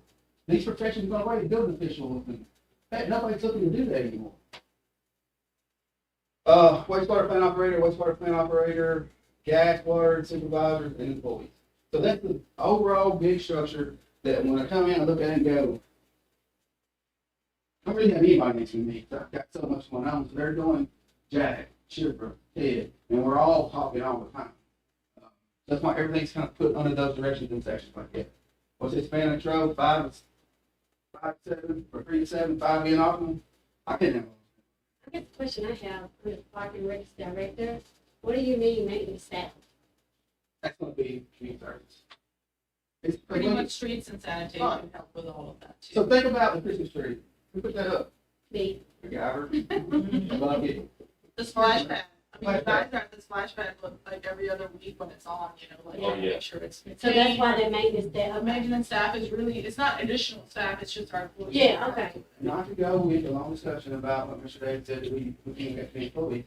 That guy going from the street to going to the splash pad, we're just making sure it gets done. We have I would 100 say one of the things that they do a great job of in the county, I think y'all love it, is how they allocate those people. Not all of it goes to water, but all of You're it running goes. based on where they're serving. It's going so that you get a real picture Yeah. of what. That's a big deal. Like, I'm looking at payroll right now, we have 102 active people in payroll right now, that includes y'all and all part-time employees, like Philip said, so really, if you're looking at full-time staff, we're close to like 80-something. And that's- How many That do run the city. And some of these do 2 or 3 jobs, so we're blessed. Total. We're blessed to have these people that. That's fire, police, streets, water, sewer, us, like, that's everybody. So that's a lovely question, how you need, you can put numbers on that. I think it's Where in do we certain need the most help? utilities, probably gonna, in finance, fire's pretty decent for where we're at in this time of the day. I think one thing that I would like to relate, you got, if we're bringing something to you about a new employee, you got to have it in, because there's a huge need there. You don't just feel like hiring them. Just help out hiring it, because again, especially with our business accounts, we don't want to raise rates. It's not, no water and sewer rates. Can we do that? I don't tell. So, yeah, so that's a hard question to answer, especially when you talk about, like, who's the maintenance staff? Well, that's Buckley's crew going over there and talking about you put up the street and put it down. That's Parks and Rec, it's be a maintenance crew. You don't have Parks and Rec director, so. I go to the rec of them, but I think it's. No, I think that's a good picture, and then I think just to say that, we don't come to you unless we gotta have something. Yeah, unless like it gets to a point where, like right now, like I also have staff like who's been here a long time. I want them to be able to use their time off. So we try to maintain that in a way where we still stay staffed and then we have enough people working. But again, having long-term staff is great, because they have all the history, they have all the experience. And so there's like, you know, we all work really well together. I think if our department didn't work the way we do, it would make it to where just help each other out. Sonia's helping me out today with all that stuff, because I'm with her all day. So, you know, that's, we're cross-trained, we are cross-trained with each other. I will edit that into the systems at the top. I'll go to that, and I'll leave it. Thank you. Thank you. I wasn't ignoring you, I got something. I got ice or something.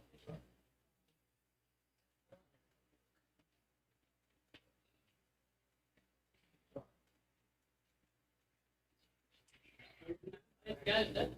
Hey, Wood, I know you're listening. Hey, Wood. Hey, Wood. He said, "I don't know you're listening." That's right. Maybe in the box. He was scared. He didn't see how I just leaned on him. I'm like, oh. It ain't good. Yeah. It's been in this fridge, right?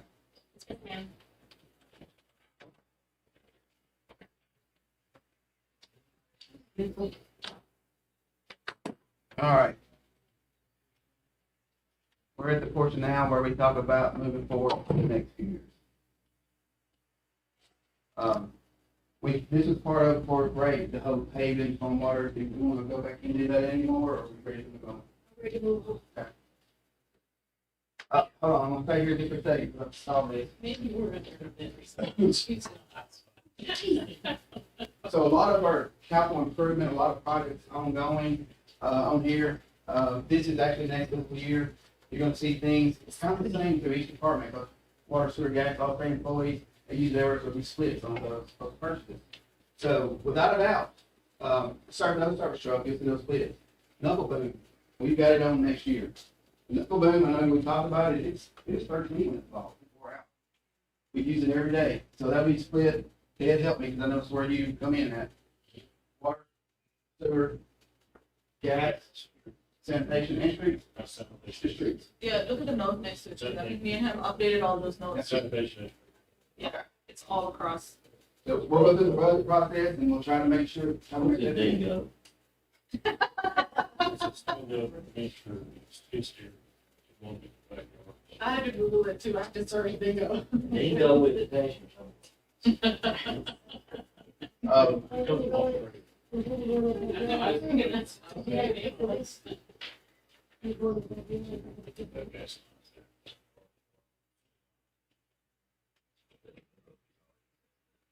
Smaller, it doesn't hurt that unless you get new gates. Any questions on the equipment, budget purchases, a lot of those splits, you good with? So previously, would have been purchased like skid steers, stuff like that. Probably from the market. That's where you start. So it doesn't have to do the same. Thank you. All right. Okay, another one there. Barely see me back.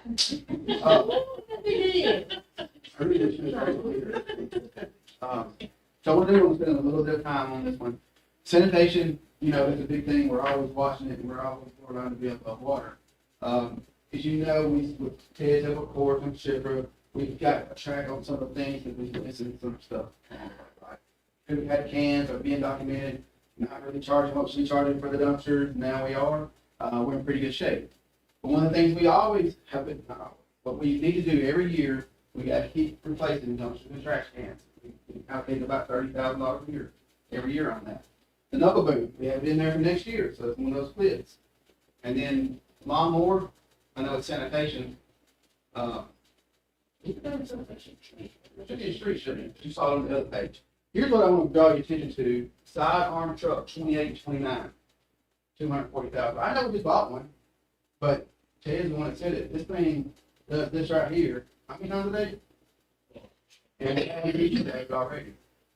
Here's where, yeah. Here's where I want to look at it and make sure we're staying above water, and we are right now. Don't have to borrow money, let the depreciation work for us like we do the fund balance. So if we're staying above water, it means we're not dipping into fund balance to cover these expenses. So if we're staying above, and this year, we buy it, we pay for it out of our depreciation fund balance. We're not having to borrow money. So that's kind of my thought and our process, and working with Shipper on that. Like we got a fund balance now, as long as we're not getting to it, we'll be able to purchase that, and we'll keep going and not be in the chase we've been in the past. Not only that, we're gonna try to jump out in 2030 and replace a rear dump trash truck at about $250,000. Same thing. We're depreciating. We're not borrowing money. We're taking, I think we're doing what we're supposed to be doing. We're trying to run that fund. It's a business fund. Run it the way we're supposed to be running it. Depreciate it out. Let's don't get into fund balance and make sure we're covering our expenses. There's a thought on that because they're always raising our disposal fees. That's what's keeping us all the time. But we have growth coming in. There are people coming online. Question for you guys, is it better to wait till we get there? Or should you raise it a quarter or 10 cents every year? I don't know. I'll give you math on that. But I don't want you to make that decision. We can talk about it. But I heard Mr. Davis say, shouldn't we raise it a little bit every year instead of all at one time? I don't know. But we're watching it closely to make sure we're not dipping into our fund balance because this does not work if we're going to dip into fund balance. Then we're turning our money and we're going.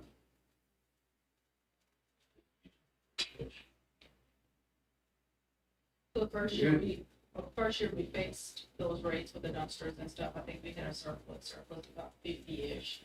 And then last year we did about 30-ish. So prior to us, was really bad. I think the first year you borrowed $200,000 for general funds, sanitation. So the year I started here, sanitation, we moved into the general fund. I'll leave it back. I think it's 200,000 Yeah. was actually swapped over, but as time went on, there's a lot of things that changed. I think they did raise the rates on blue cannons just a little bit. Yeah, Most of raise the the dumpsters, it's all out of whack. Last year, that's if you start thinking, private, a little bit. And, even through inflation, even through everything else that we have added, we've added insurance, added, 100 homes, in the past, 5 years or whatever. Expenses, it's kind of stayed with inflation because of a little bit of growth. What goodness is though, if they go up, we're in emergency. So that's why we're watching it just. We've been in Ted and David, because I always say Ted and Dale. Ted and David have been looking at those ones, and it's like we've gone from paying about $9,000 to $10,000 a month in the last year. Now we're paying $11,000 to $12,000 a month. So you can see like slowly it's trickling up. So the sidearm, it's all our process. So usually we run a truck or two. One of these Friday, run 2 trucks, another day run 1 truck, but you're paying 3 employees all day long. Well, you have 2 trucks running.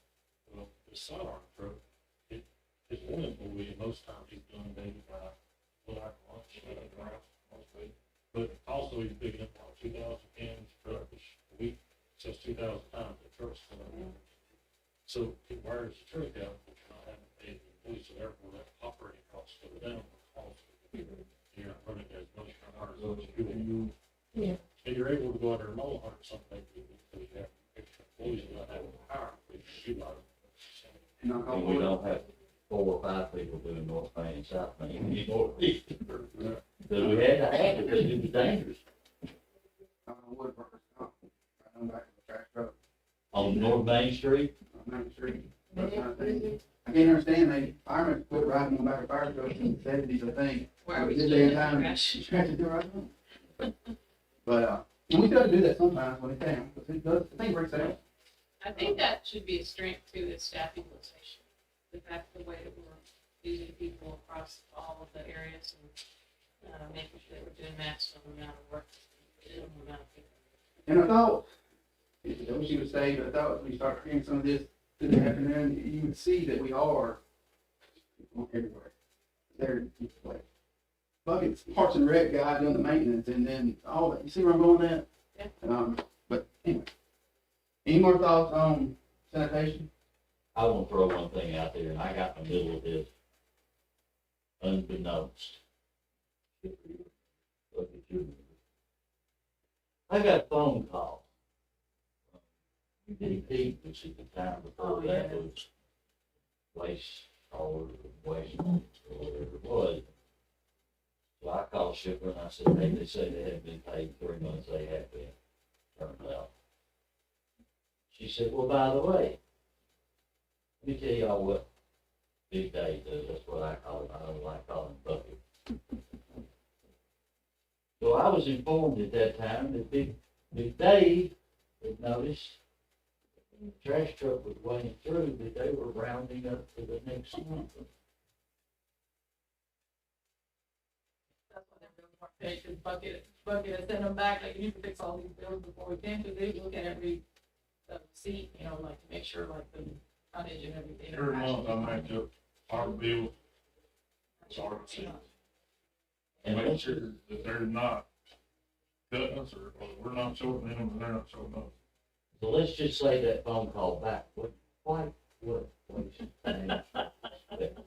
I got an email like that forwarded, and they backtrack real quick, and I was like, it's a completely different tone in this email now. my compliments to Big Dave and to just the whole department. I mean, guys, that could have gone unnoticed, and I don't know what it could have been in a year, but it couldn't have been $1. Because getting rid of stuff like that, not cheap anymore, and it's not gonna get any cheaper. And that is usually up to the utility pay under the payroll. Yeah, that's not cheap. I almost said that there was an increase in last year. It was an It's in May, it was May of 24. So far, we haven't had an increase rates because we have. And that's what, you know, I was saying earlier, we went from paying 9 to 10 to 11 and 12 now. We're gonna discuss it, are y'all gonna be, shut up. What you won't get out of here. I said, shut up with it. Mr. Smith, he gets mad at that. Oh, yeah, right. You have anything to add to that? All right, we ready to move to the next one? Yes, sir. Natural gas. I put Ted's picture up here because he's the guy that understands the money. Not Dale at all. His picture is coming up later. He's done. Yeah, you know, Sometimes with me and Dale are sitting there listening to them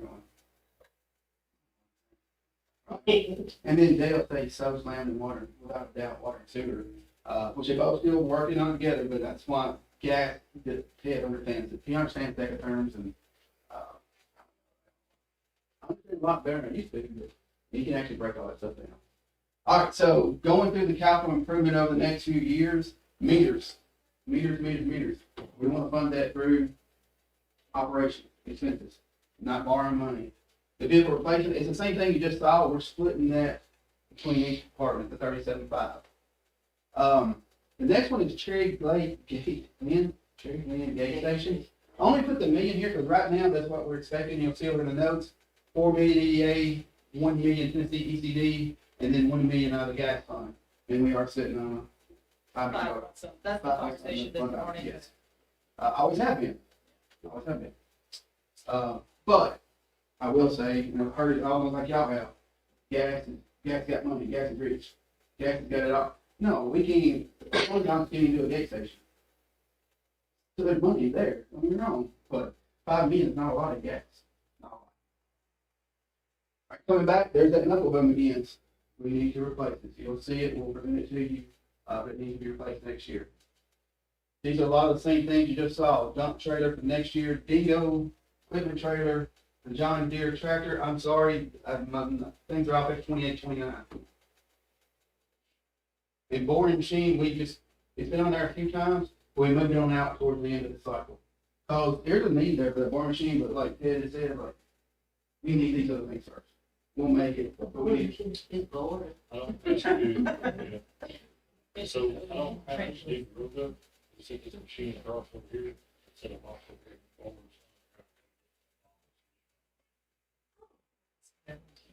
Fiber optic. Wiring or something.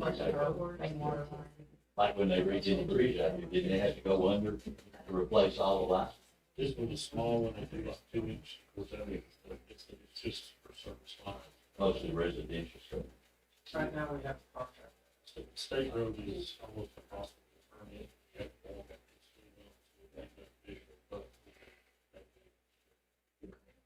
We want to talk a little bit on the gas about capacity, and then Ted, you get that from here, but I'm gonna say it the way I understand it. We got 3 gauge stations. South end, we got 12,000 gallons, Not they turn into something at 12,000. On the north end of Zion, we have 3,000, so 36, is that right? Capacity. And then Cherry Glen, we have that high pressure that is 3,000 decks or gallons. Tile plant has reserved 26 feet of it. They don't use it, but they're buying it, and we can't get into it. So that's, forget about that one. This north end is 3,000, whatever. Everybody's pulling off of it. Now, down here we got 12,000. We got a little bit of reserve there. We can't get it up there because by the time it gets cold, everybody's sucking it, and we can't get it there, so like water. So, yes, we're out of capacity. But it depends on where you're at, too. You're on the south end, could possibly, we're out of capacity when it gets cold. We're not out of capacity today. It's when everybody starts pulling. So we're being very conservative and going, we can't get ourselves in shape where we're not, what was our mission we're gonna go to? Providing, well, essentially more, providing those services. State our mission, it all goes back to that goal that you set for us. Provide those services. What was it? The mission of the city of Mount Pleasant is to deliver definitive service, protected public safety, and support a community where people, proud to work. Yeah. So you see my mindset and on a daily basis, what is our mission? Is it dependable? Yes, we may be able to get gas in some places, but it's gotta be studied, it's gotta go through engineering, and we gotta make sure we're almost there, because it's hard to get that to that end. Hard to get to that end. Questions on that? Ted, do you need to get more technical on that, or? We looked at several topics. Looked at South Station, it said that's where the moisture is from. If you cross a certain threshold, that breaks some fluctuation. But the problem is the restriction getting through down. Industrial park, I guess it is 3,000 beds, but the tile plant is committed to 26 feet. Well, the problem with that is you take 3,000 decks at 24 hours, 125 per hour. So you have to look at the assumptions. So we do for all those plants. If we stick any of those other plants on that gate station, certain times of year when they're full capacity, it's gonna have the same problem now, gas pressure gonna drop. So the issue that we're having now is in that industrial setting. We have gas out here, just I can get that fast, we're maxing the north station out in Cherry Glen, just serves power. So if you stick something in the middle, take the load off, the tile plant, swap the unit, hook it, then you can hook all those plants up at one station and do these pressure again. See what we just done? If we get to the gate station, just said, all the industrial goes on that, what do we do to the rest of the town? We don't look at it.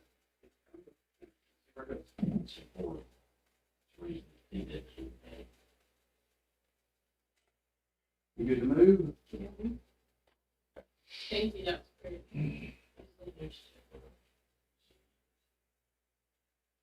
Damn. Okay. Woo. Wastewater, all right, so we're moving down the list. We're in very good shape, with wastewater. But there's still, before I get into it, and it'll be that turtle it down. We have a master plan, we have the model, there's $12 million worth of base and trunk line projects. Not gonna next year, but there's still a focus for moving forward, right? We've already got that in place. How do we do that? The access fees, allocate, you see the third line down, 100,000 a year. Where do we need to focus that? So just because we got a new wastewater treatment plant, we still have collection, not distribution, right? Collection. We still have collection issues. There's been a lot of work up the years with pipe bursting and things like that. But it's still very old infrastructure. So we just can't say, woo, we're out of it. No, we have to keep going. And then whoever's after me, they'll have to keep going too. Just going back up again, equipment, trailer, here's a new one, Dale, what is this, 18.7? Yeah. That ain't 37.5, like the rest of them, was that another vehicle? Oh, that was the regular truck you replaced the meter reading. I can pull it up in the original spreadsheet. I thought the name said it. Yeah. No big deal. 70,000. Again, this is, I just, design is off of the capital improvement plan. You're gonna see the capital improvement plan. This is just for the presentation, so. Unless you split it. It was split. Oh, water and sewer, It's 18,500, water, 37,000. yeah, it's It's yeah. not the same. And Okay. you'll see that in water and sewer all Yeah. across, because Yeah. used to we would do what, 4, but then we all communicated, like, water and sewer were getting a double hit. They need to get the same amount that each fund gets, but then it gets split by 2. So the 413 of the water and sewer is one account, so split it 50/50 on gas is one account, but the water and sewer is under one, GL, so I think it's a great term. So when you service trucks, that could be $70,000. Okay. Gotcha.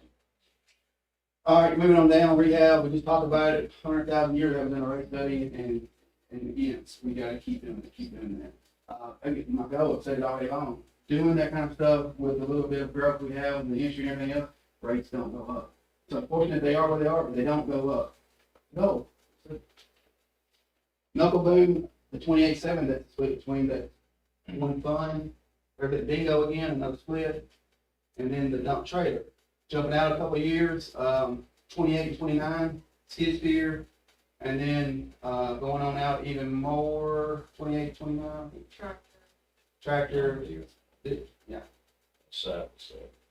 Now, the sewer line camera, 200,000, has been on this, our capital plan for a long time, but like I said, we need it. But we got other things that are more important right now, so we push it on out to the 29, 2030. Keep it on there. Like the spring rehab we talked about earlier, but there's not enough money, it's not on there because it's not feasible, but we gotta keep that in our mind, that's feasible. Stuff like that, in this last grant, we got 200 split, and that's what we got done.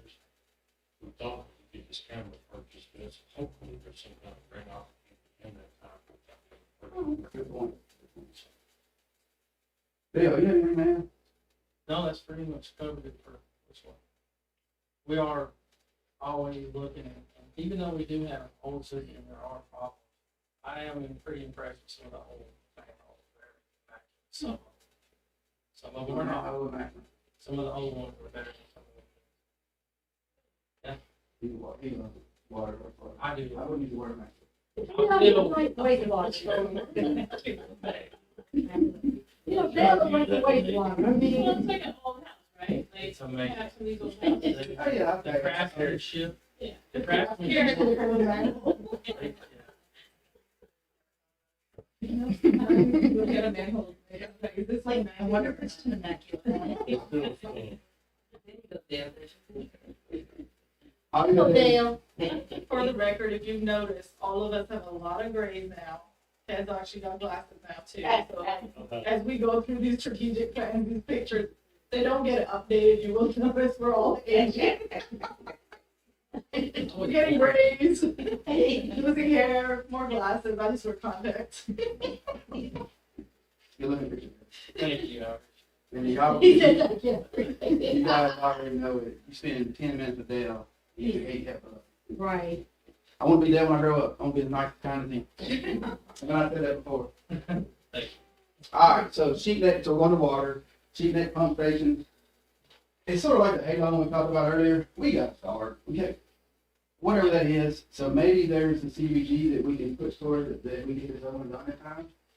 If the test well doesn't pan out, instead of giving that back to the USDA, we can send that towards the sheet net pump station. But without a doubt, if none of those even happen, I think we've got to allocate the engineering to it. We got to have a plan. There's not a funding source yet, but we got to have a plan because look, we cannot give you more house on that sheet net line. And we are bringing the CDBG resolution hopefully in the February meeting for the next section of the block grant. So that's going to go for application in March. You may not have one. The sheet net, well, we did just recently have to rebuild one of the pumps. We did not rebuild the motor. But we're looking at another cost of rebuilding, because we did see an improvement. Sheet net pump station will have to be addressed. We still ain't got a building, have we? Yeah, we filed. Much? It was less than 5, I wanna say 34, 35, and these guys came out, they worked around the clock to rebuild this complex. John Sharp. So that was an emergency purchase, so that happened, it went down, Ish, yeah. and they did it a couple months, which is now got the bill on it. The accelerators exploded, so it wasn't able to. Good. But the one thing I want to point out is that when that pump station was designed, that area was fed from Washington Hill. So this new, tank that you have, the 1 million gallon tank, is probably to help put that in a better location. Is anything being done? Do we do anything with that one on the? No. It's just empty or what is? It's capped off, it's dead. But we don't do anything with it. We just don't. They keep people out. Towers, radio towers. And, Yeah, those are. no, I mean, it was in operation how long? Since 19, 15? In the winter, I can barely see it, and then once trees are full. Ground tanks are a rare thing, that way, ground tanks, so. Is that worth, and I'm sorry, is that worth that for an emergency just to have that thing full? By the time you disinfect, fix all the problems with it, you could have built something. I'm just curious. The next bullet on there is the water treatment plant upgrades. You guys know about it, it's USDA funding that we've already, and grant that we've already been approved for. It's in engineering, 5.3 million. That's the third filter system. When we built the plant in 2013, they cut it out, but it's gone forward. So that'll be going in there. The generator is not a part of that, but the generator was 100% long. We don't have a generator out there. Power goes out. We only have the storage we have. So we've been working on it a long time. But that'll be going with it. And then with the rest of the money is the test well, or well, which is estimated at 100 gallons a minute, or 1 million gallons a month, right there. 1 million gallons a month. And then also what we're doing is putting a control valve in Middletown, and then a pump station if needed at the north end to be able to bring water to Columbia in an emergency situation if we need to. We'll see how all that unfolds. So that's in what our next thing is over the next year or so is with that project. Next, you're gonna see the same thing, trailer, vehicle, water leak system improvements, that's leak surveys, and that's them guys going out, taking service lines and getting on top of it so we can, we started in the 50s, we're in the low 40s on loss, my goal is get around 30. Dale says 20, 25, right? My lifetime goal was 13. And it happened. But it does, I'll keep you on that. I hope you get that. But trying to be realistic. Dingo, knuckle boom, you see it again, seeing all the splits, dump trailer, and then getting on out like the rest of them. Skid steer, John Deere tractor, side by side, go down. John Deere side by side, 28, 29, mini excavator, and then boring machine going out here. It's really, I apologize, I didn't have it in there, but we talked about it. The land we bought, beside, Apple Tree, just like that, well, we don't ever do nothing, we need to go into design or conceptual on it, even though there's not a funding source on it, but a plan now, maybe we can do it in 5 or 10 years. So we'll see how the budget unfolds. Yeah. And see if we can balance everything. If we get in there, we need to do that. Yeah. Right now, like our back truck. We have no. That was the purpose of buying that land, though, was to try to store all of it. Storage. See, most of our vehicle maintenance we do in the shop, especially those, it's getting bigger shop.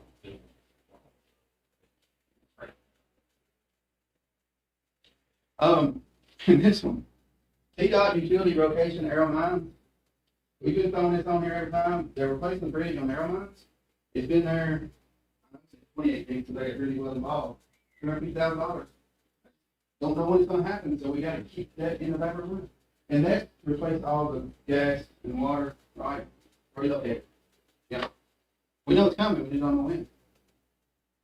And of course, the safety, the bridge.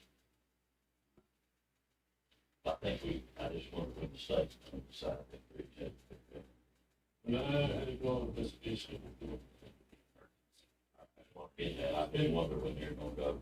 It's been redone about 5 times. still, taxes. Change, what's I don't know how. Y'all know what you're talking about. The one on Fairlake. Or everyone, road, where the dump and stuff, like, right for tracks. We want to get it, so we can never. I mean, We might have, I didn't know, or they can't, I don't know if they can, they want to. safe, yeah, I'll see a tractor.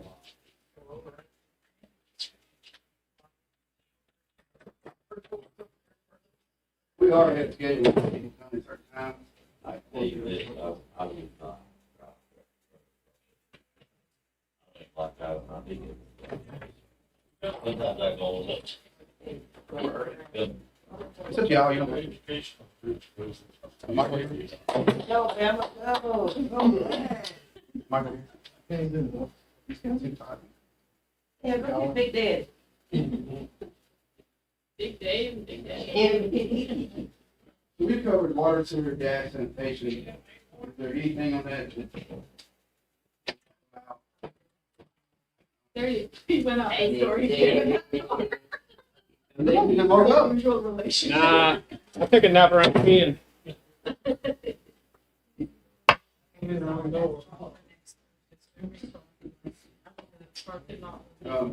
You already moved? Yeah. All right, I'm gonna skip over fire because give them time to get here and go straight to.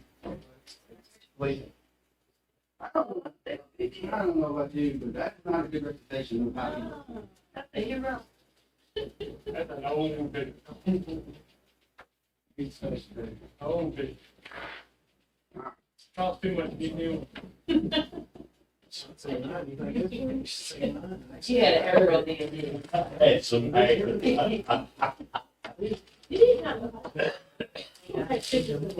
Yeah, he needs a new headshot. All right, as you see, he doesn't have a lot on there, and for capital, again, it's, and I think, I remember back, and Michael, I think he was the one to implement that, the lease program. They were buying state cars with 200,000 miles on it, already broke down. Yeah. So now we're buying staggered users, right? Every 2.5 years, we're buying 4 new cars. Not a lot of users on it, but they're always got new cars, and they're always rotating them out. And either way, you buy them straight out or not, we're able to do that, the debt pament's like 75,000. So that's his major capital, project. That's why I put 26 to 30, because hopefully continue to do that.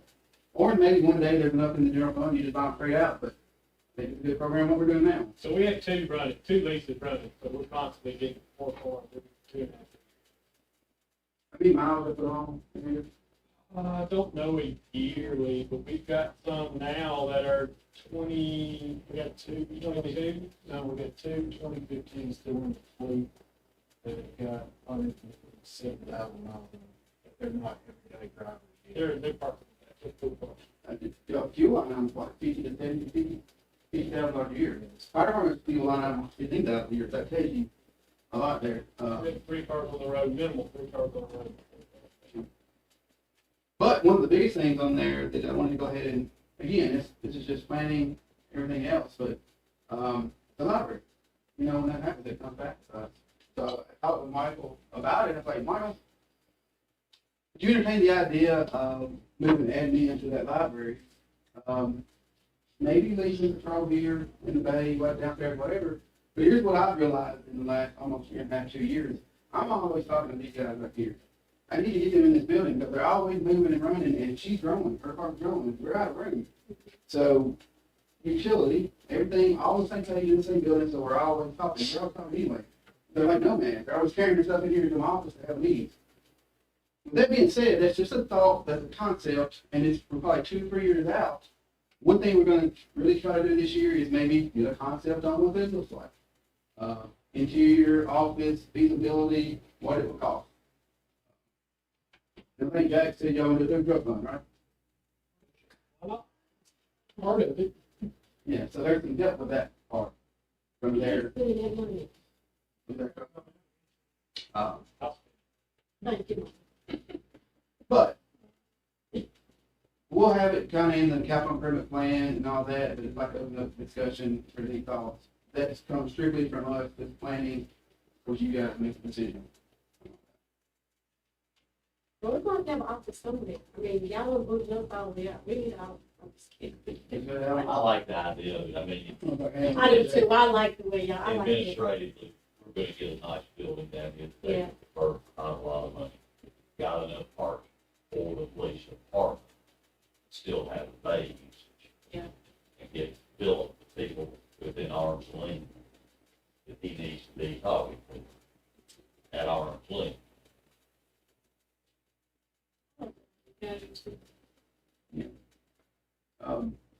Man, could leave the police chief up here and had all departments in the building and everybody's still there.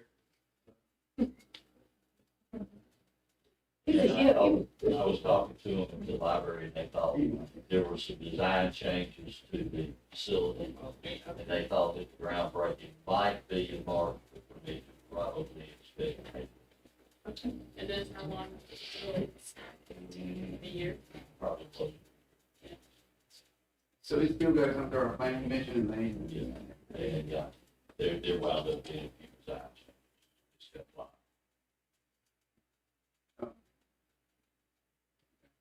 Any additional thoughts on it?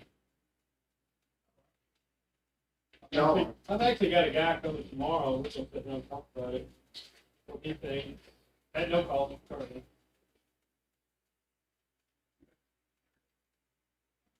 Maybe jumping the gun, Probably did. He's ready to go. we're getting, He's already planning. He's like, Well, you know, like that. bro, drop the library in. Got your ticket, there you go. Yeah, okay. Hey, we ahead of the game. It's gonna become, like, they haven't even came to a planning commission meeting to get their site plan approved yet. this is the guy that did the Spring Hills new. Oh, that's nice. And Franklin. Ooh, that's like 150. Taj Mahal. That's design and all, we're just talking about. So he knows what it needs to be. It's smart that you're doing that because they're accredited now, so they've got to hit all these standards and then on the way to even are, there's 100 and something that we never talked Yeah, about. it's, 266 now. Standards, so a lot of goes into that to make sure we don't lose that. You've been, I don't know, sounds like a career trying to get that, right? Yeah, Long drawn out process. Don't know how EPA. I called him and he was in the fire hall. We're gonna take a 5 minute. Yeah. 5 minutes. I hate trying not to. Put him on the spot. When he comes in, I have to tell them, like, all right, go ahead. You think Todd? Todd, Do what? it's your turn. I didn't even know I was doing it. Well, you're picking it. No, It's not on his calendar. it ain't on my calendar. Really? I checked it twice going out. I missed something? Did everybody else present? I don't know. All right, I guess I'll do it. Oh, We I just want to know about your side. can talk about it. Y'all, how much time y'all got? What's going on about this right here? What about this? Well, What I about this? ain't gonna put the glove on it. What engine did we replace? Main one, main two. Yeah, yeah. Well, don't get tripped. How old is that one? I'm worried about fire. How old is You that work? one? I'm worried about fires, having enough. So this $100,000 Personally, is for a used. 100,000? Yeah, yeah, oh, yeah, yeah. 100,000, you can't look at one for 100,000. So, can you give me explain? I'm gonna explain it. Yeah. I- I'm almost I'm happy. gonna try to do this odd. So the first thing on there is replacement. Be And ready to do I it. don't- I need a pro truck. I need a pro truck. No, I just realized Mr. Fireman's coming out. Yeah. Me and Ty, what, my partner up here, 10 years, 12 years, hand in hand. Hand in hand. Hand in hand. Jordan did. Aw, Jordan. Who Jordan? You got all of it, it's definitely. I'll feed you the ball, brother. Alright, so we need to replace, you guys did pass the resolution a few months back to apply for the grant loan USDA. One of the things that was, should start hitting us was our air packs, our SCBA, self-contained breathing apparatus, they're only 10 years. They're out next year. So what we're gonna do is route that fire engine and those air packs into that up to $1 million. The fire truck's probably, what is it, 17? 79. Air packs are probably 200,000, some grant, some loan. Anticipate the debt payment to be about 100,000 a year. we will pay the air pack off on the shelf light, and that'll go out to 15. That's the life of the engine. We're a little bit early on the engine, but we almost, like, we went to NAPCO and it was there for how many months? About 6 months, and the thing is that there's parts that's starting to be obsolete. We're having trouble finding, and we just got it pieced back together, trying to wait on this. And when you order it, it still takes what, Oh, yeah, when it's, 18 months yeah. to come in or something? and there's, that's people specially making parts for this truck. So what we would, what was gonna happen, because we just gonna get it, bring it back, and it was like, we had to figure something out pretty quick, but we pump tested and it passed fit. Yep. And then I said, all right, we're not in nursing home anymore, so as long as it's passed the pump test, we need to get on top of replacing this, so it's still gonna take us months or a year or so, because USDA is slow, but, it's on the capital improvement plan, we're gonna try to budget for it, of course, ultimately, you guys will make a decision on that. But that'll give us a brand new engine. We already have a 2018 mini pumper. The ladder is a 2004 75-foot aerial. It should have been replaced already, but we don't use it as much. It passes ladder tests and everything else. Eventually, we'll get to that. Eventually get to it, but right now, the need is for that engine, and then you keep the other engine that's ours, paid for a backup. So that's probably the best conservative way to move forward. When I first started talking about it, I said, we need to make the ladder. True. But if you really think through the scenario, put on the engine, because you'll have a backup, and then you're gonna have to replace the engine too, and then you've got two things piled on you pretty quick.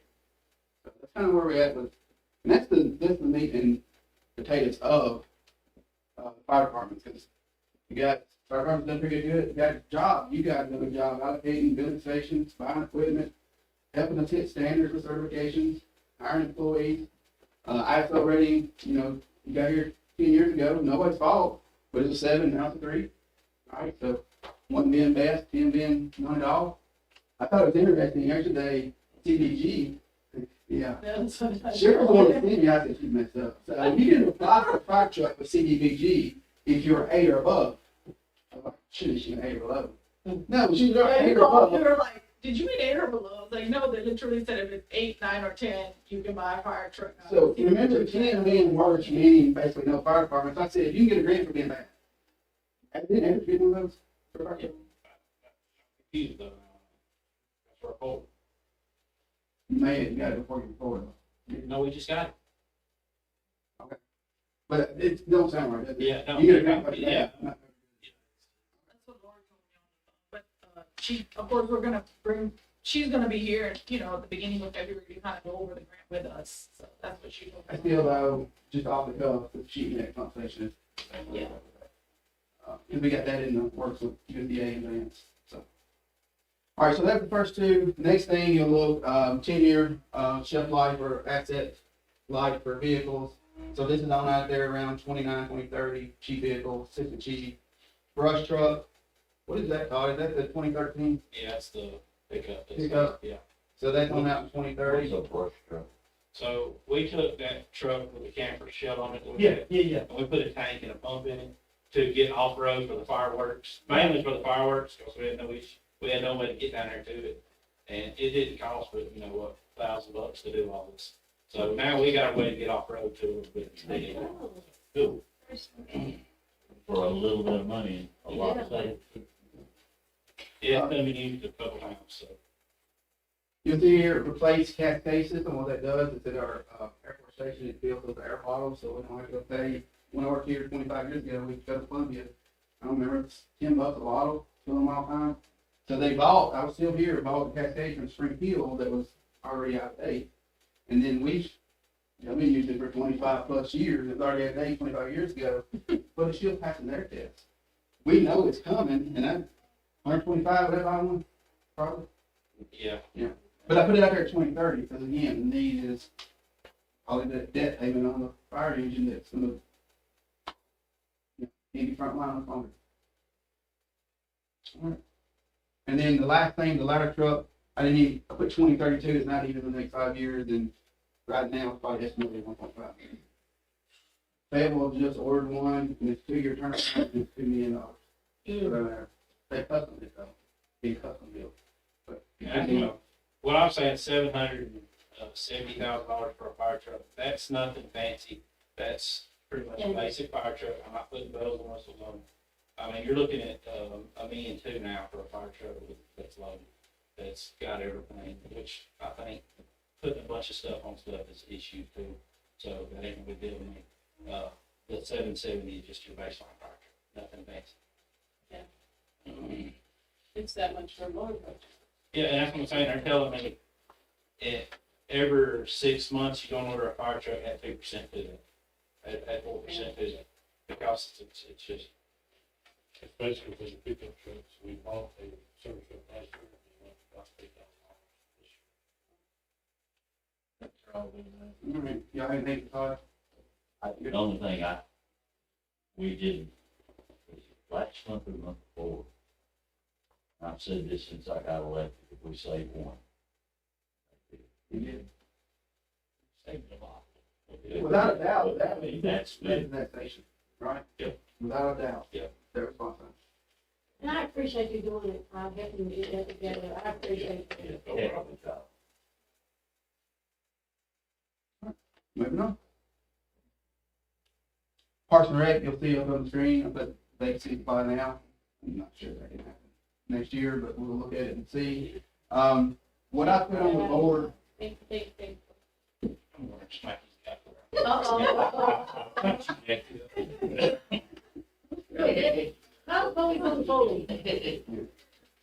so in parks, what I put on the board was basically from the Parks and Rec Commission, because we're, again, I started with 1 year, 10 years. Well, this is a 1 year thing because we haven't updated that plan, we gotta get to it. So some of the feedback they had was, again, obviously the 50,000 a year, we've had it on there since day one for playground equipment. But the big overwhelming thing was a shelter at park, community park. Again, we'll try to figure out if that can happen in the next year, but that was from that forward to try to get something for this. So the plan, thankful to Becker, when he's here, it was a 25 or 23 to 26, 25 years from there, 27. So we're still within the plan, but it needs to be updated. So,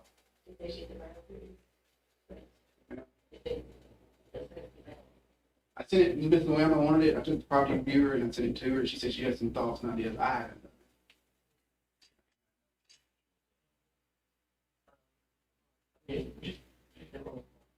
And I talked to Mickey, she said they'll do whatever they can to help. And the last thing on there is this current fiscal year, maybe, you know, That'll be next fiscal year when it finishes. the $220,000 grant matching fund for the $2.2 million community center project. Any questions for Parks and Rec? Do y'all still want us to, if it's feasible, look at Parks and Rec director this year, if feasible, or just I say put it feasible, forward playgrounds and Useful. if feasible?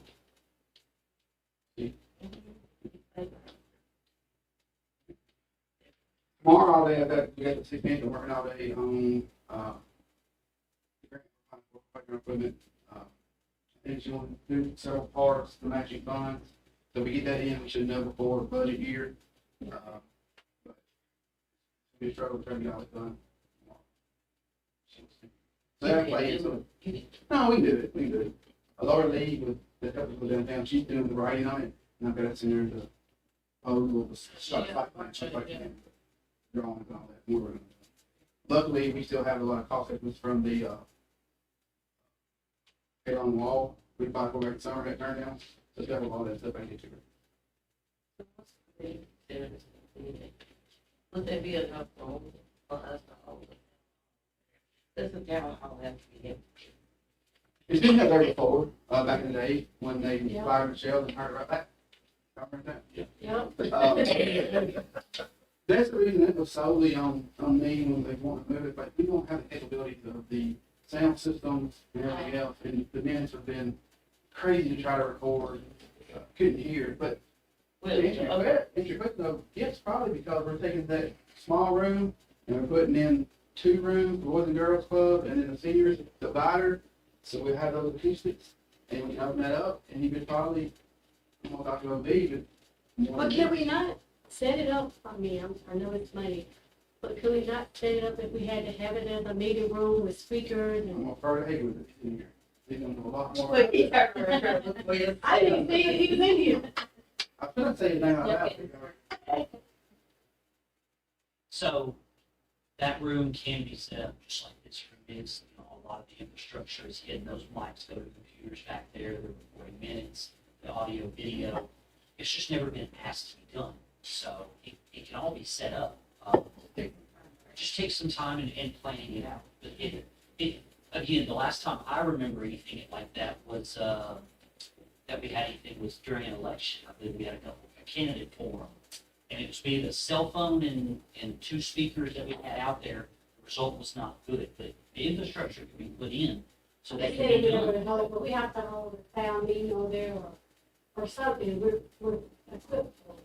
And with the remodeling, that's something we. That's why we're talking about remodel. It could be We're not, And we can't do it in 30 days either, like. No, But, we talk about the remodeling part, when they get remodeled. but we may have opportunity to remodel. Yeah. Some of that stuff, Absolutely. to where it's best suited. Yeah, that's what, get remodeled, have it set up so we can be useful for the city and whoever else needs to use it.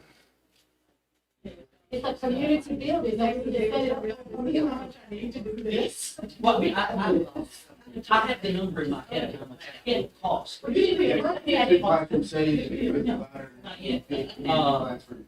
It's always a When we make things expenditure around versus versus more the usage. You know, if it's down all one time, you really want me to allocate that kind of funds. Well, not only that, maybe it's a community center, maybe somebody from the community need to use the sound, you know what I'm saying? Maybe we need to anywhere. Yeah, music in indoors, you can do a dance with that, I can go there and sing or something. So that would be, I'm assuming, Philip, if we got into that right there, that's where the parks director, whoever, plus me, Yeah. would try to figure out what would the system be used for over time, and you could develop. Right, Before you ask your question, can they be used for community classes or for the city? Absolutely, absolutely, absolutely. So that's the goal of what our club and seniors, a lot of call spaces, locking stuff up because this may turn into Boy Scouts, may turn into fire department training, may turn into community using it. One thing, and I don't know if we'll ever get there, but my thought has always been, just by looking at the data, is like, if your utilities are $30,000 a year, we bring in 15. Does that make or break the city of Mount Pleasant? It helps. Is it a rental venue or is it a community center? I think it can be a little bit of both, but historically it's been rental. Let's get it more back to the community type thing. There's really a lot of cool stuff in there. Commercial kitchen, not for somebody to rent and use, for cooking classes and education, all of this stuff. Computer room, a computer lab. You got an exam room, not to take insurance, maybe just to give flu shots or physicals to the community. So I think this is a good opportunity to help transition it to community a center. community center. And just start with that mindset now, not that it's gonna be a party rental place, it's gonna be a community center. That's how- Shipper, she's probably thinking like $15,000 makes a difference. Yeah. No, really, I'm looking at that, I'm just thinking about like, whole city, but you have to go all the way from it. well, we really do need Get that somebody who five can token. promote it as a community center, because we put all this money into it, it costs a lot to prepare it. If we're not bringing any revenues, we gotta make sure our general fund can handle it. When we get that director position, that can keep it looking the way it needs to. Yeah, they, Pickleball is what we need. Okay. okay, I've already. We, Parks and Rec, we can always say. One thing, Miss, what's her name? Who? Murray, very smart lady. We talked about that pickleball, but doing sports things you put together, because you don't want it to be permanent, sports court. Yeah. That can be everything for pickleball. Another thing she concept you brought up too, is it takes a lot of organization, like, yeah, it's a community center, but if you're gonna do classes, or you're gonna do this, like, there's, like, community charge for that. Yeah. Because community instead of just written, for big parties. So I don't know what that looks like, but there's good thoughts that I never thought of, that's why we think we're gonna try to get You those could have thoughts. somebody that wants to do yoga classes, so they're to do it, and then they pay for the rental of that space for that 2 hours and they're there. And that's what we've been talking about, like, the, once the building is done next year, we've gotta have good programming in there and have a position that can monitor that programming. And we already have, like, just adults there, there's children there, there's a lot of ways we can get into liability issues. And it's like, we always have to have somebody at least watching, at least the people who are in charge. That's gonna be the biggest thing. We do a community center, we need to have staffing in there to keep it, you know, safe. And we're about to do, it's $2.2 million we're spending on a renovation. We wanna make sure it stays looking good. Yeah. Just better than, but, you know, just better than, some kind of, you know, something. Yeah. Or, We even, as a city, and use like this, trying to deter it, like the alcohol usage, like, well, let's charge them so we price them out. $800, you gotta have a police officer. It's still cheaper than most things. So, but it's been destroyed over the last several years. That's why I think it needs to be more of a community, for our community. Where you can teach dance. Fire, chitty. You ready to move? That was boots on the ground, wasn't it? Yeah. I knew that. That's Jasmine right there. I think it'd be a good thing. You said two. You said two. What do we got You now? said three. Move on. Three's was the goal. Yes, but ma'am. the main attraction, I couldn't, believe it or not, IT does not have a picture readily available anywhere. Even Google you, you're not out there anywhere. It's not real. It doesn't exist. Crazy, because when she got a picture of him, he put Yeah, on you the know, this is Haywood. Look, they got one there. We talked about this in the past, and his is not really capital, but we want you to see what he's doing, because he's really took this and, what's the word? Unified, coordinated, make sure everything's on the same page, same equipment, replacement dates. So he's basically spending about $25,000 a year between the whole city, computers, replacement programs, backups. Not only that, you get the water plant, the SCADAs, and all the infrastructure. In fact, you're gonna have a, agenda item this month, he saved money, even though I could have approved it for this under the threshold, but it's going over 1 year, it's a internet service. But if you do it for, was it 3 years or 5 years? 5 years, we're saving how much? It's half. Half of what it's gonna cost, so you guys approve that, we save that. If it'd been for 1 year, I just signed it, went on, but he said, like, hey, this is for 5 years, you're gonna save this money, so that's what he does. How much is, you know the amount? So it's part of getting fiber to the community center connected to the grant. If you do a 1-year contract, it's $1,200 per month. When you do a 5-year contract, it drops it to $475.10. I have to look at the exact number, but yeah, it's half, because they're spending probably $20,000 to put fiber to that building and get it inside. So they want to make sure they get a return on their investment. So we do a 5-year, which we're gonna need. I mean, we want to have fiber internet to be in compliance with the grant. Yeah. So, and most of our buildings already have fiber now. Only 2 locations they don't. So we're slowly working on those. So And that would be great when, because I'm speaking into it, too, but we get our announcement for it. Right now, that's in a line item, we'll see what it all unfolds, but that's a, Or key, kinda, yeah. you have the LED signage. You know, I'm all about technology, all about the, not the social media, but, how you get information, but I still think you go back and you have a sign out in front of your building, especially in LED, this is happening, there's a lot of traffic through there. There's a lot of traffic through there. Probably. Every day, all day. That's where the new traffic sign coming in. The what? New traffic The traffic, yeah, Put it in the so that's something I didn't put it on, you should have reminded me to put it on there, but David, you know, like we did the bridge closing or the barbecue festival, we had to borrow from the state, all that, the purchase our own. Road closures, disasters, whatever, the cost was 12,000? Or was it You 20? know, one of those lot There was levels. 12 through one group, of 26 of those. Yeah. Wow. So again, we'll try to work that in the budget, kind of budget, we'll see where it goes. Is it like one of those like road signs, like the orange thingies that, okay. The program. Yeah. Anything you want to add to that on your stuff? David? So he does a lot more than just watching YouTube all day. That's what I learned. I didn't know where to put it. And That's it's the just a thought. internet, like, I know, it's like helping people. promote what's going on in my president. Yeah, I didn't know where to put it, information technology. Oh, social media, oh, the marketing. Hopefully y'all seen today that, they can talk all day long, they can have classes, they can talk in front of people, but they don't know how to market it in some background. We should start Mount Pleasant 101 with children's. Put that on the Why don't market. we get some high school kids that they're into that? So, That's the- another place we could work with. The position, now, the marketing to the extent what a marketing consultant would do, as separate, but like Haywood does some, Victoria does some social media stuff for us, but then with Teresa's retirement, we are adding some of the social media marketing aspect to that position. So that is part of that position's job description, is to help, like, if, 'cause we're all always, we all already have like full plates, so we don't, sometimes it doesn't occur, like, if somebody posts this on social media. Now, there's certain things that are routine, closures and things like that, or water main breaks, that's like automatic, it's programmed in everybody, but to promote things, to just. Just social media about what's happening. Well, I think the high school is gonna still to help whoever got that position, that they work, they got scummy, they. So, yeah, we're working towards having this position, at least try to help build flyers and things like I'm that. not saying, I wanted the conversation as far as we're done.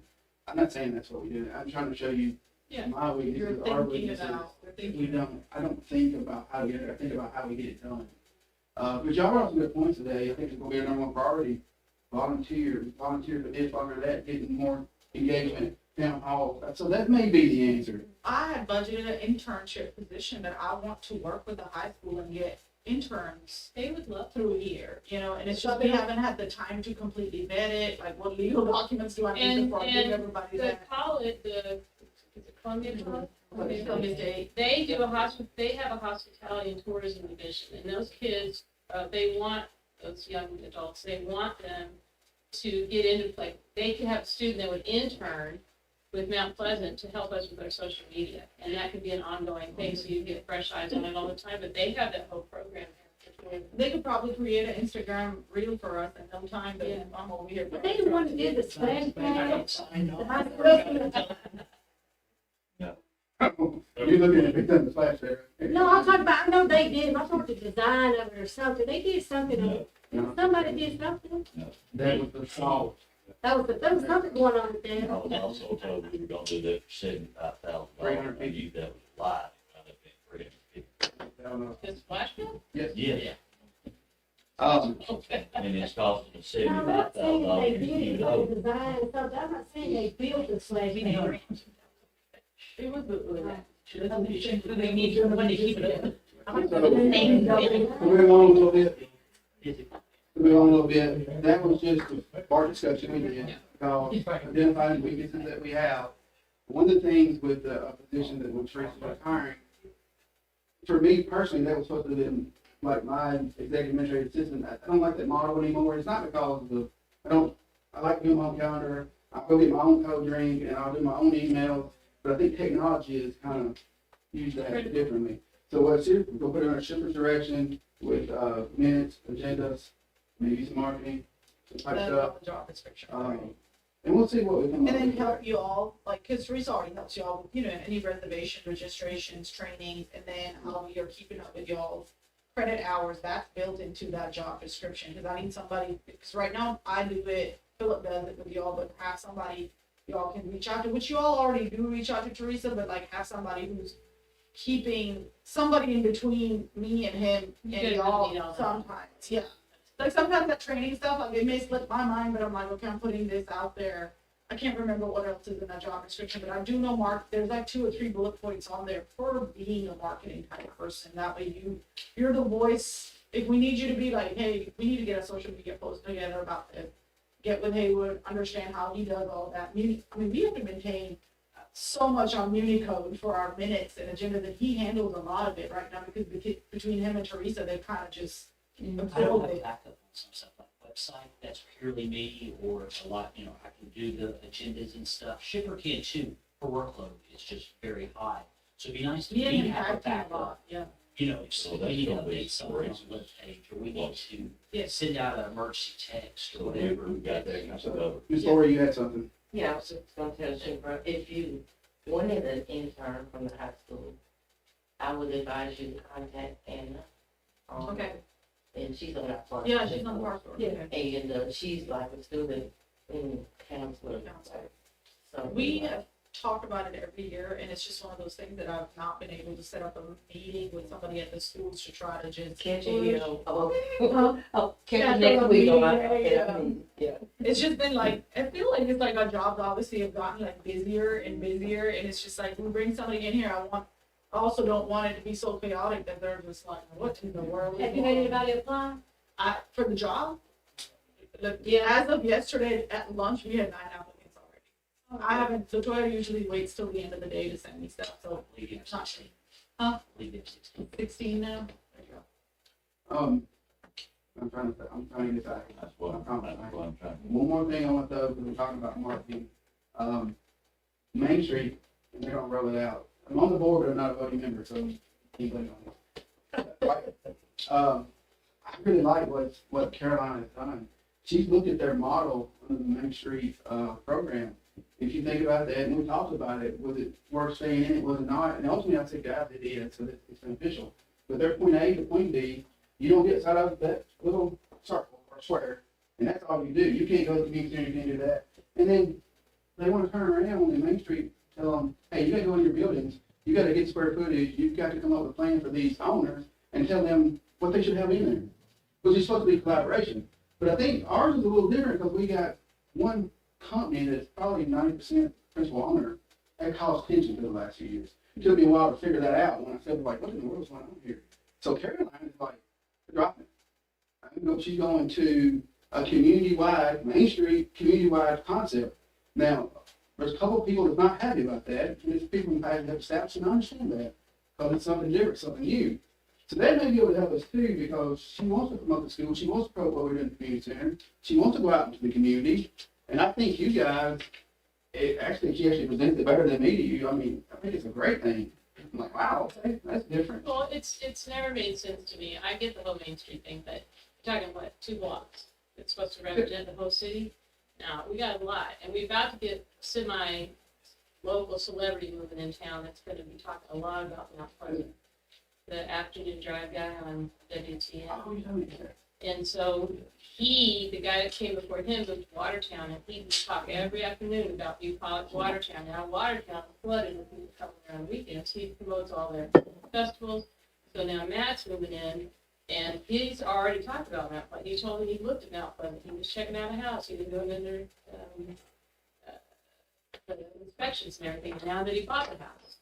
So that's gonna be somebody that's gonna be putting their name on all the time, so we should, Main Street needs to be the whole thing. Well, I sit on the board, and like me and Philip talked about, you go ahead and ask these business for money to help support Main Street, but then you can't even give their business no light because you can't go off this block. So now, with a new library, she can go over there and, put a star on it. She can go to the middle school, she can go to the high school, she can go down Pepe, she can go back road Colton, or to the airport. So I think it's a good thing. We all voted to get out of it, so. The biggest question I've been asked is how much is it gonna cost?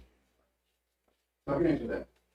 So there's misconceptions, and you guys know the downtown project, that has nothing to do with the Main Street Board. Right. And that was all. They were more concerned about that. The side grants, yes, pass through us, side grant, well, we just finished that up.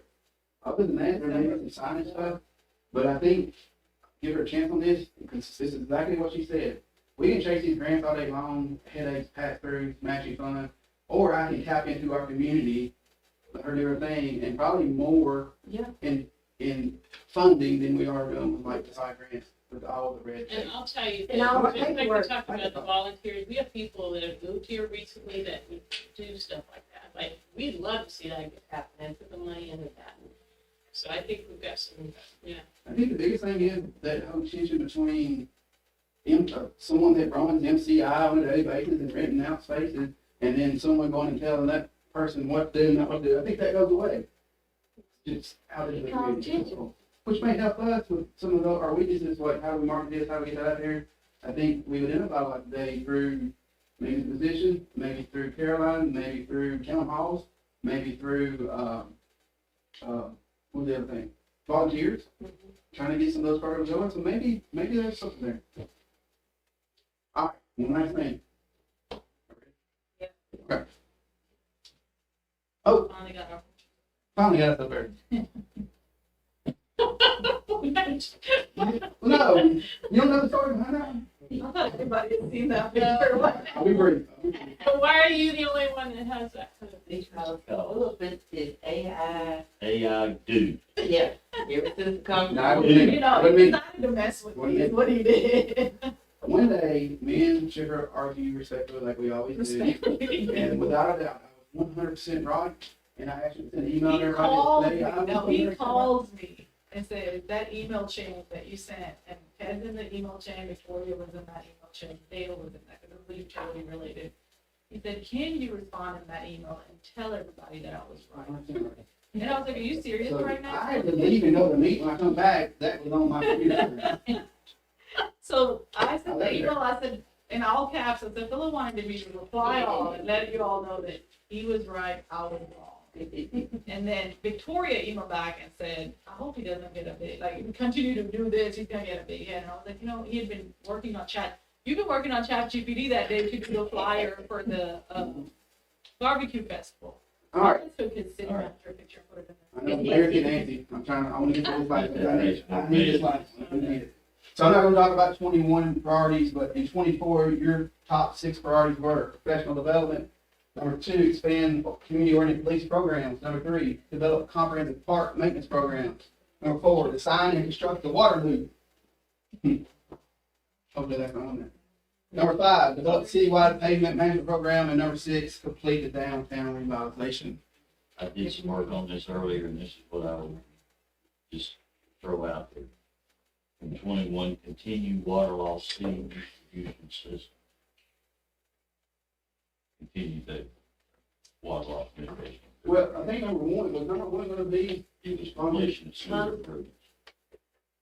looking at moving forward from 26 to 30.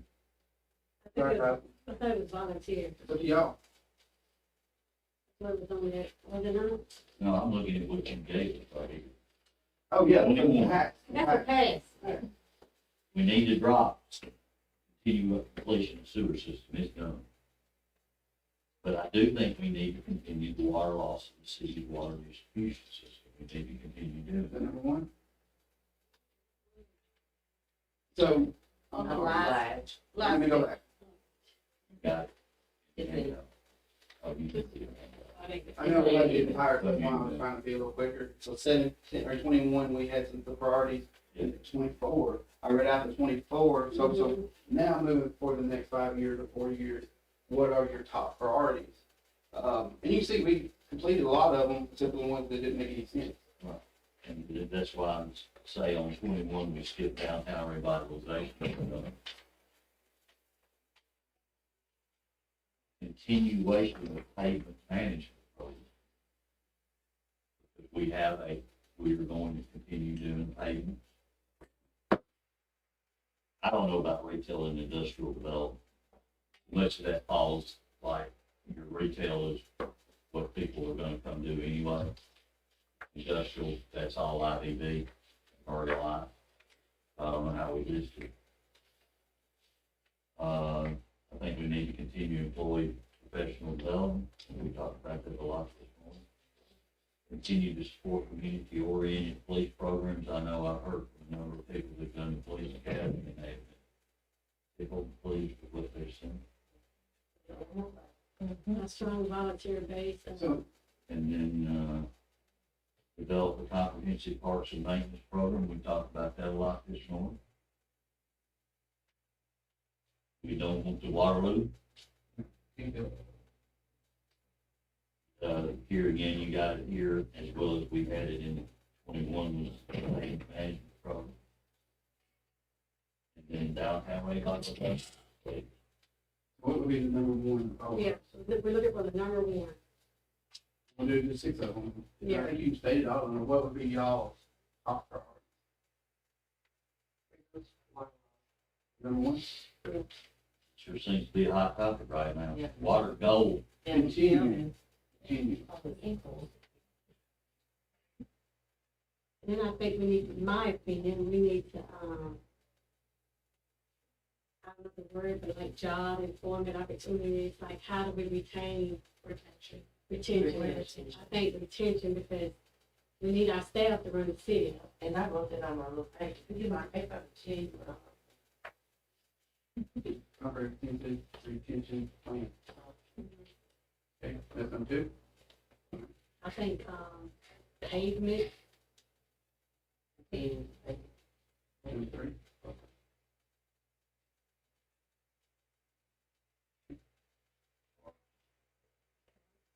Homework.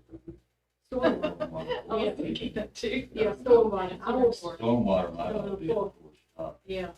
All right, you guys gotta renumber them now. I got it, I got it. Where Is did that you number put one it? or two? I think number two, we need to put it under I got water. you. Okay. What do y'all think?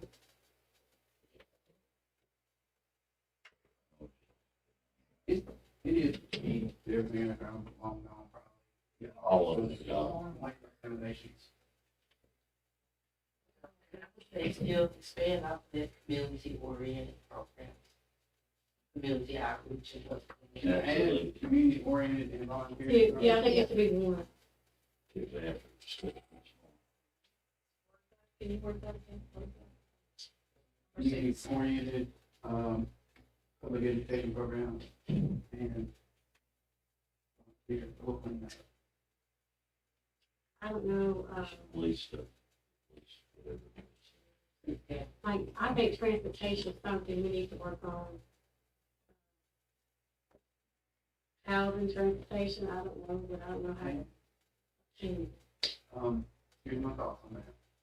Is that we're updating our zoning plan with the R1, R2, 3, having a HUD within those zonings, that which take away a lot of the heartache we get when someone comes in with R3.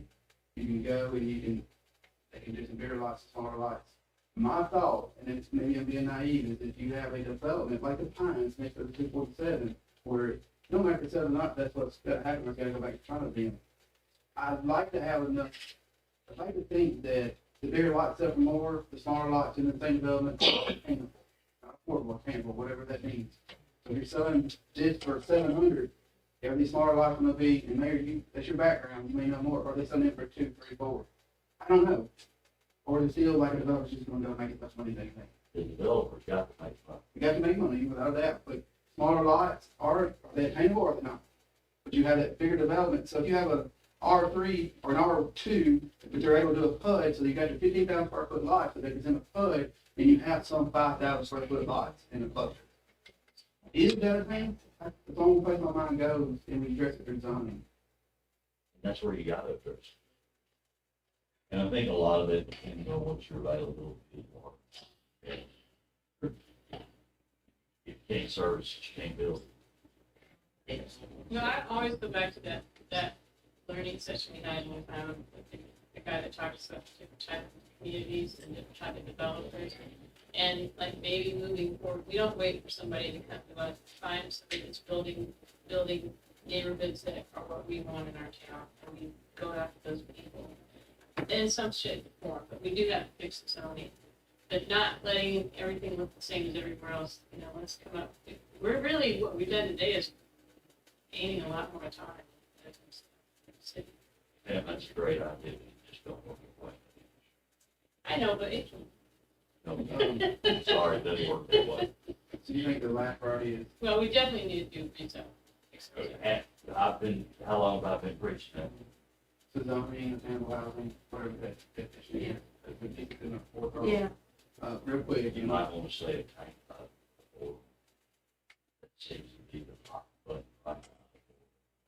But everybody's definition is completely different. I'm not saying that, I'm just saying that the hot button right now is affordable housing all across this nation. I come, Yeah, you name it. I don't know, I come when I've been on, maybe you may have some back to city manager, and I'll be free for conference, city manager conference, and they were talking about. Yeah, I was sitting there listening, and it was where you cut the red tape, and you, these land areas where it's foreclosures and all that, you could work with developers to have affordable, attainable housing. I'm like, man, that sounds great, we got all kinds of places. And I talked to Will with KCI, our contract planner, he was into it for us. But the problem with it is, it's only for private act charters. We didn't change our charter to do that. And then I got to look at them more, it's like, to Congress, but everywhere I was looking is a flood zone, so there went that whole Yeah, idea. the whole idea.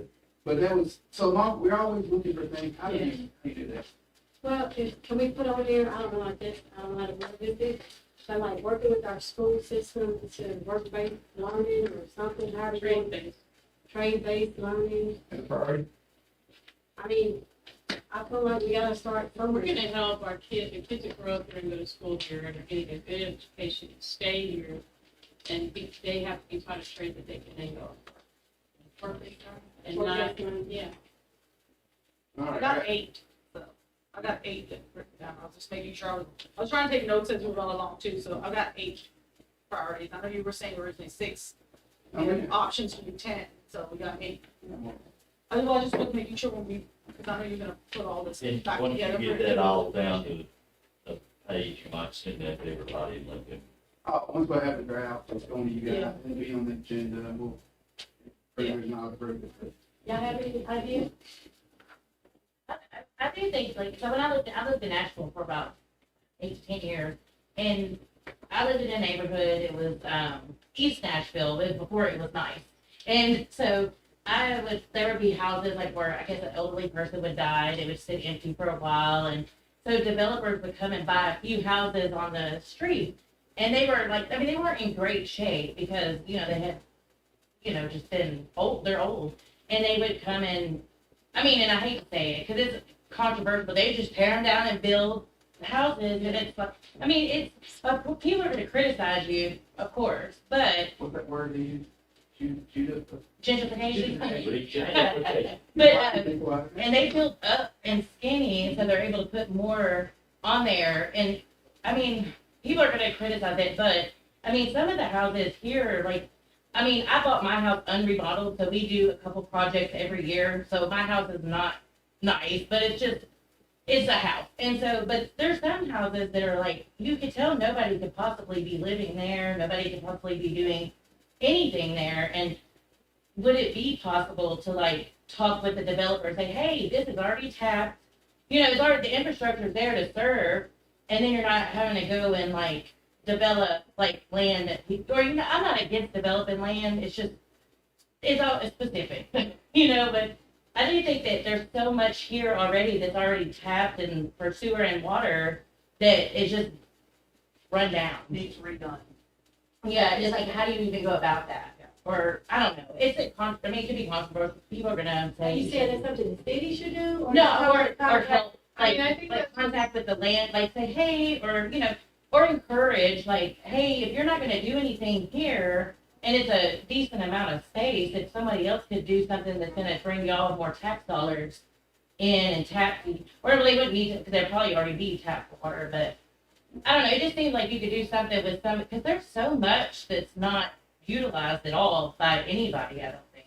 That's up to whoever owns it, but I mean, like, Washington, there's one guy who I think has done 3 houses on that. He's Oh, starting his yeah. 3rd one. Yeah, he buys them and does gets them right, and And then, keeps them in the neighborhood feel, and Adams has had at least 4 or 5 houses done since I moved there. and that's a 3 on my street. Yeah, so that have that's been- happening, it's just not, a builder's probably not gonna come in here and do the whole, it's kind of just gotta do that. Yeah, well, maybe with like, I don't know, maybe there's a way to encourage like people to turn loose of stuff. If you're not gonna use it and you're just gonna let it They sit, don't sell it, a lot of houses. yeah, like, They don't want to sell it, they don't want to produce it. that's crazy. There's a lot. They don't want to sell it. We can't tell people again. Well, no, I didn't think you could, I know for, like, I'm aware of like what's allowed, but I do think like if Nashville found a way to entertain Yeah. Well, people or they encourage. had regentrification going on in East Nashville, and that's what caused that. Well, I know that 'cause I live there, so I watched it happen. It's very hard to tell a property owner what they can and can't. Well, no, I wasn't saying tell them, Right. if they're already like, they're not paying their taxes or, So now that, if you don't pay your taxes, you That's- real estate agents or people who like this will come in and talk this thing. Very cheap. yeah. But, It would just be nice if, Yeah. I mean, like, if there's stuff that could be used. I mean, I don't know it all or nothing, but if, yeah. An incentive, yeah. Where everybody wins. That is something I'd like to know more. If you have a learning session, anytime, I'd like to know what we Right. can do to help that, and just like stuff like. Cause it We has had to- 15 signs on the roads, and that's ridiculous. We should have whoever, who's allowed, I know we need to go, but that's something I think, those little things, maybe that's where volunteers can help. They go around with some of the, Right.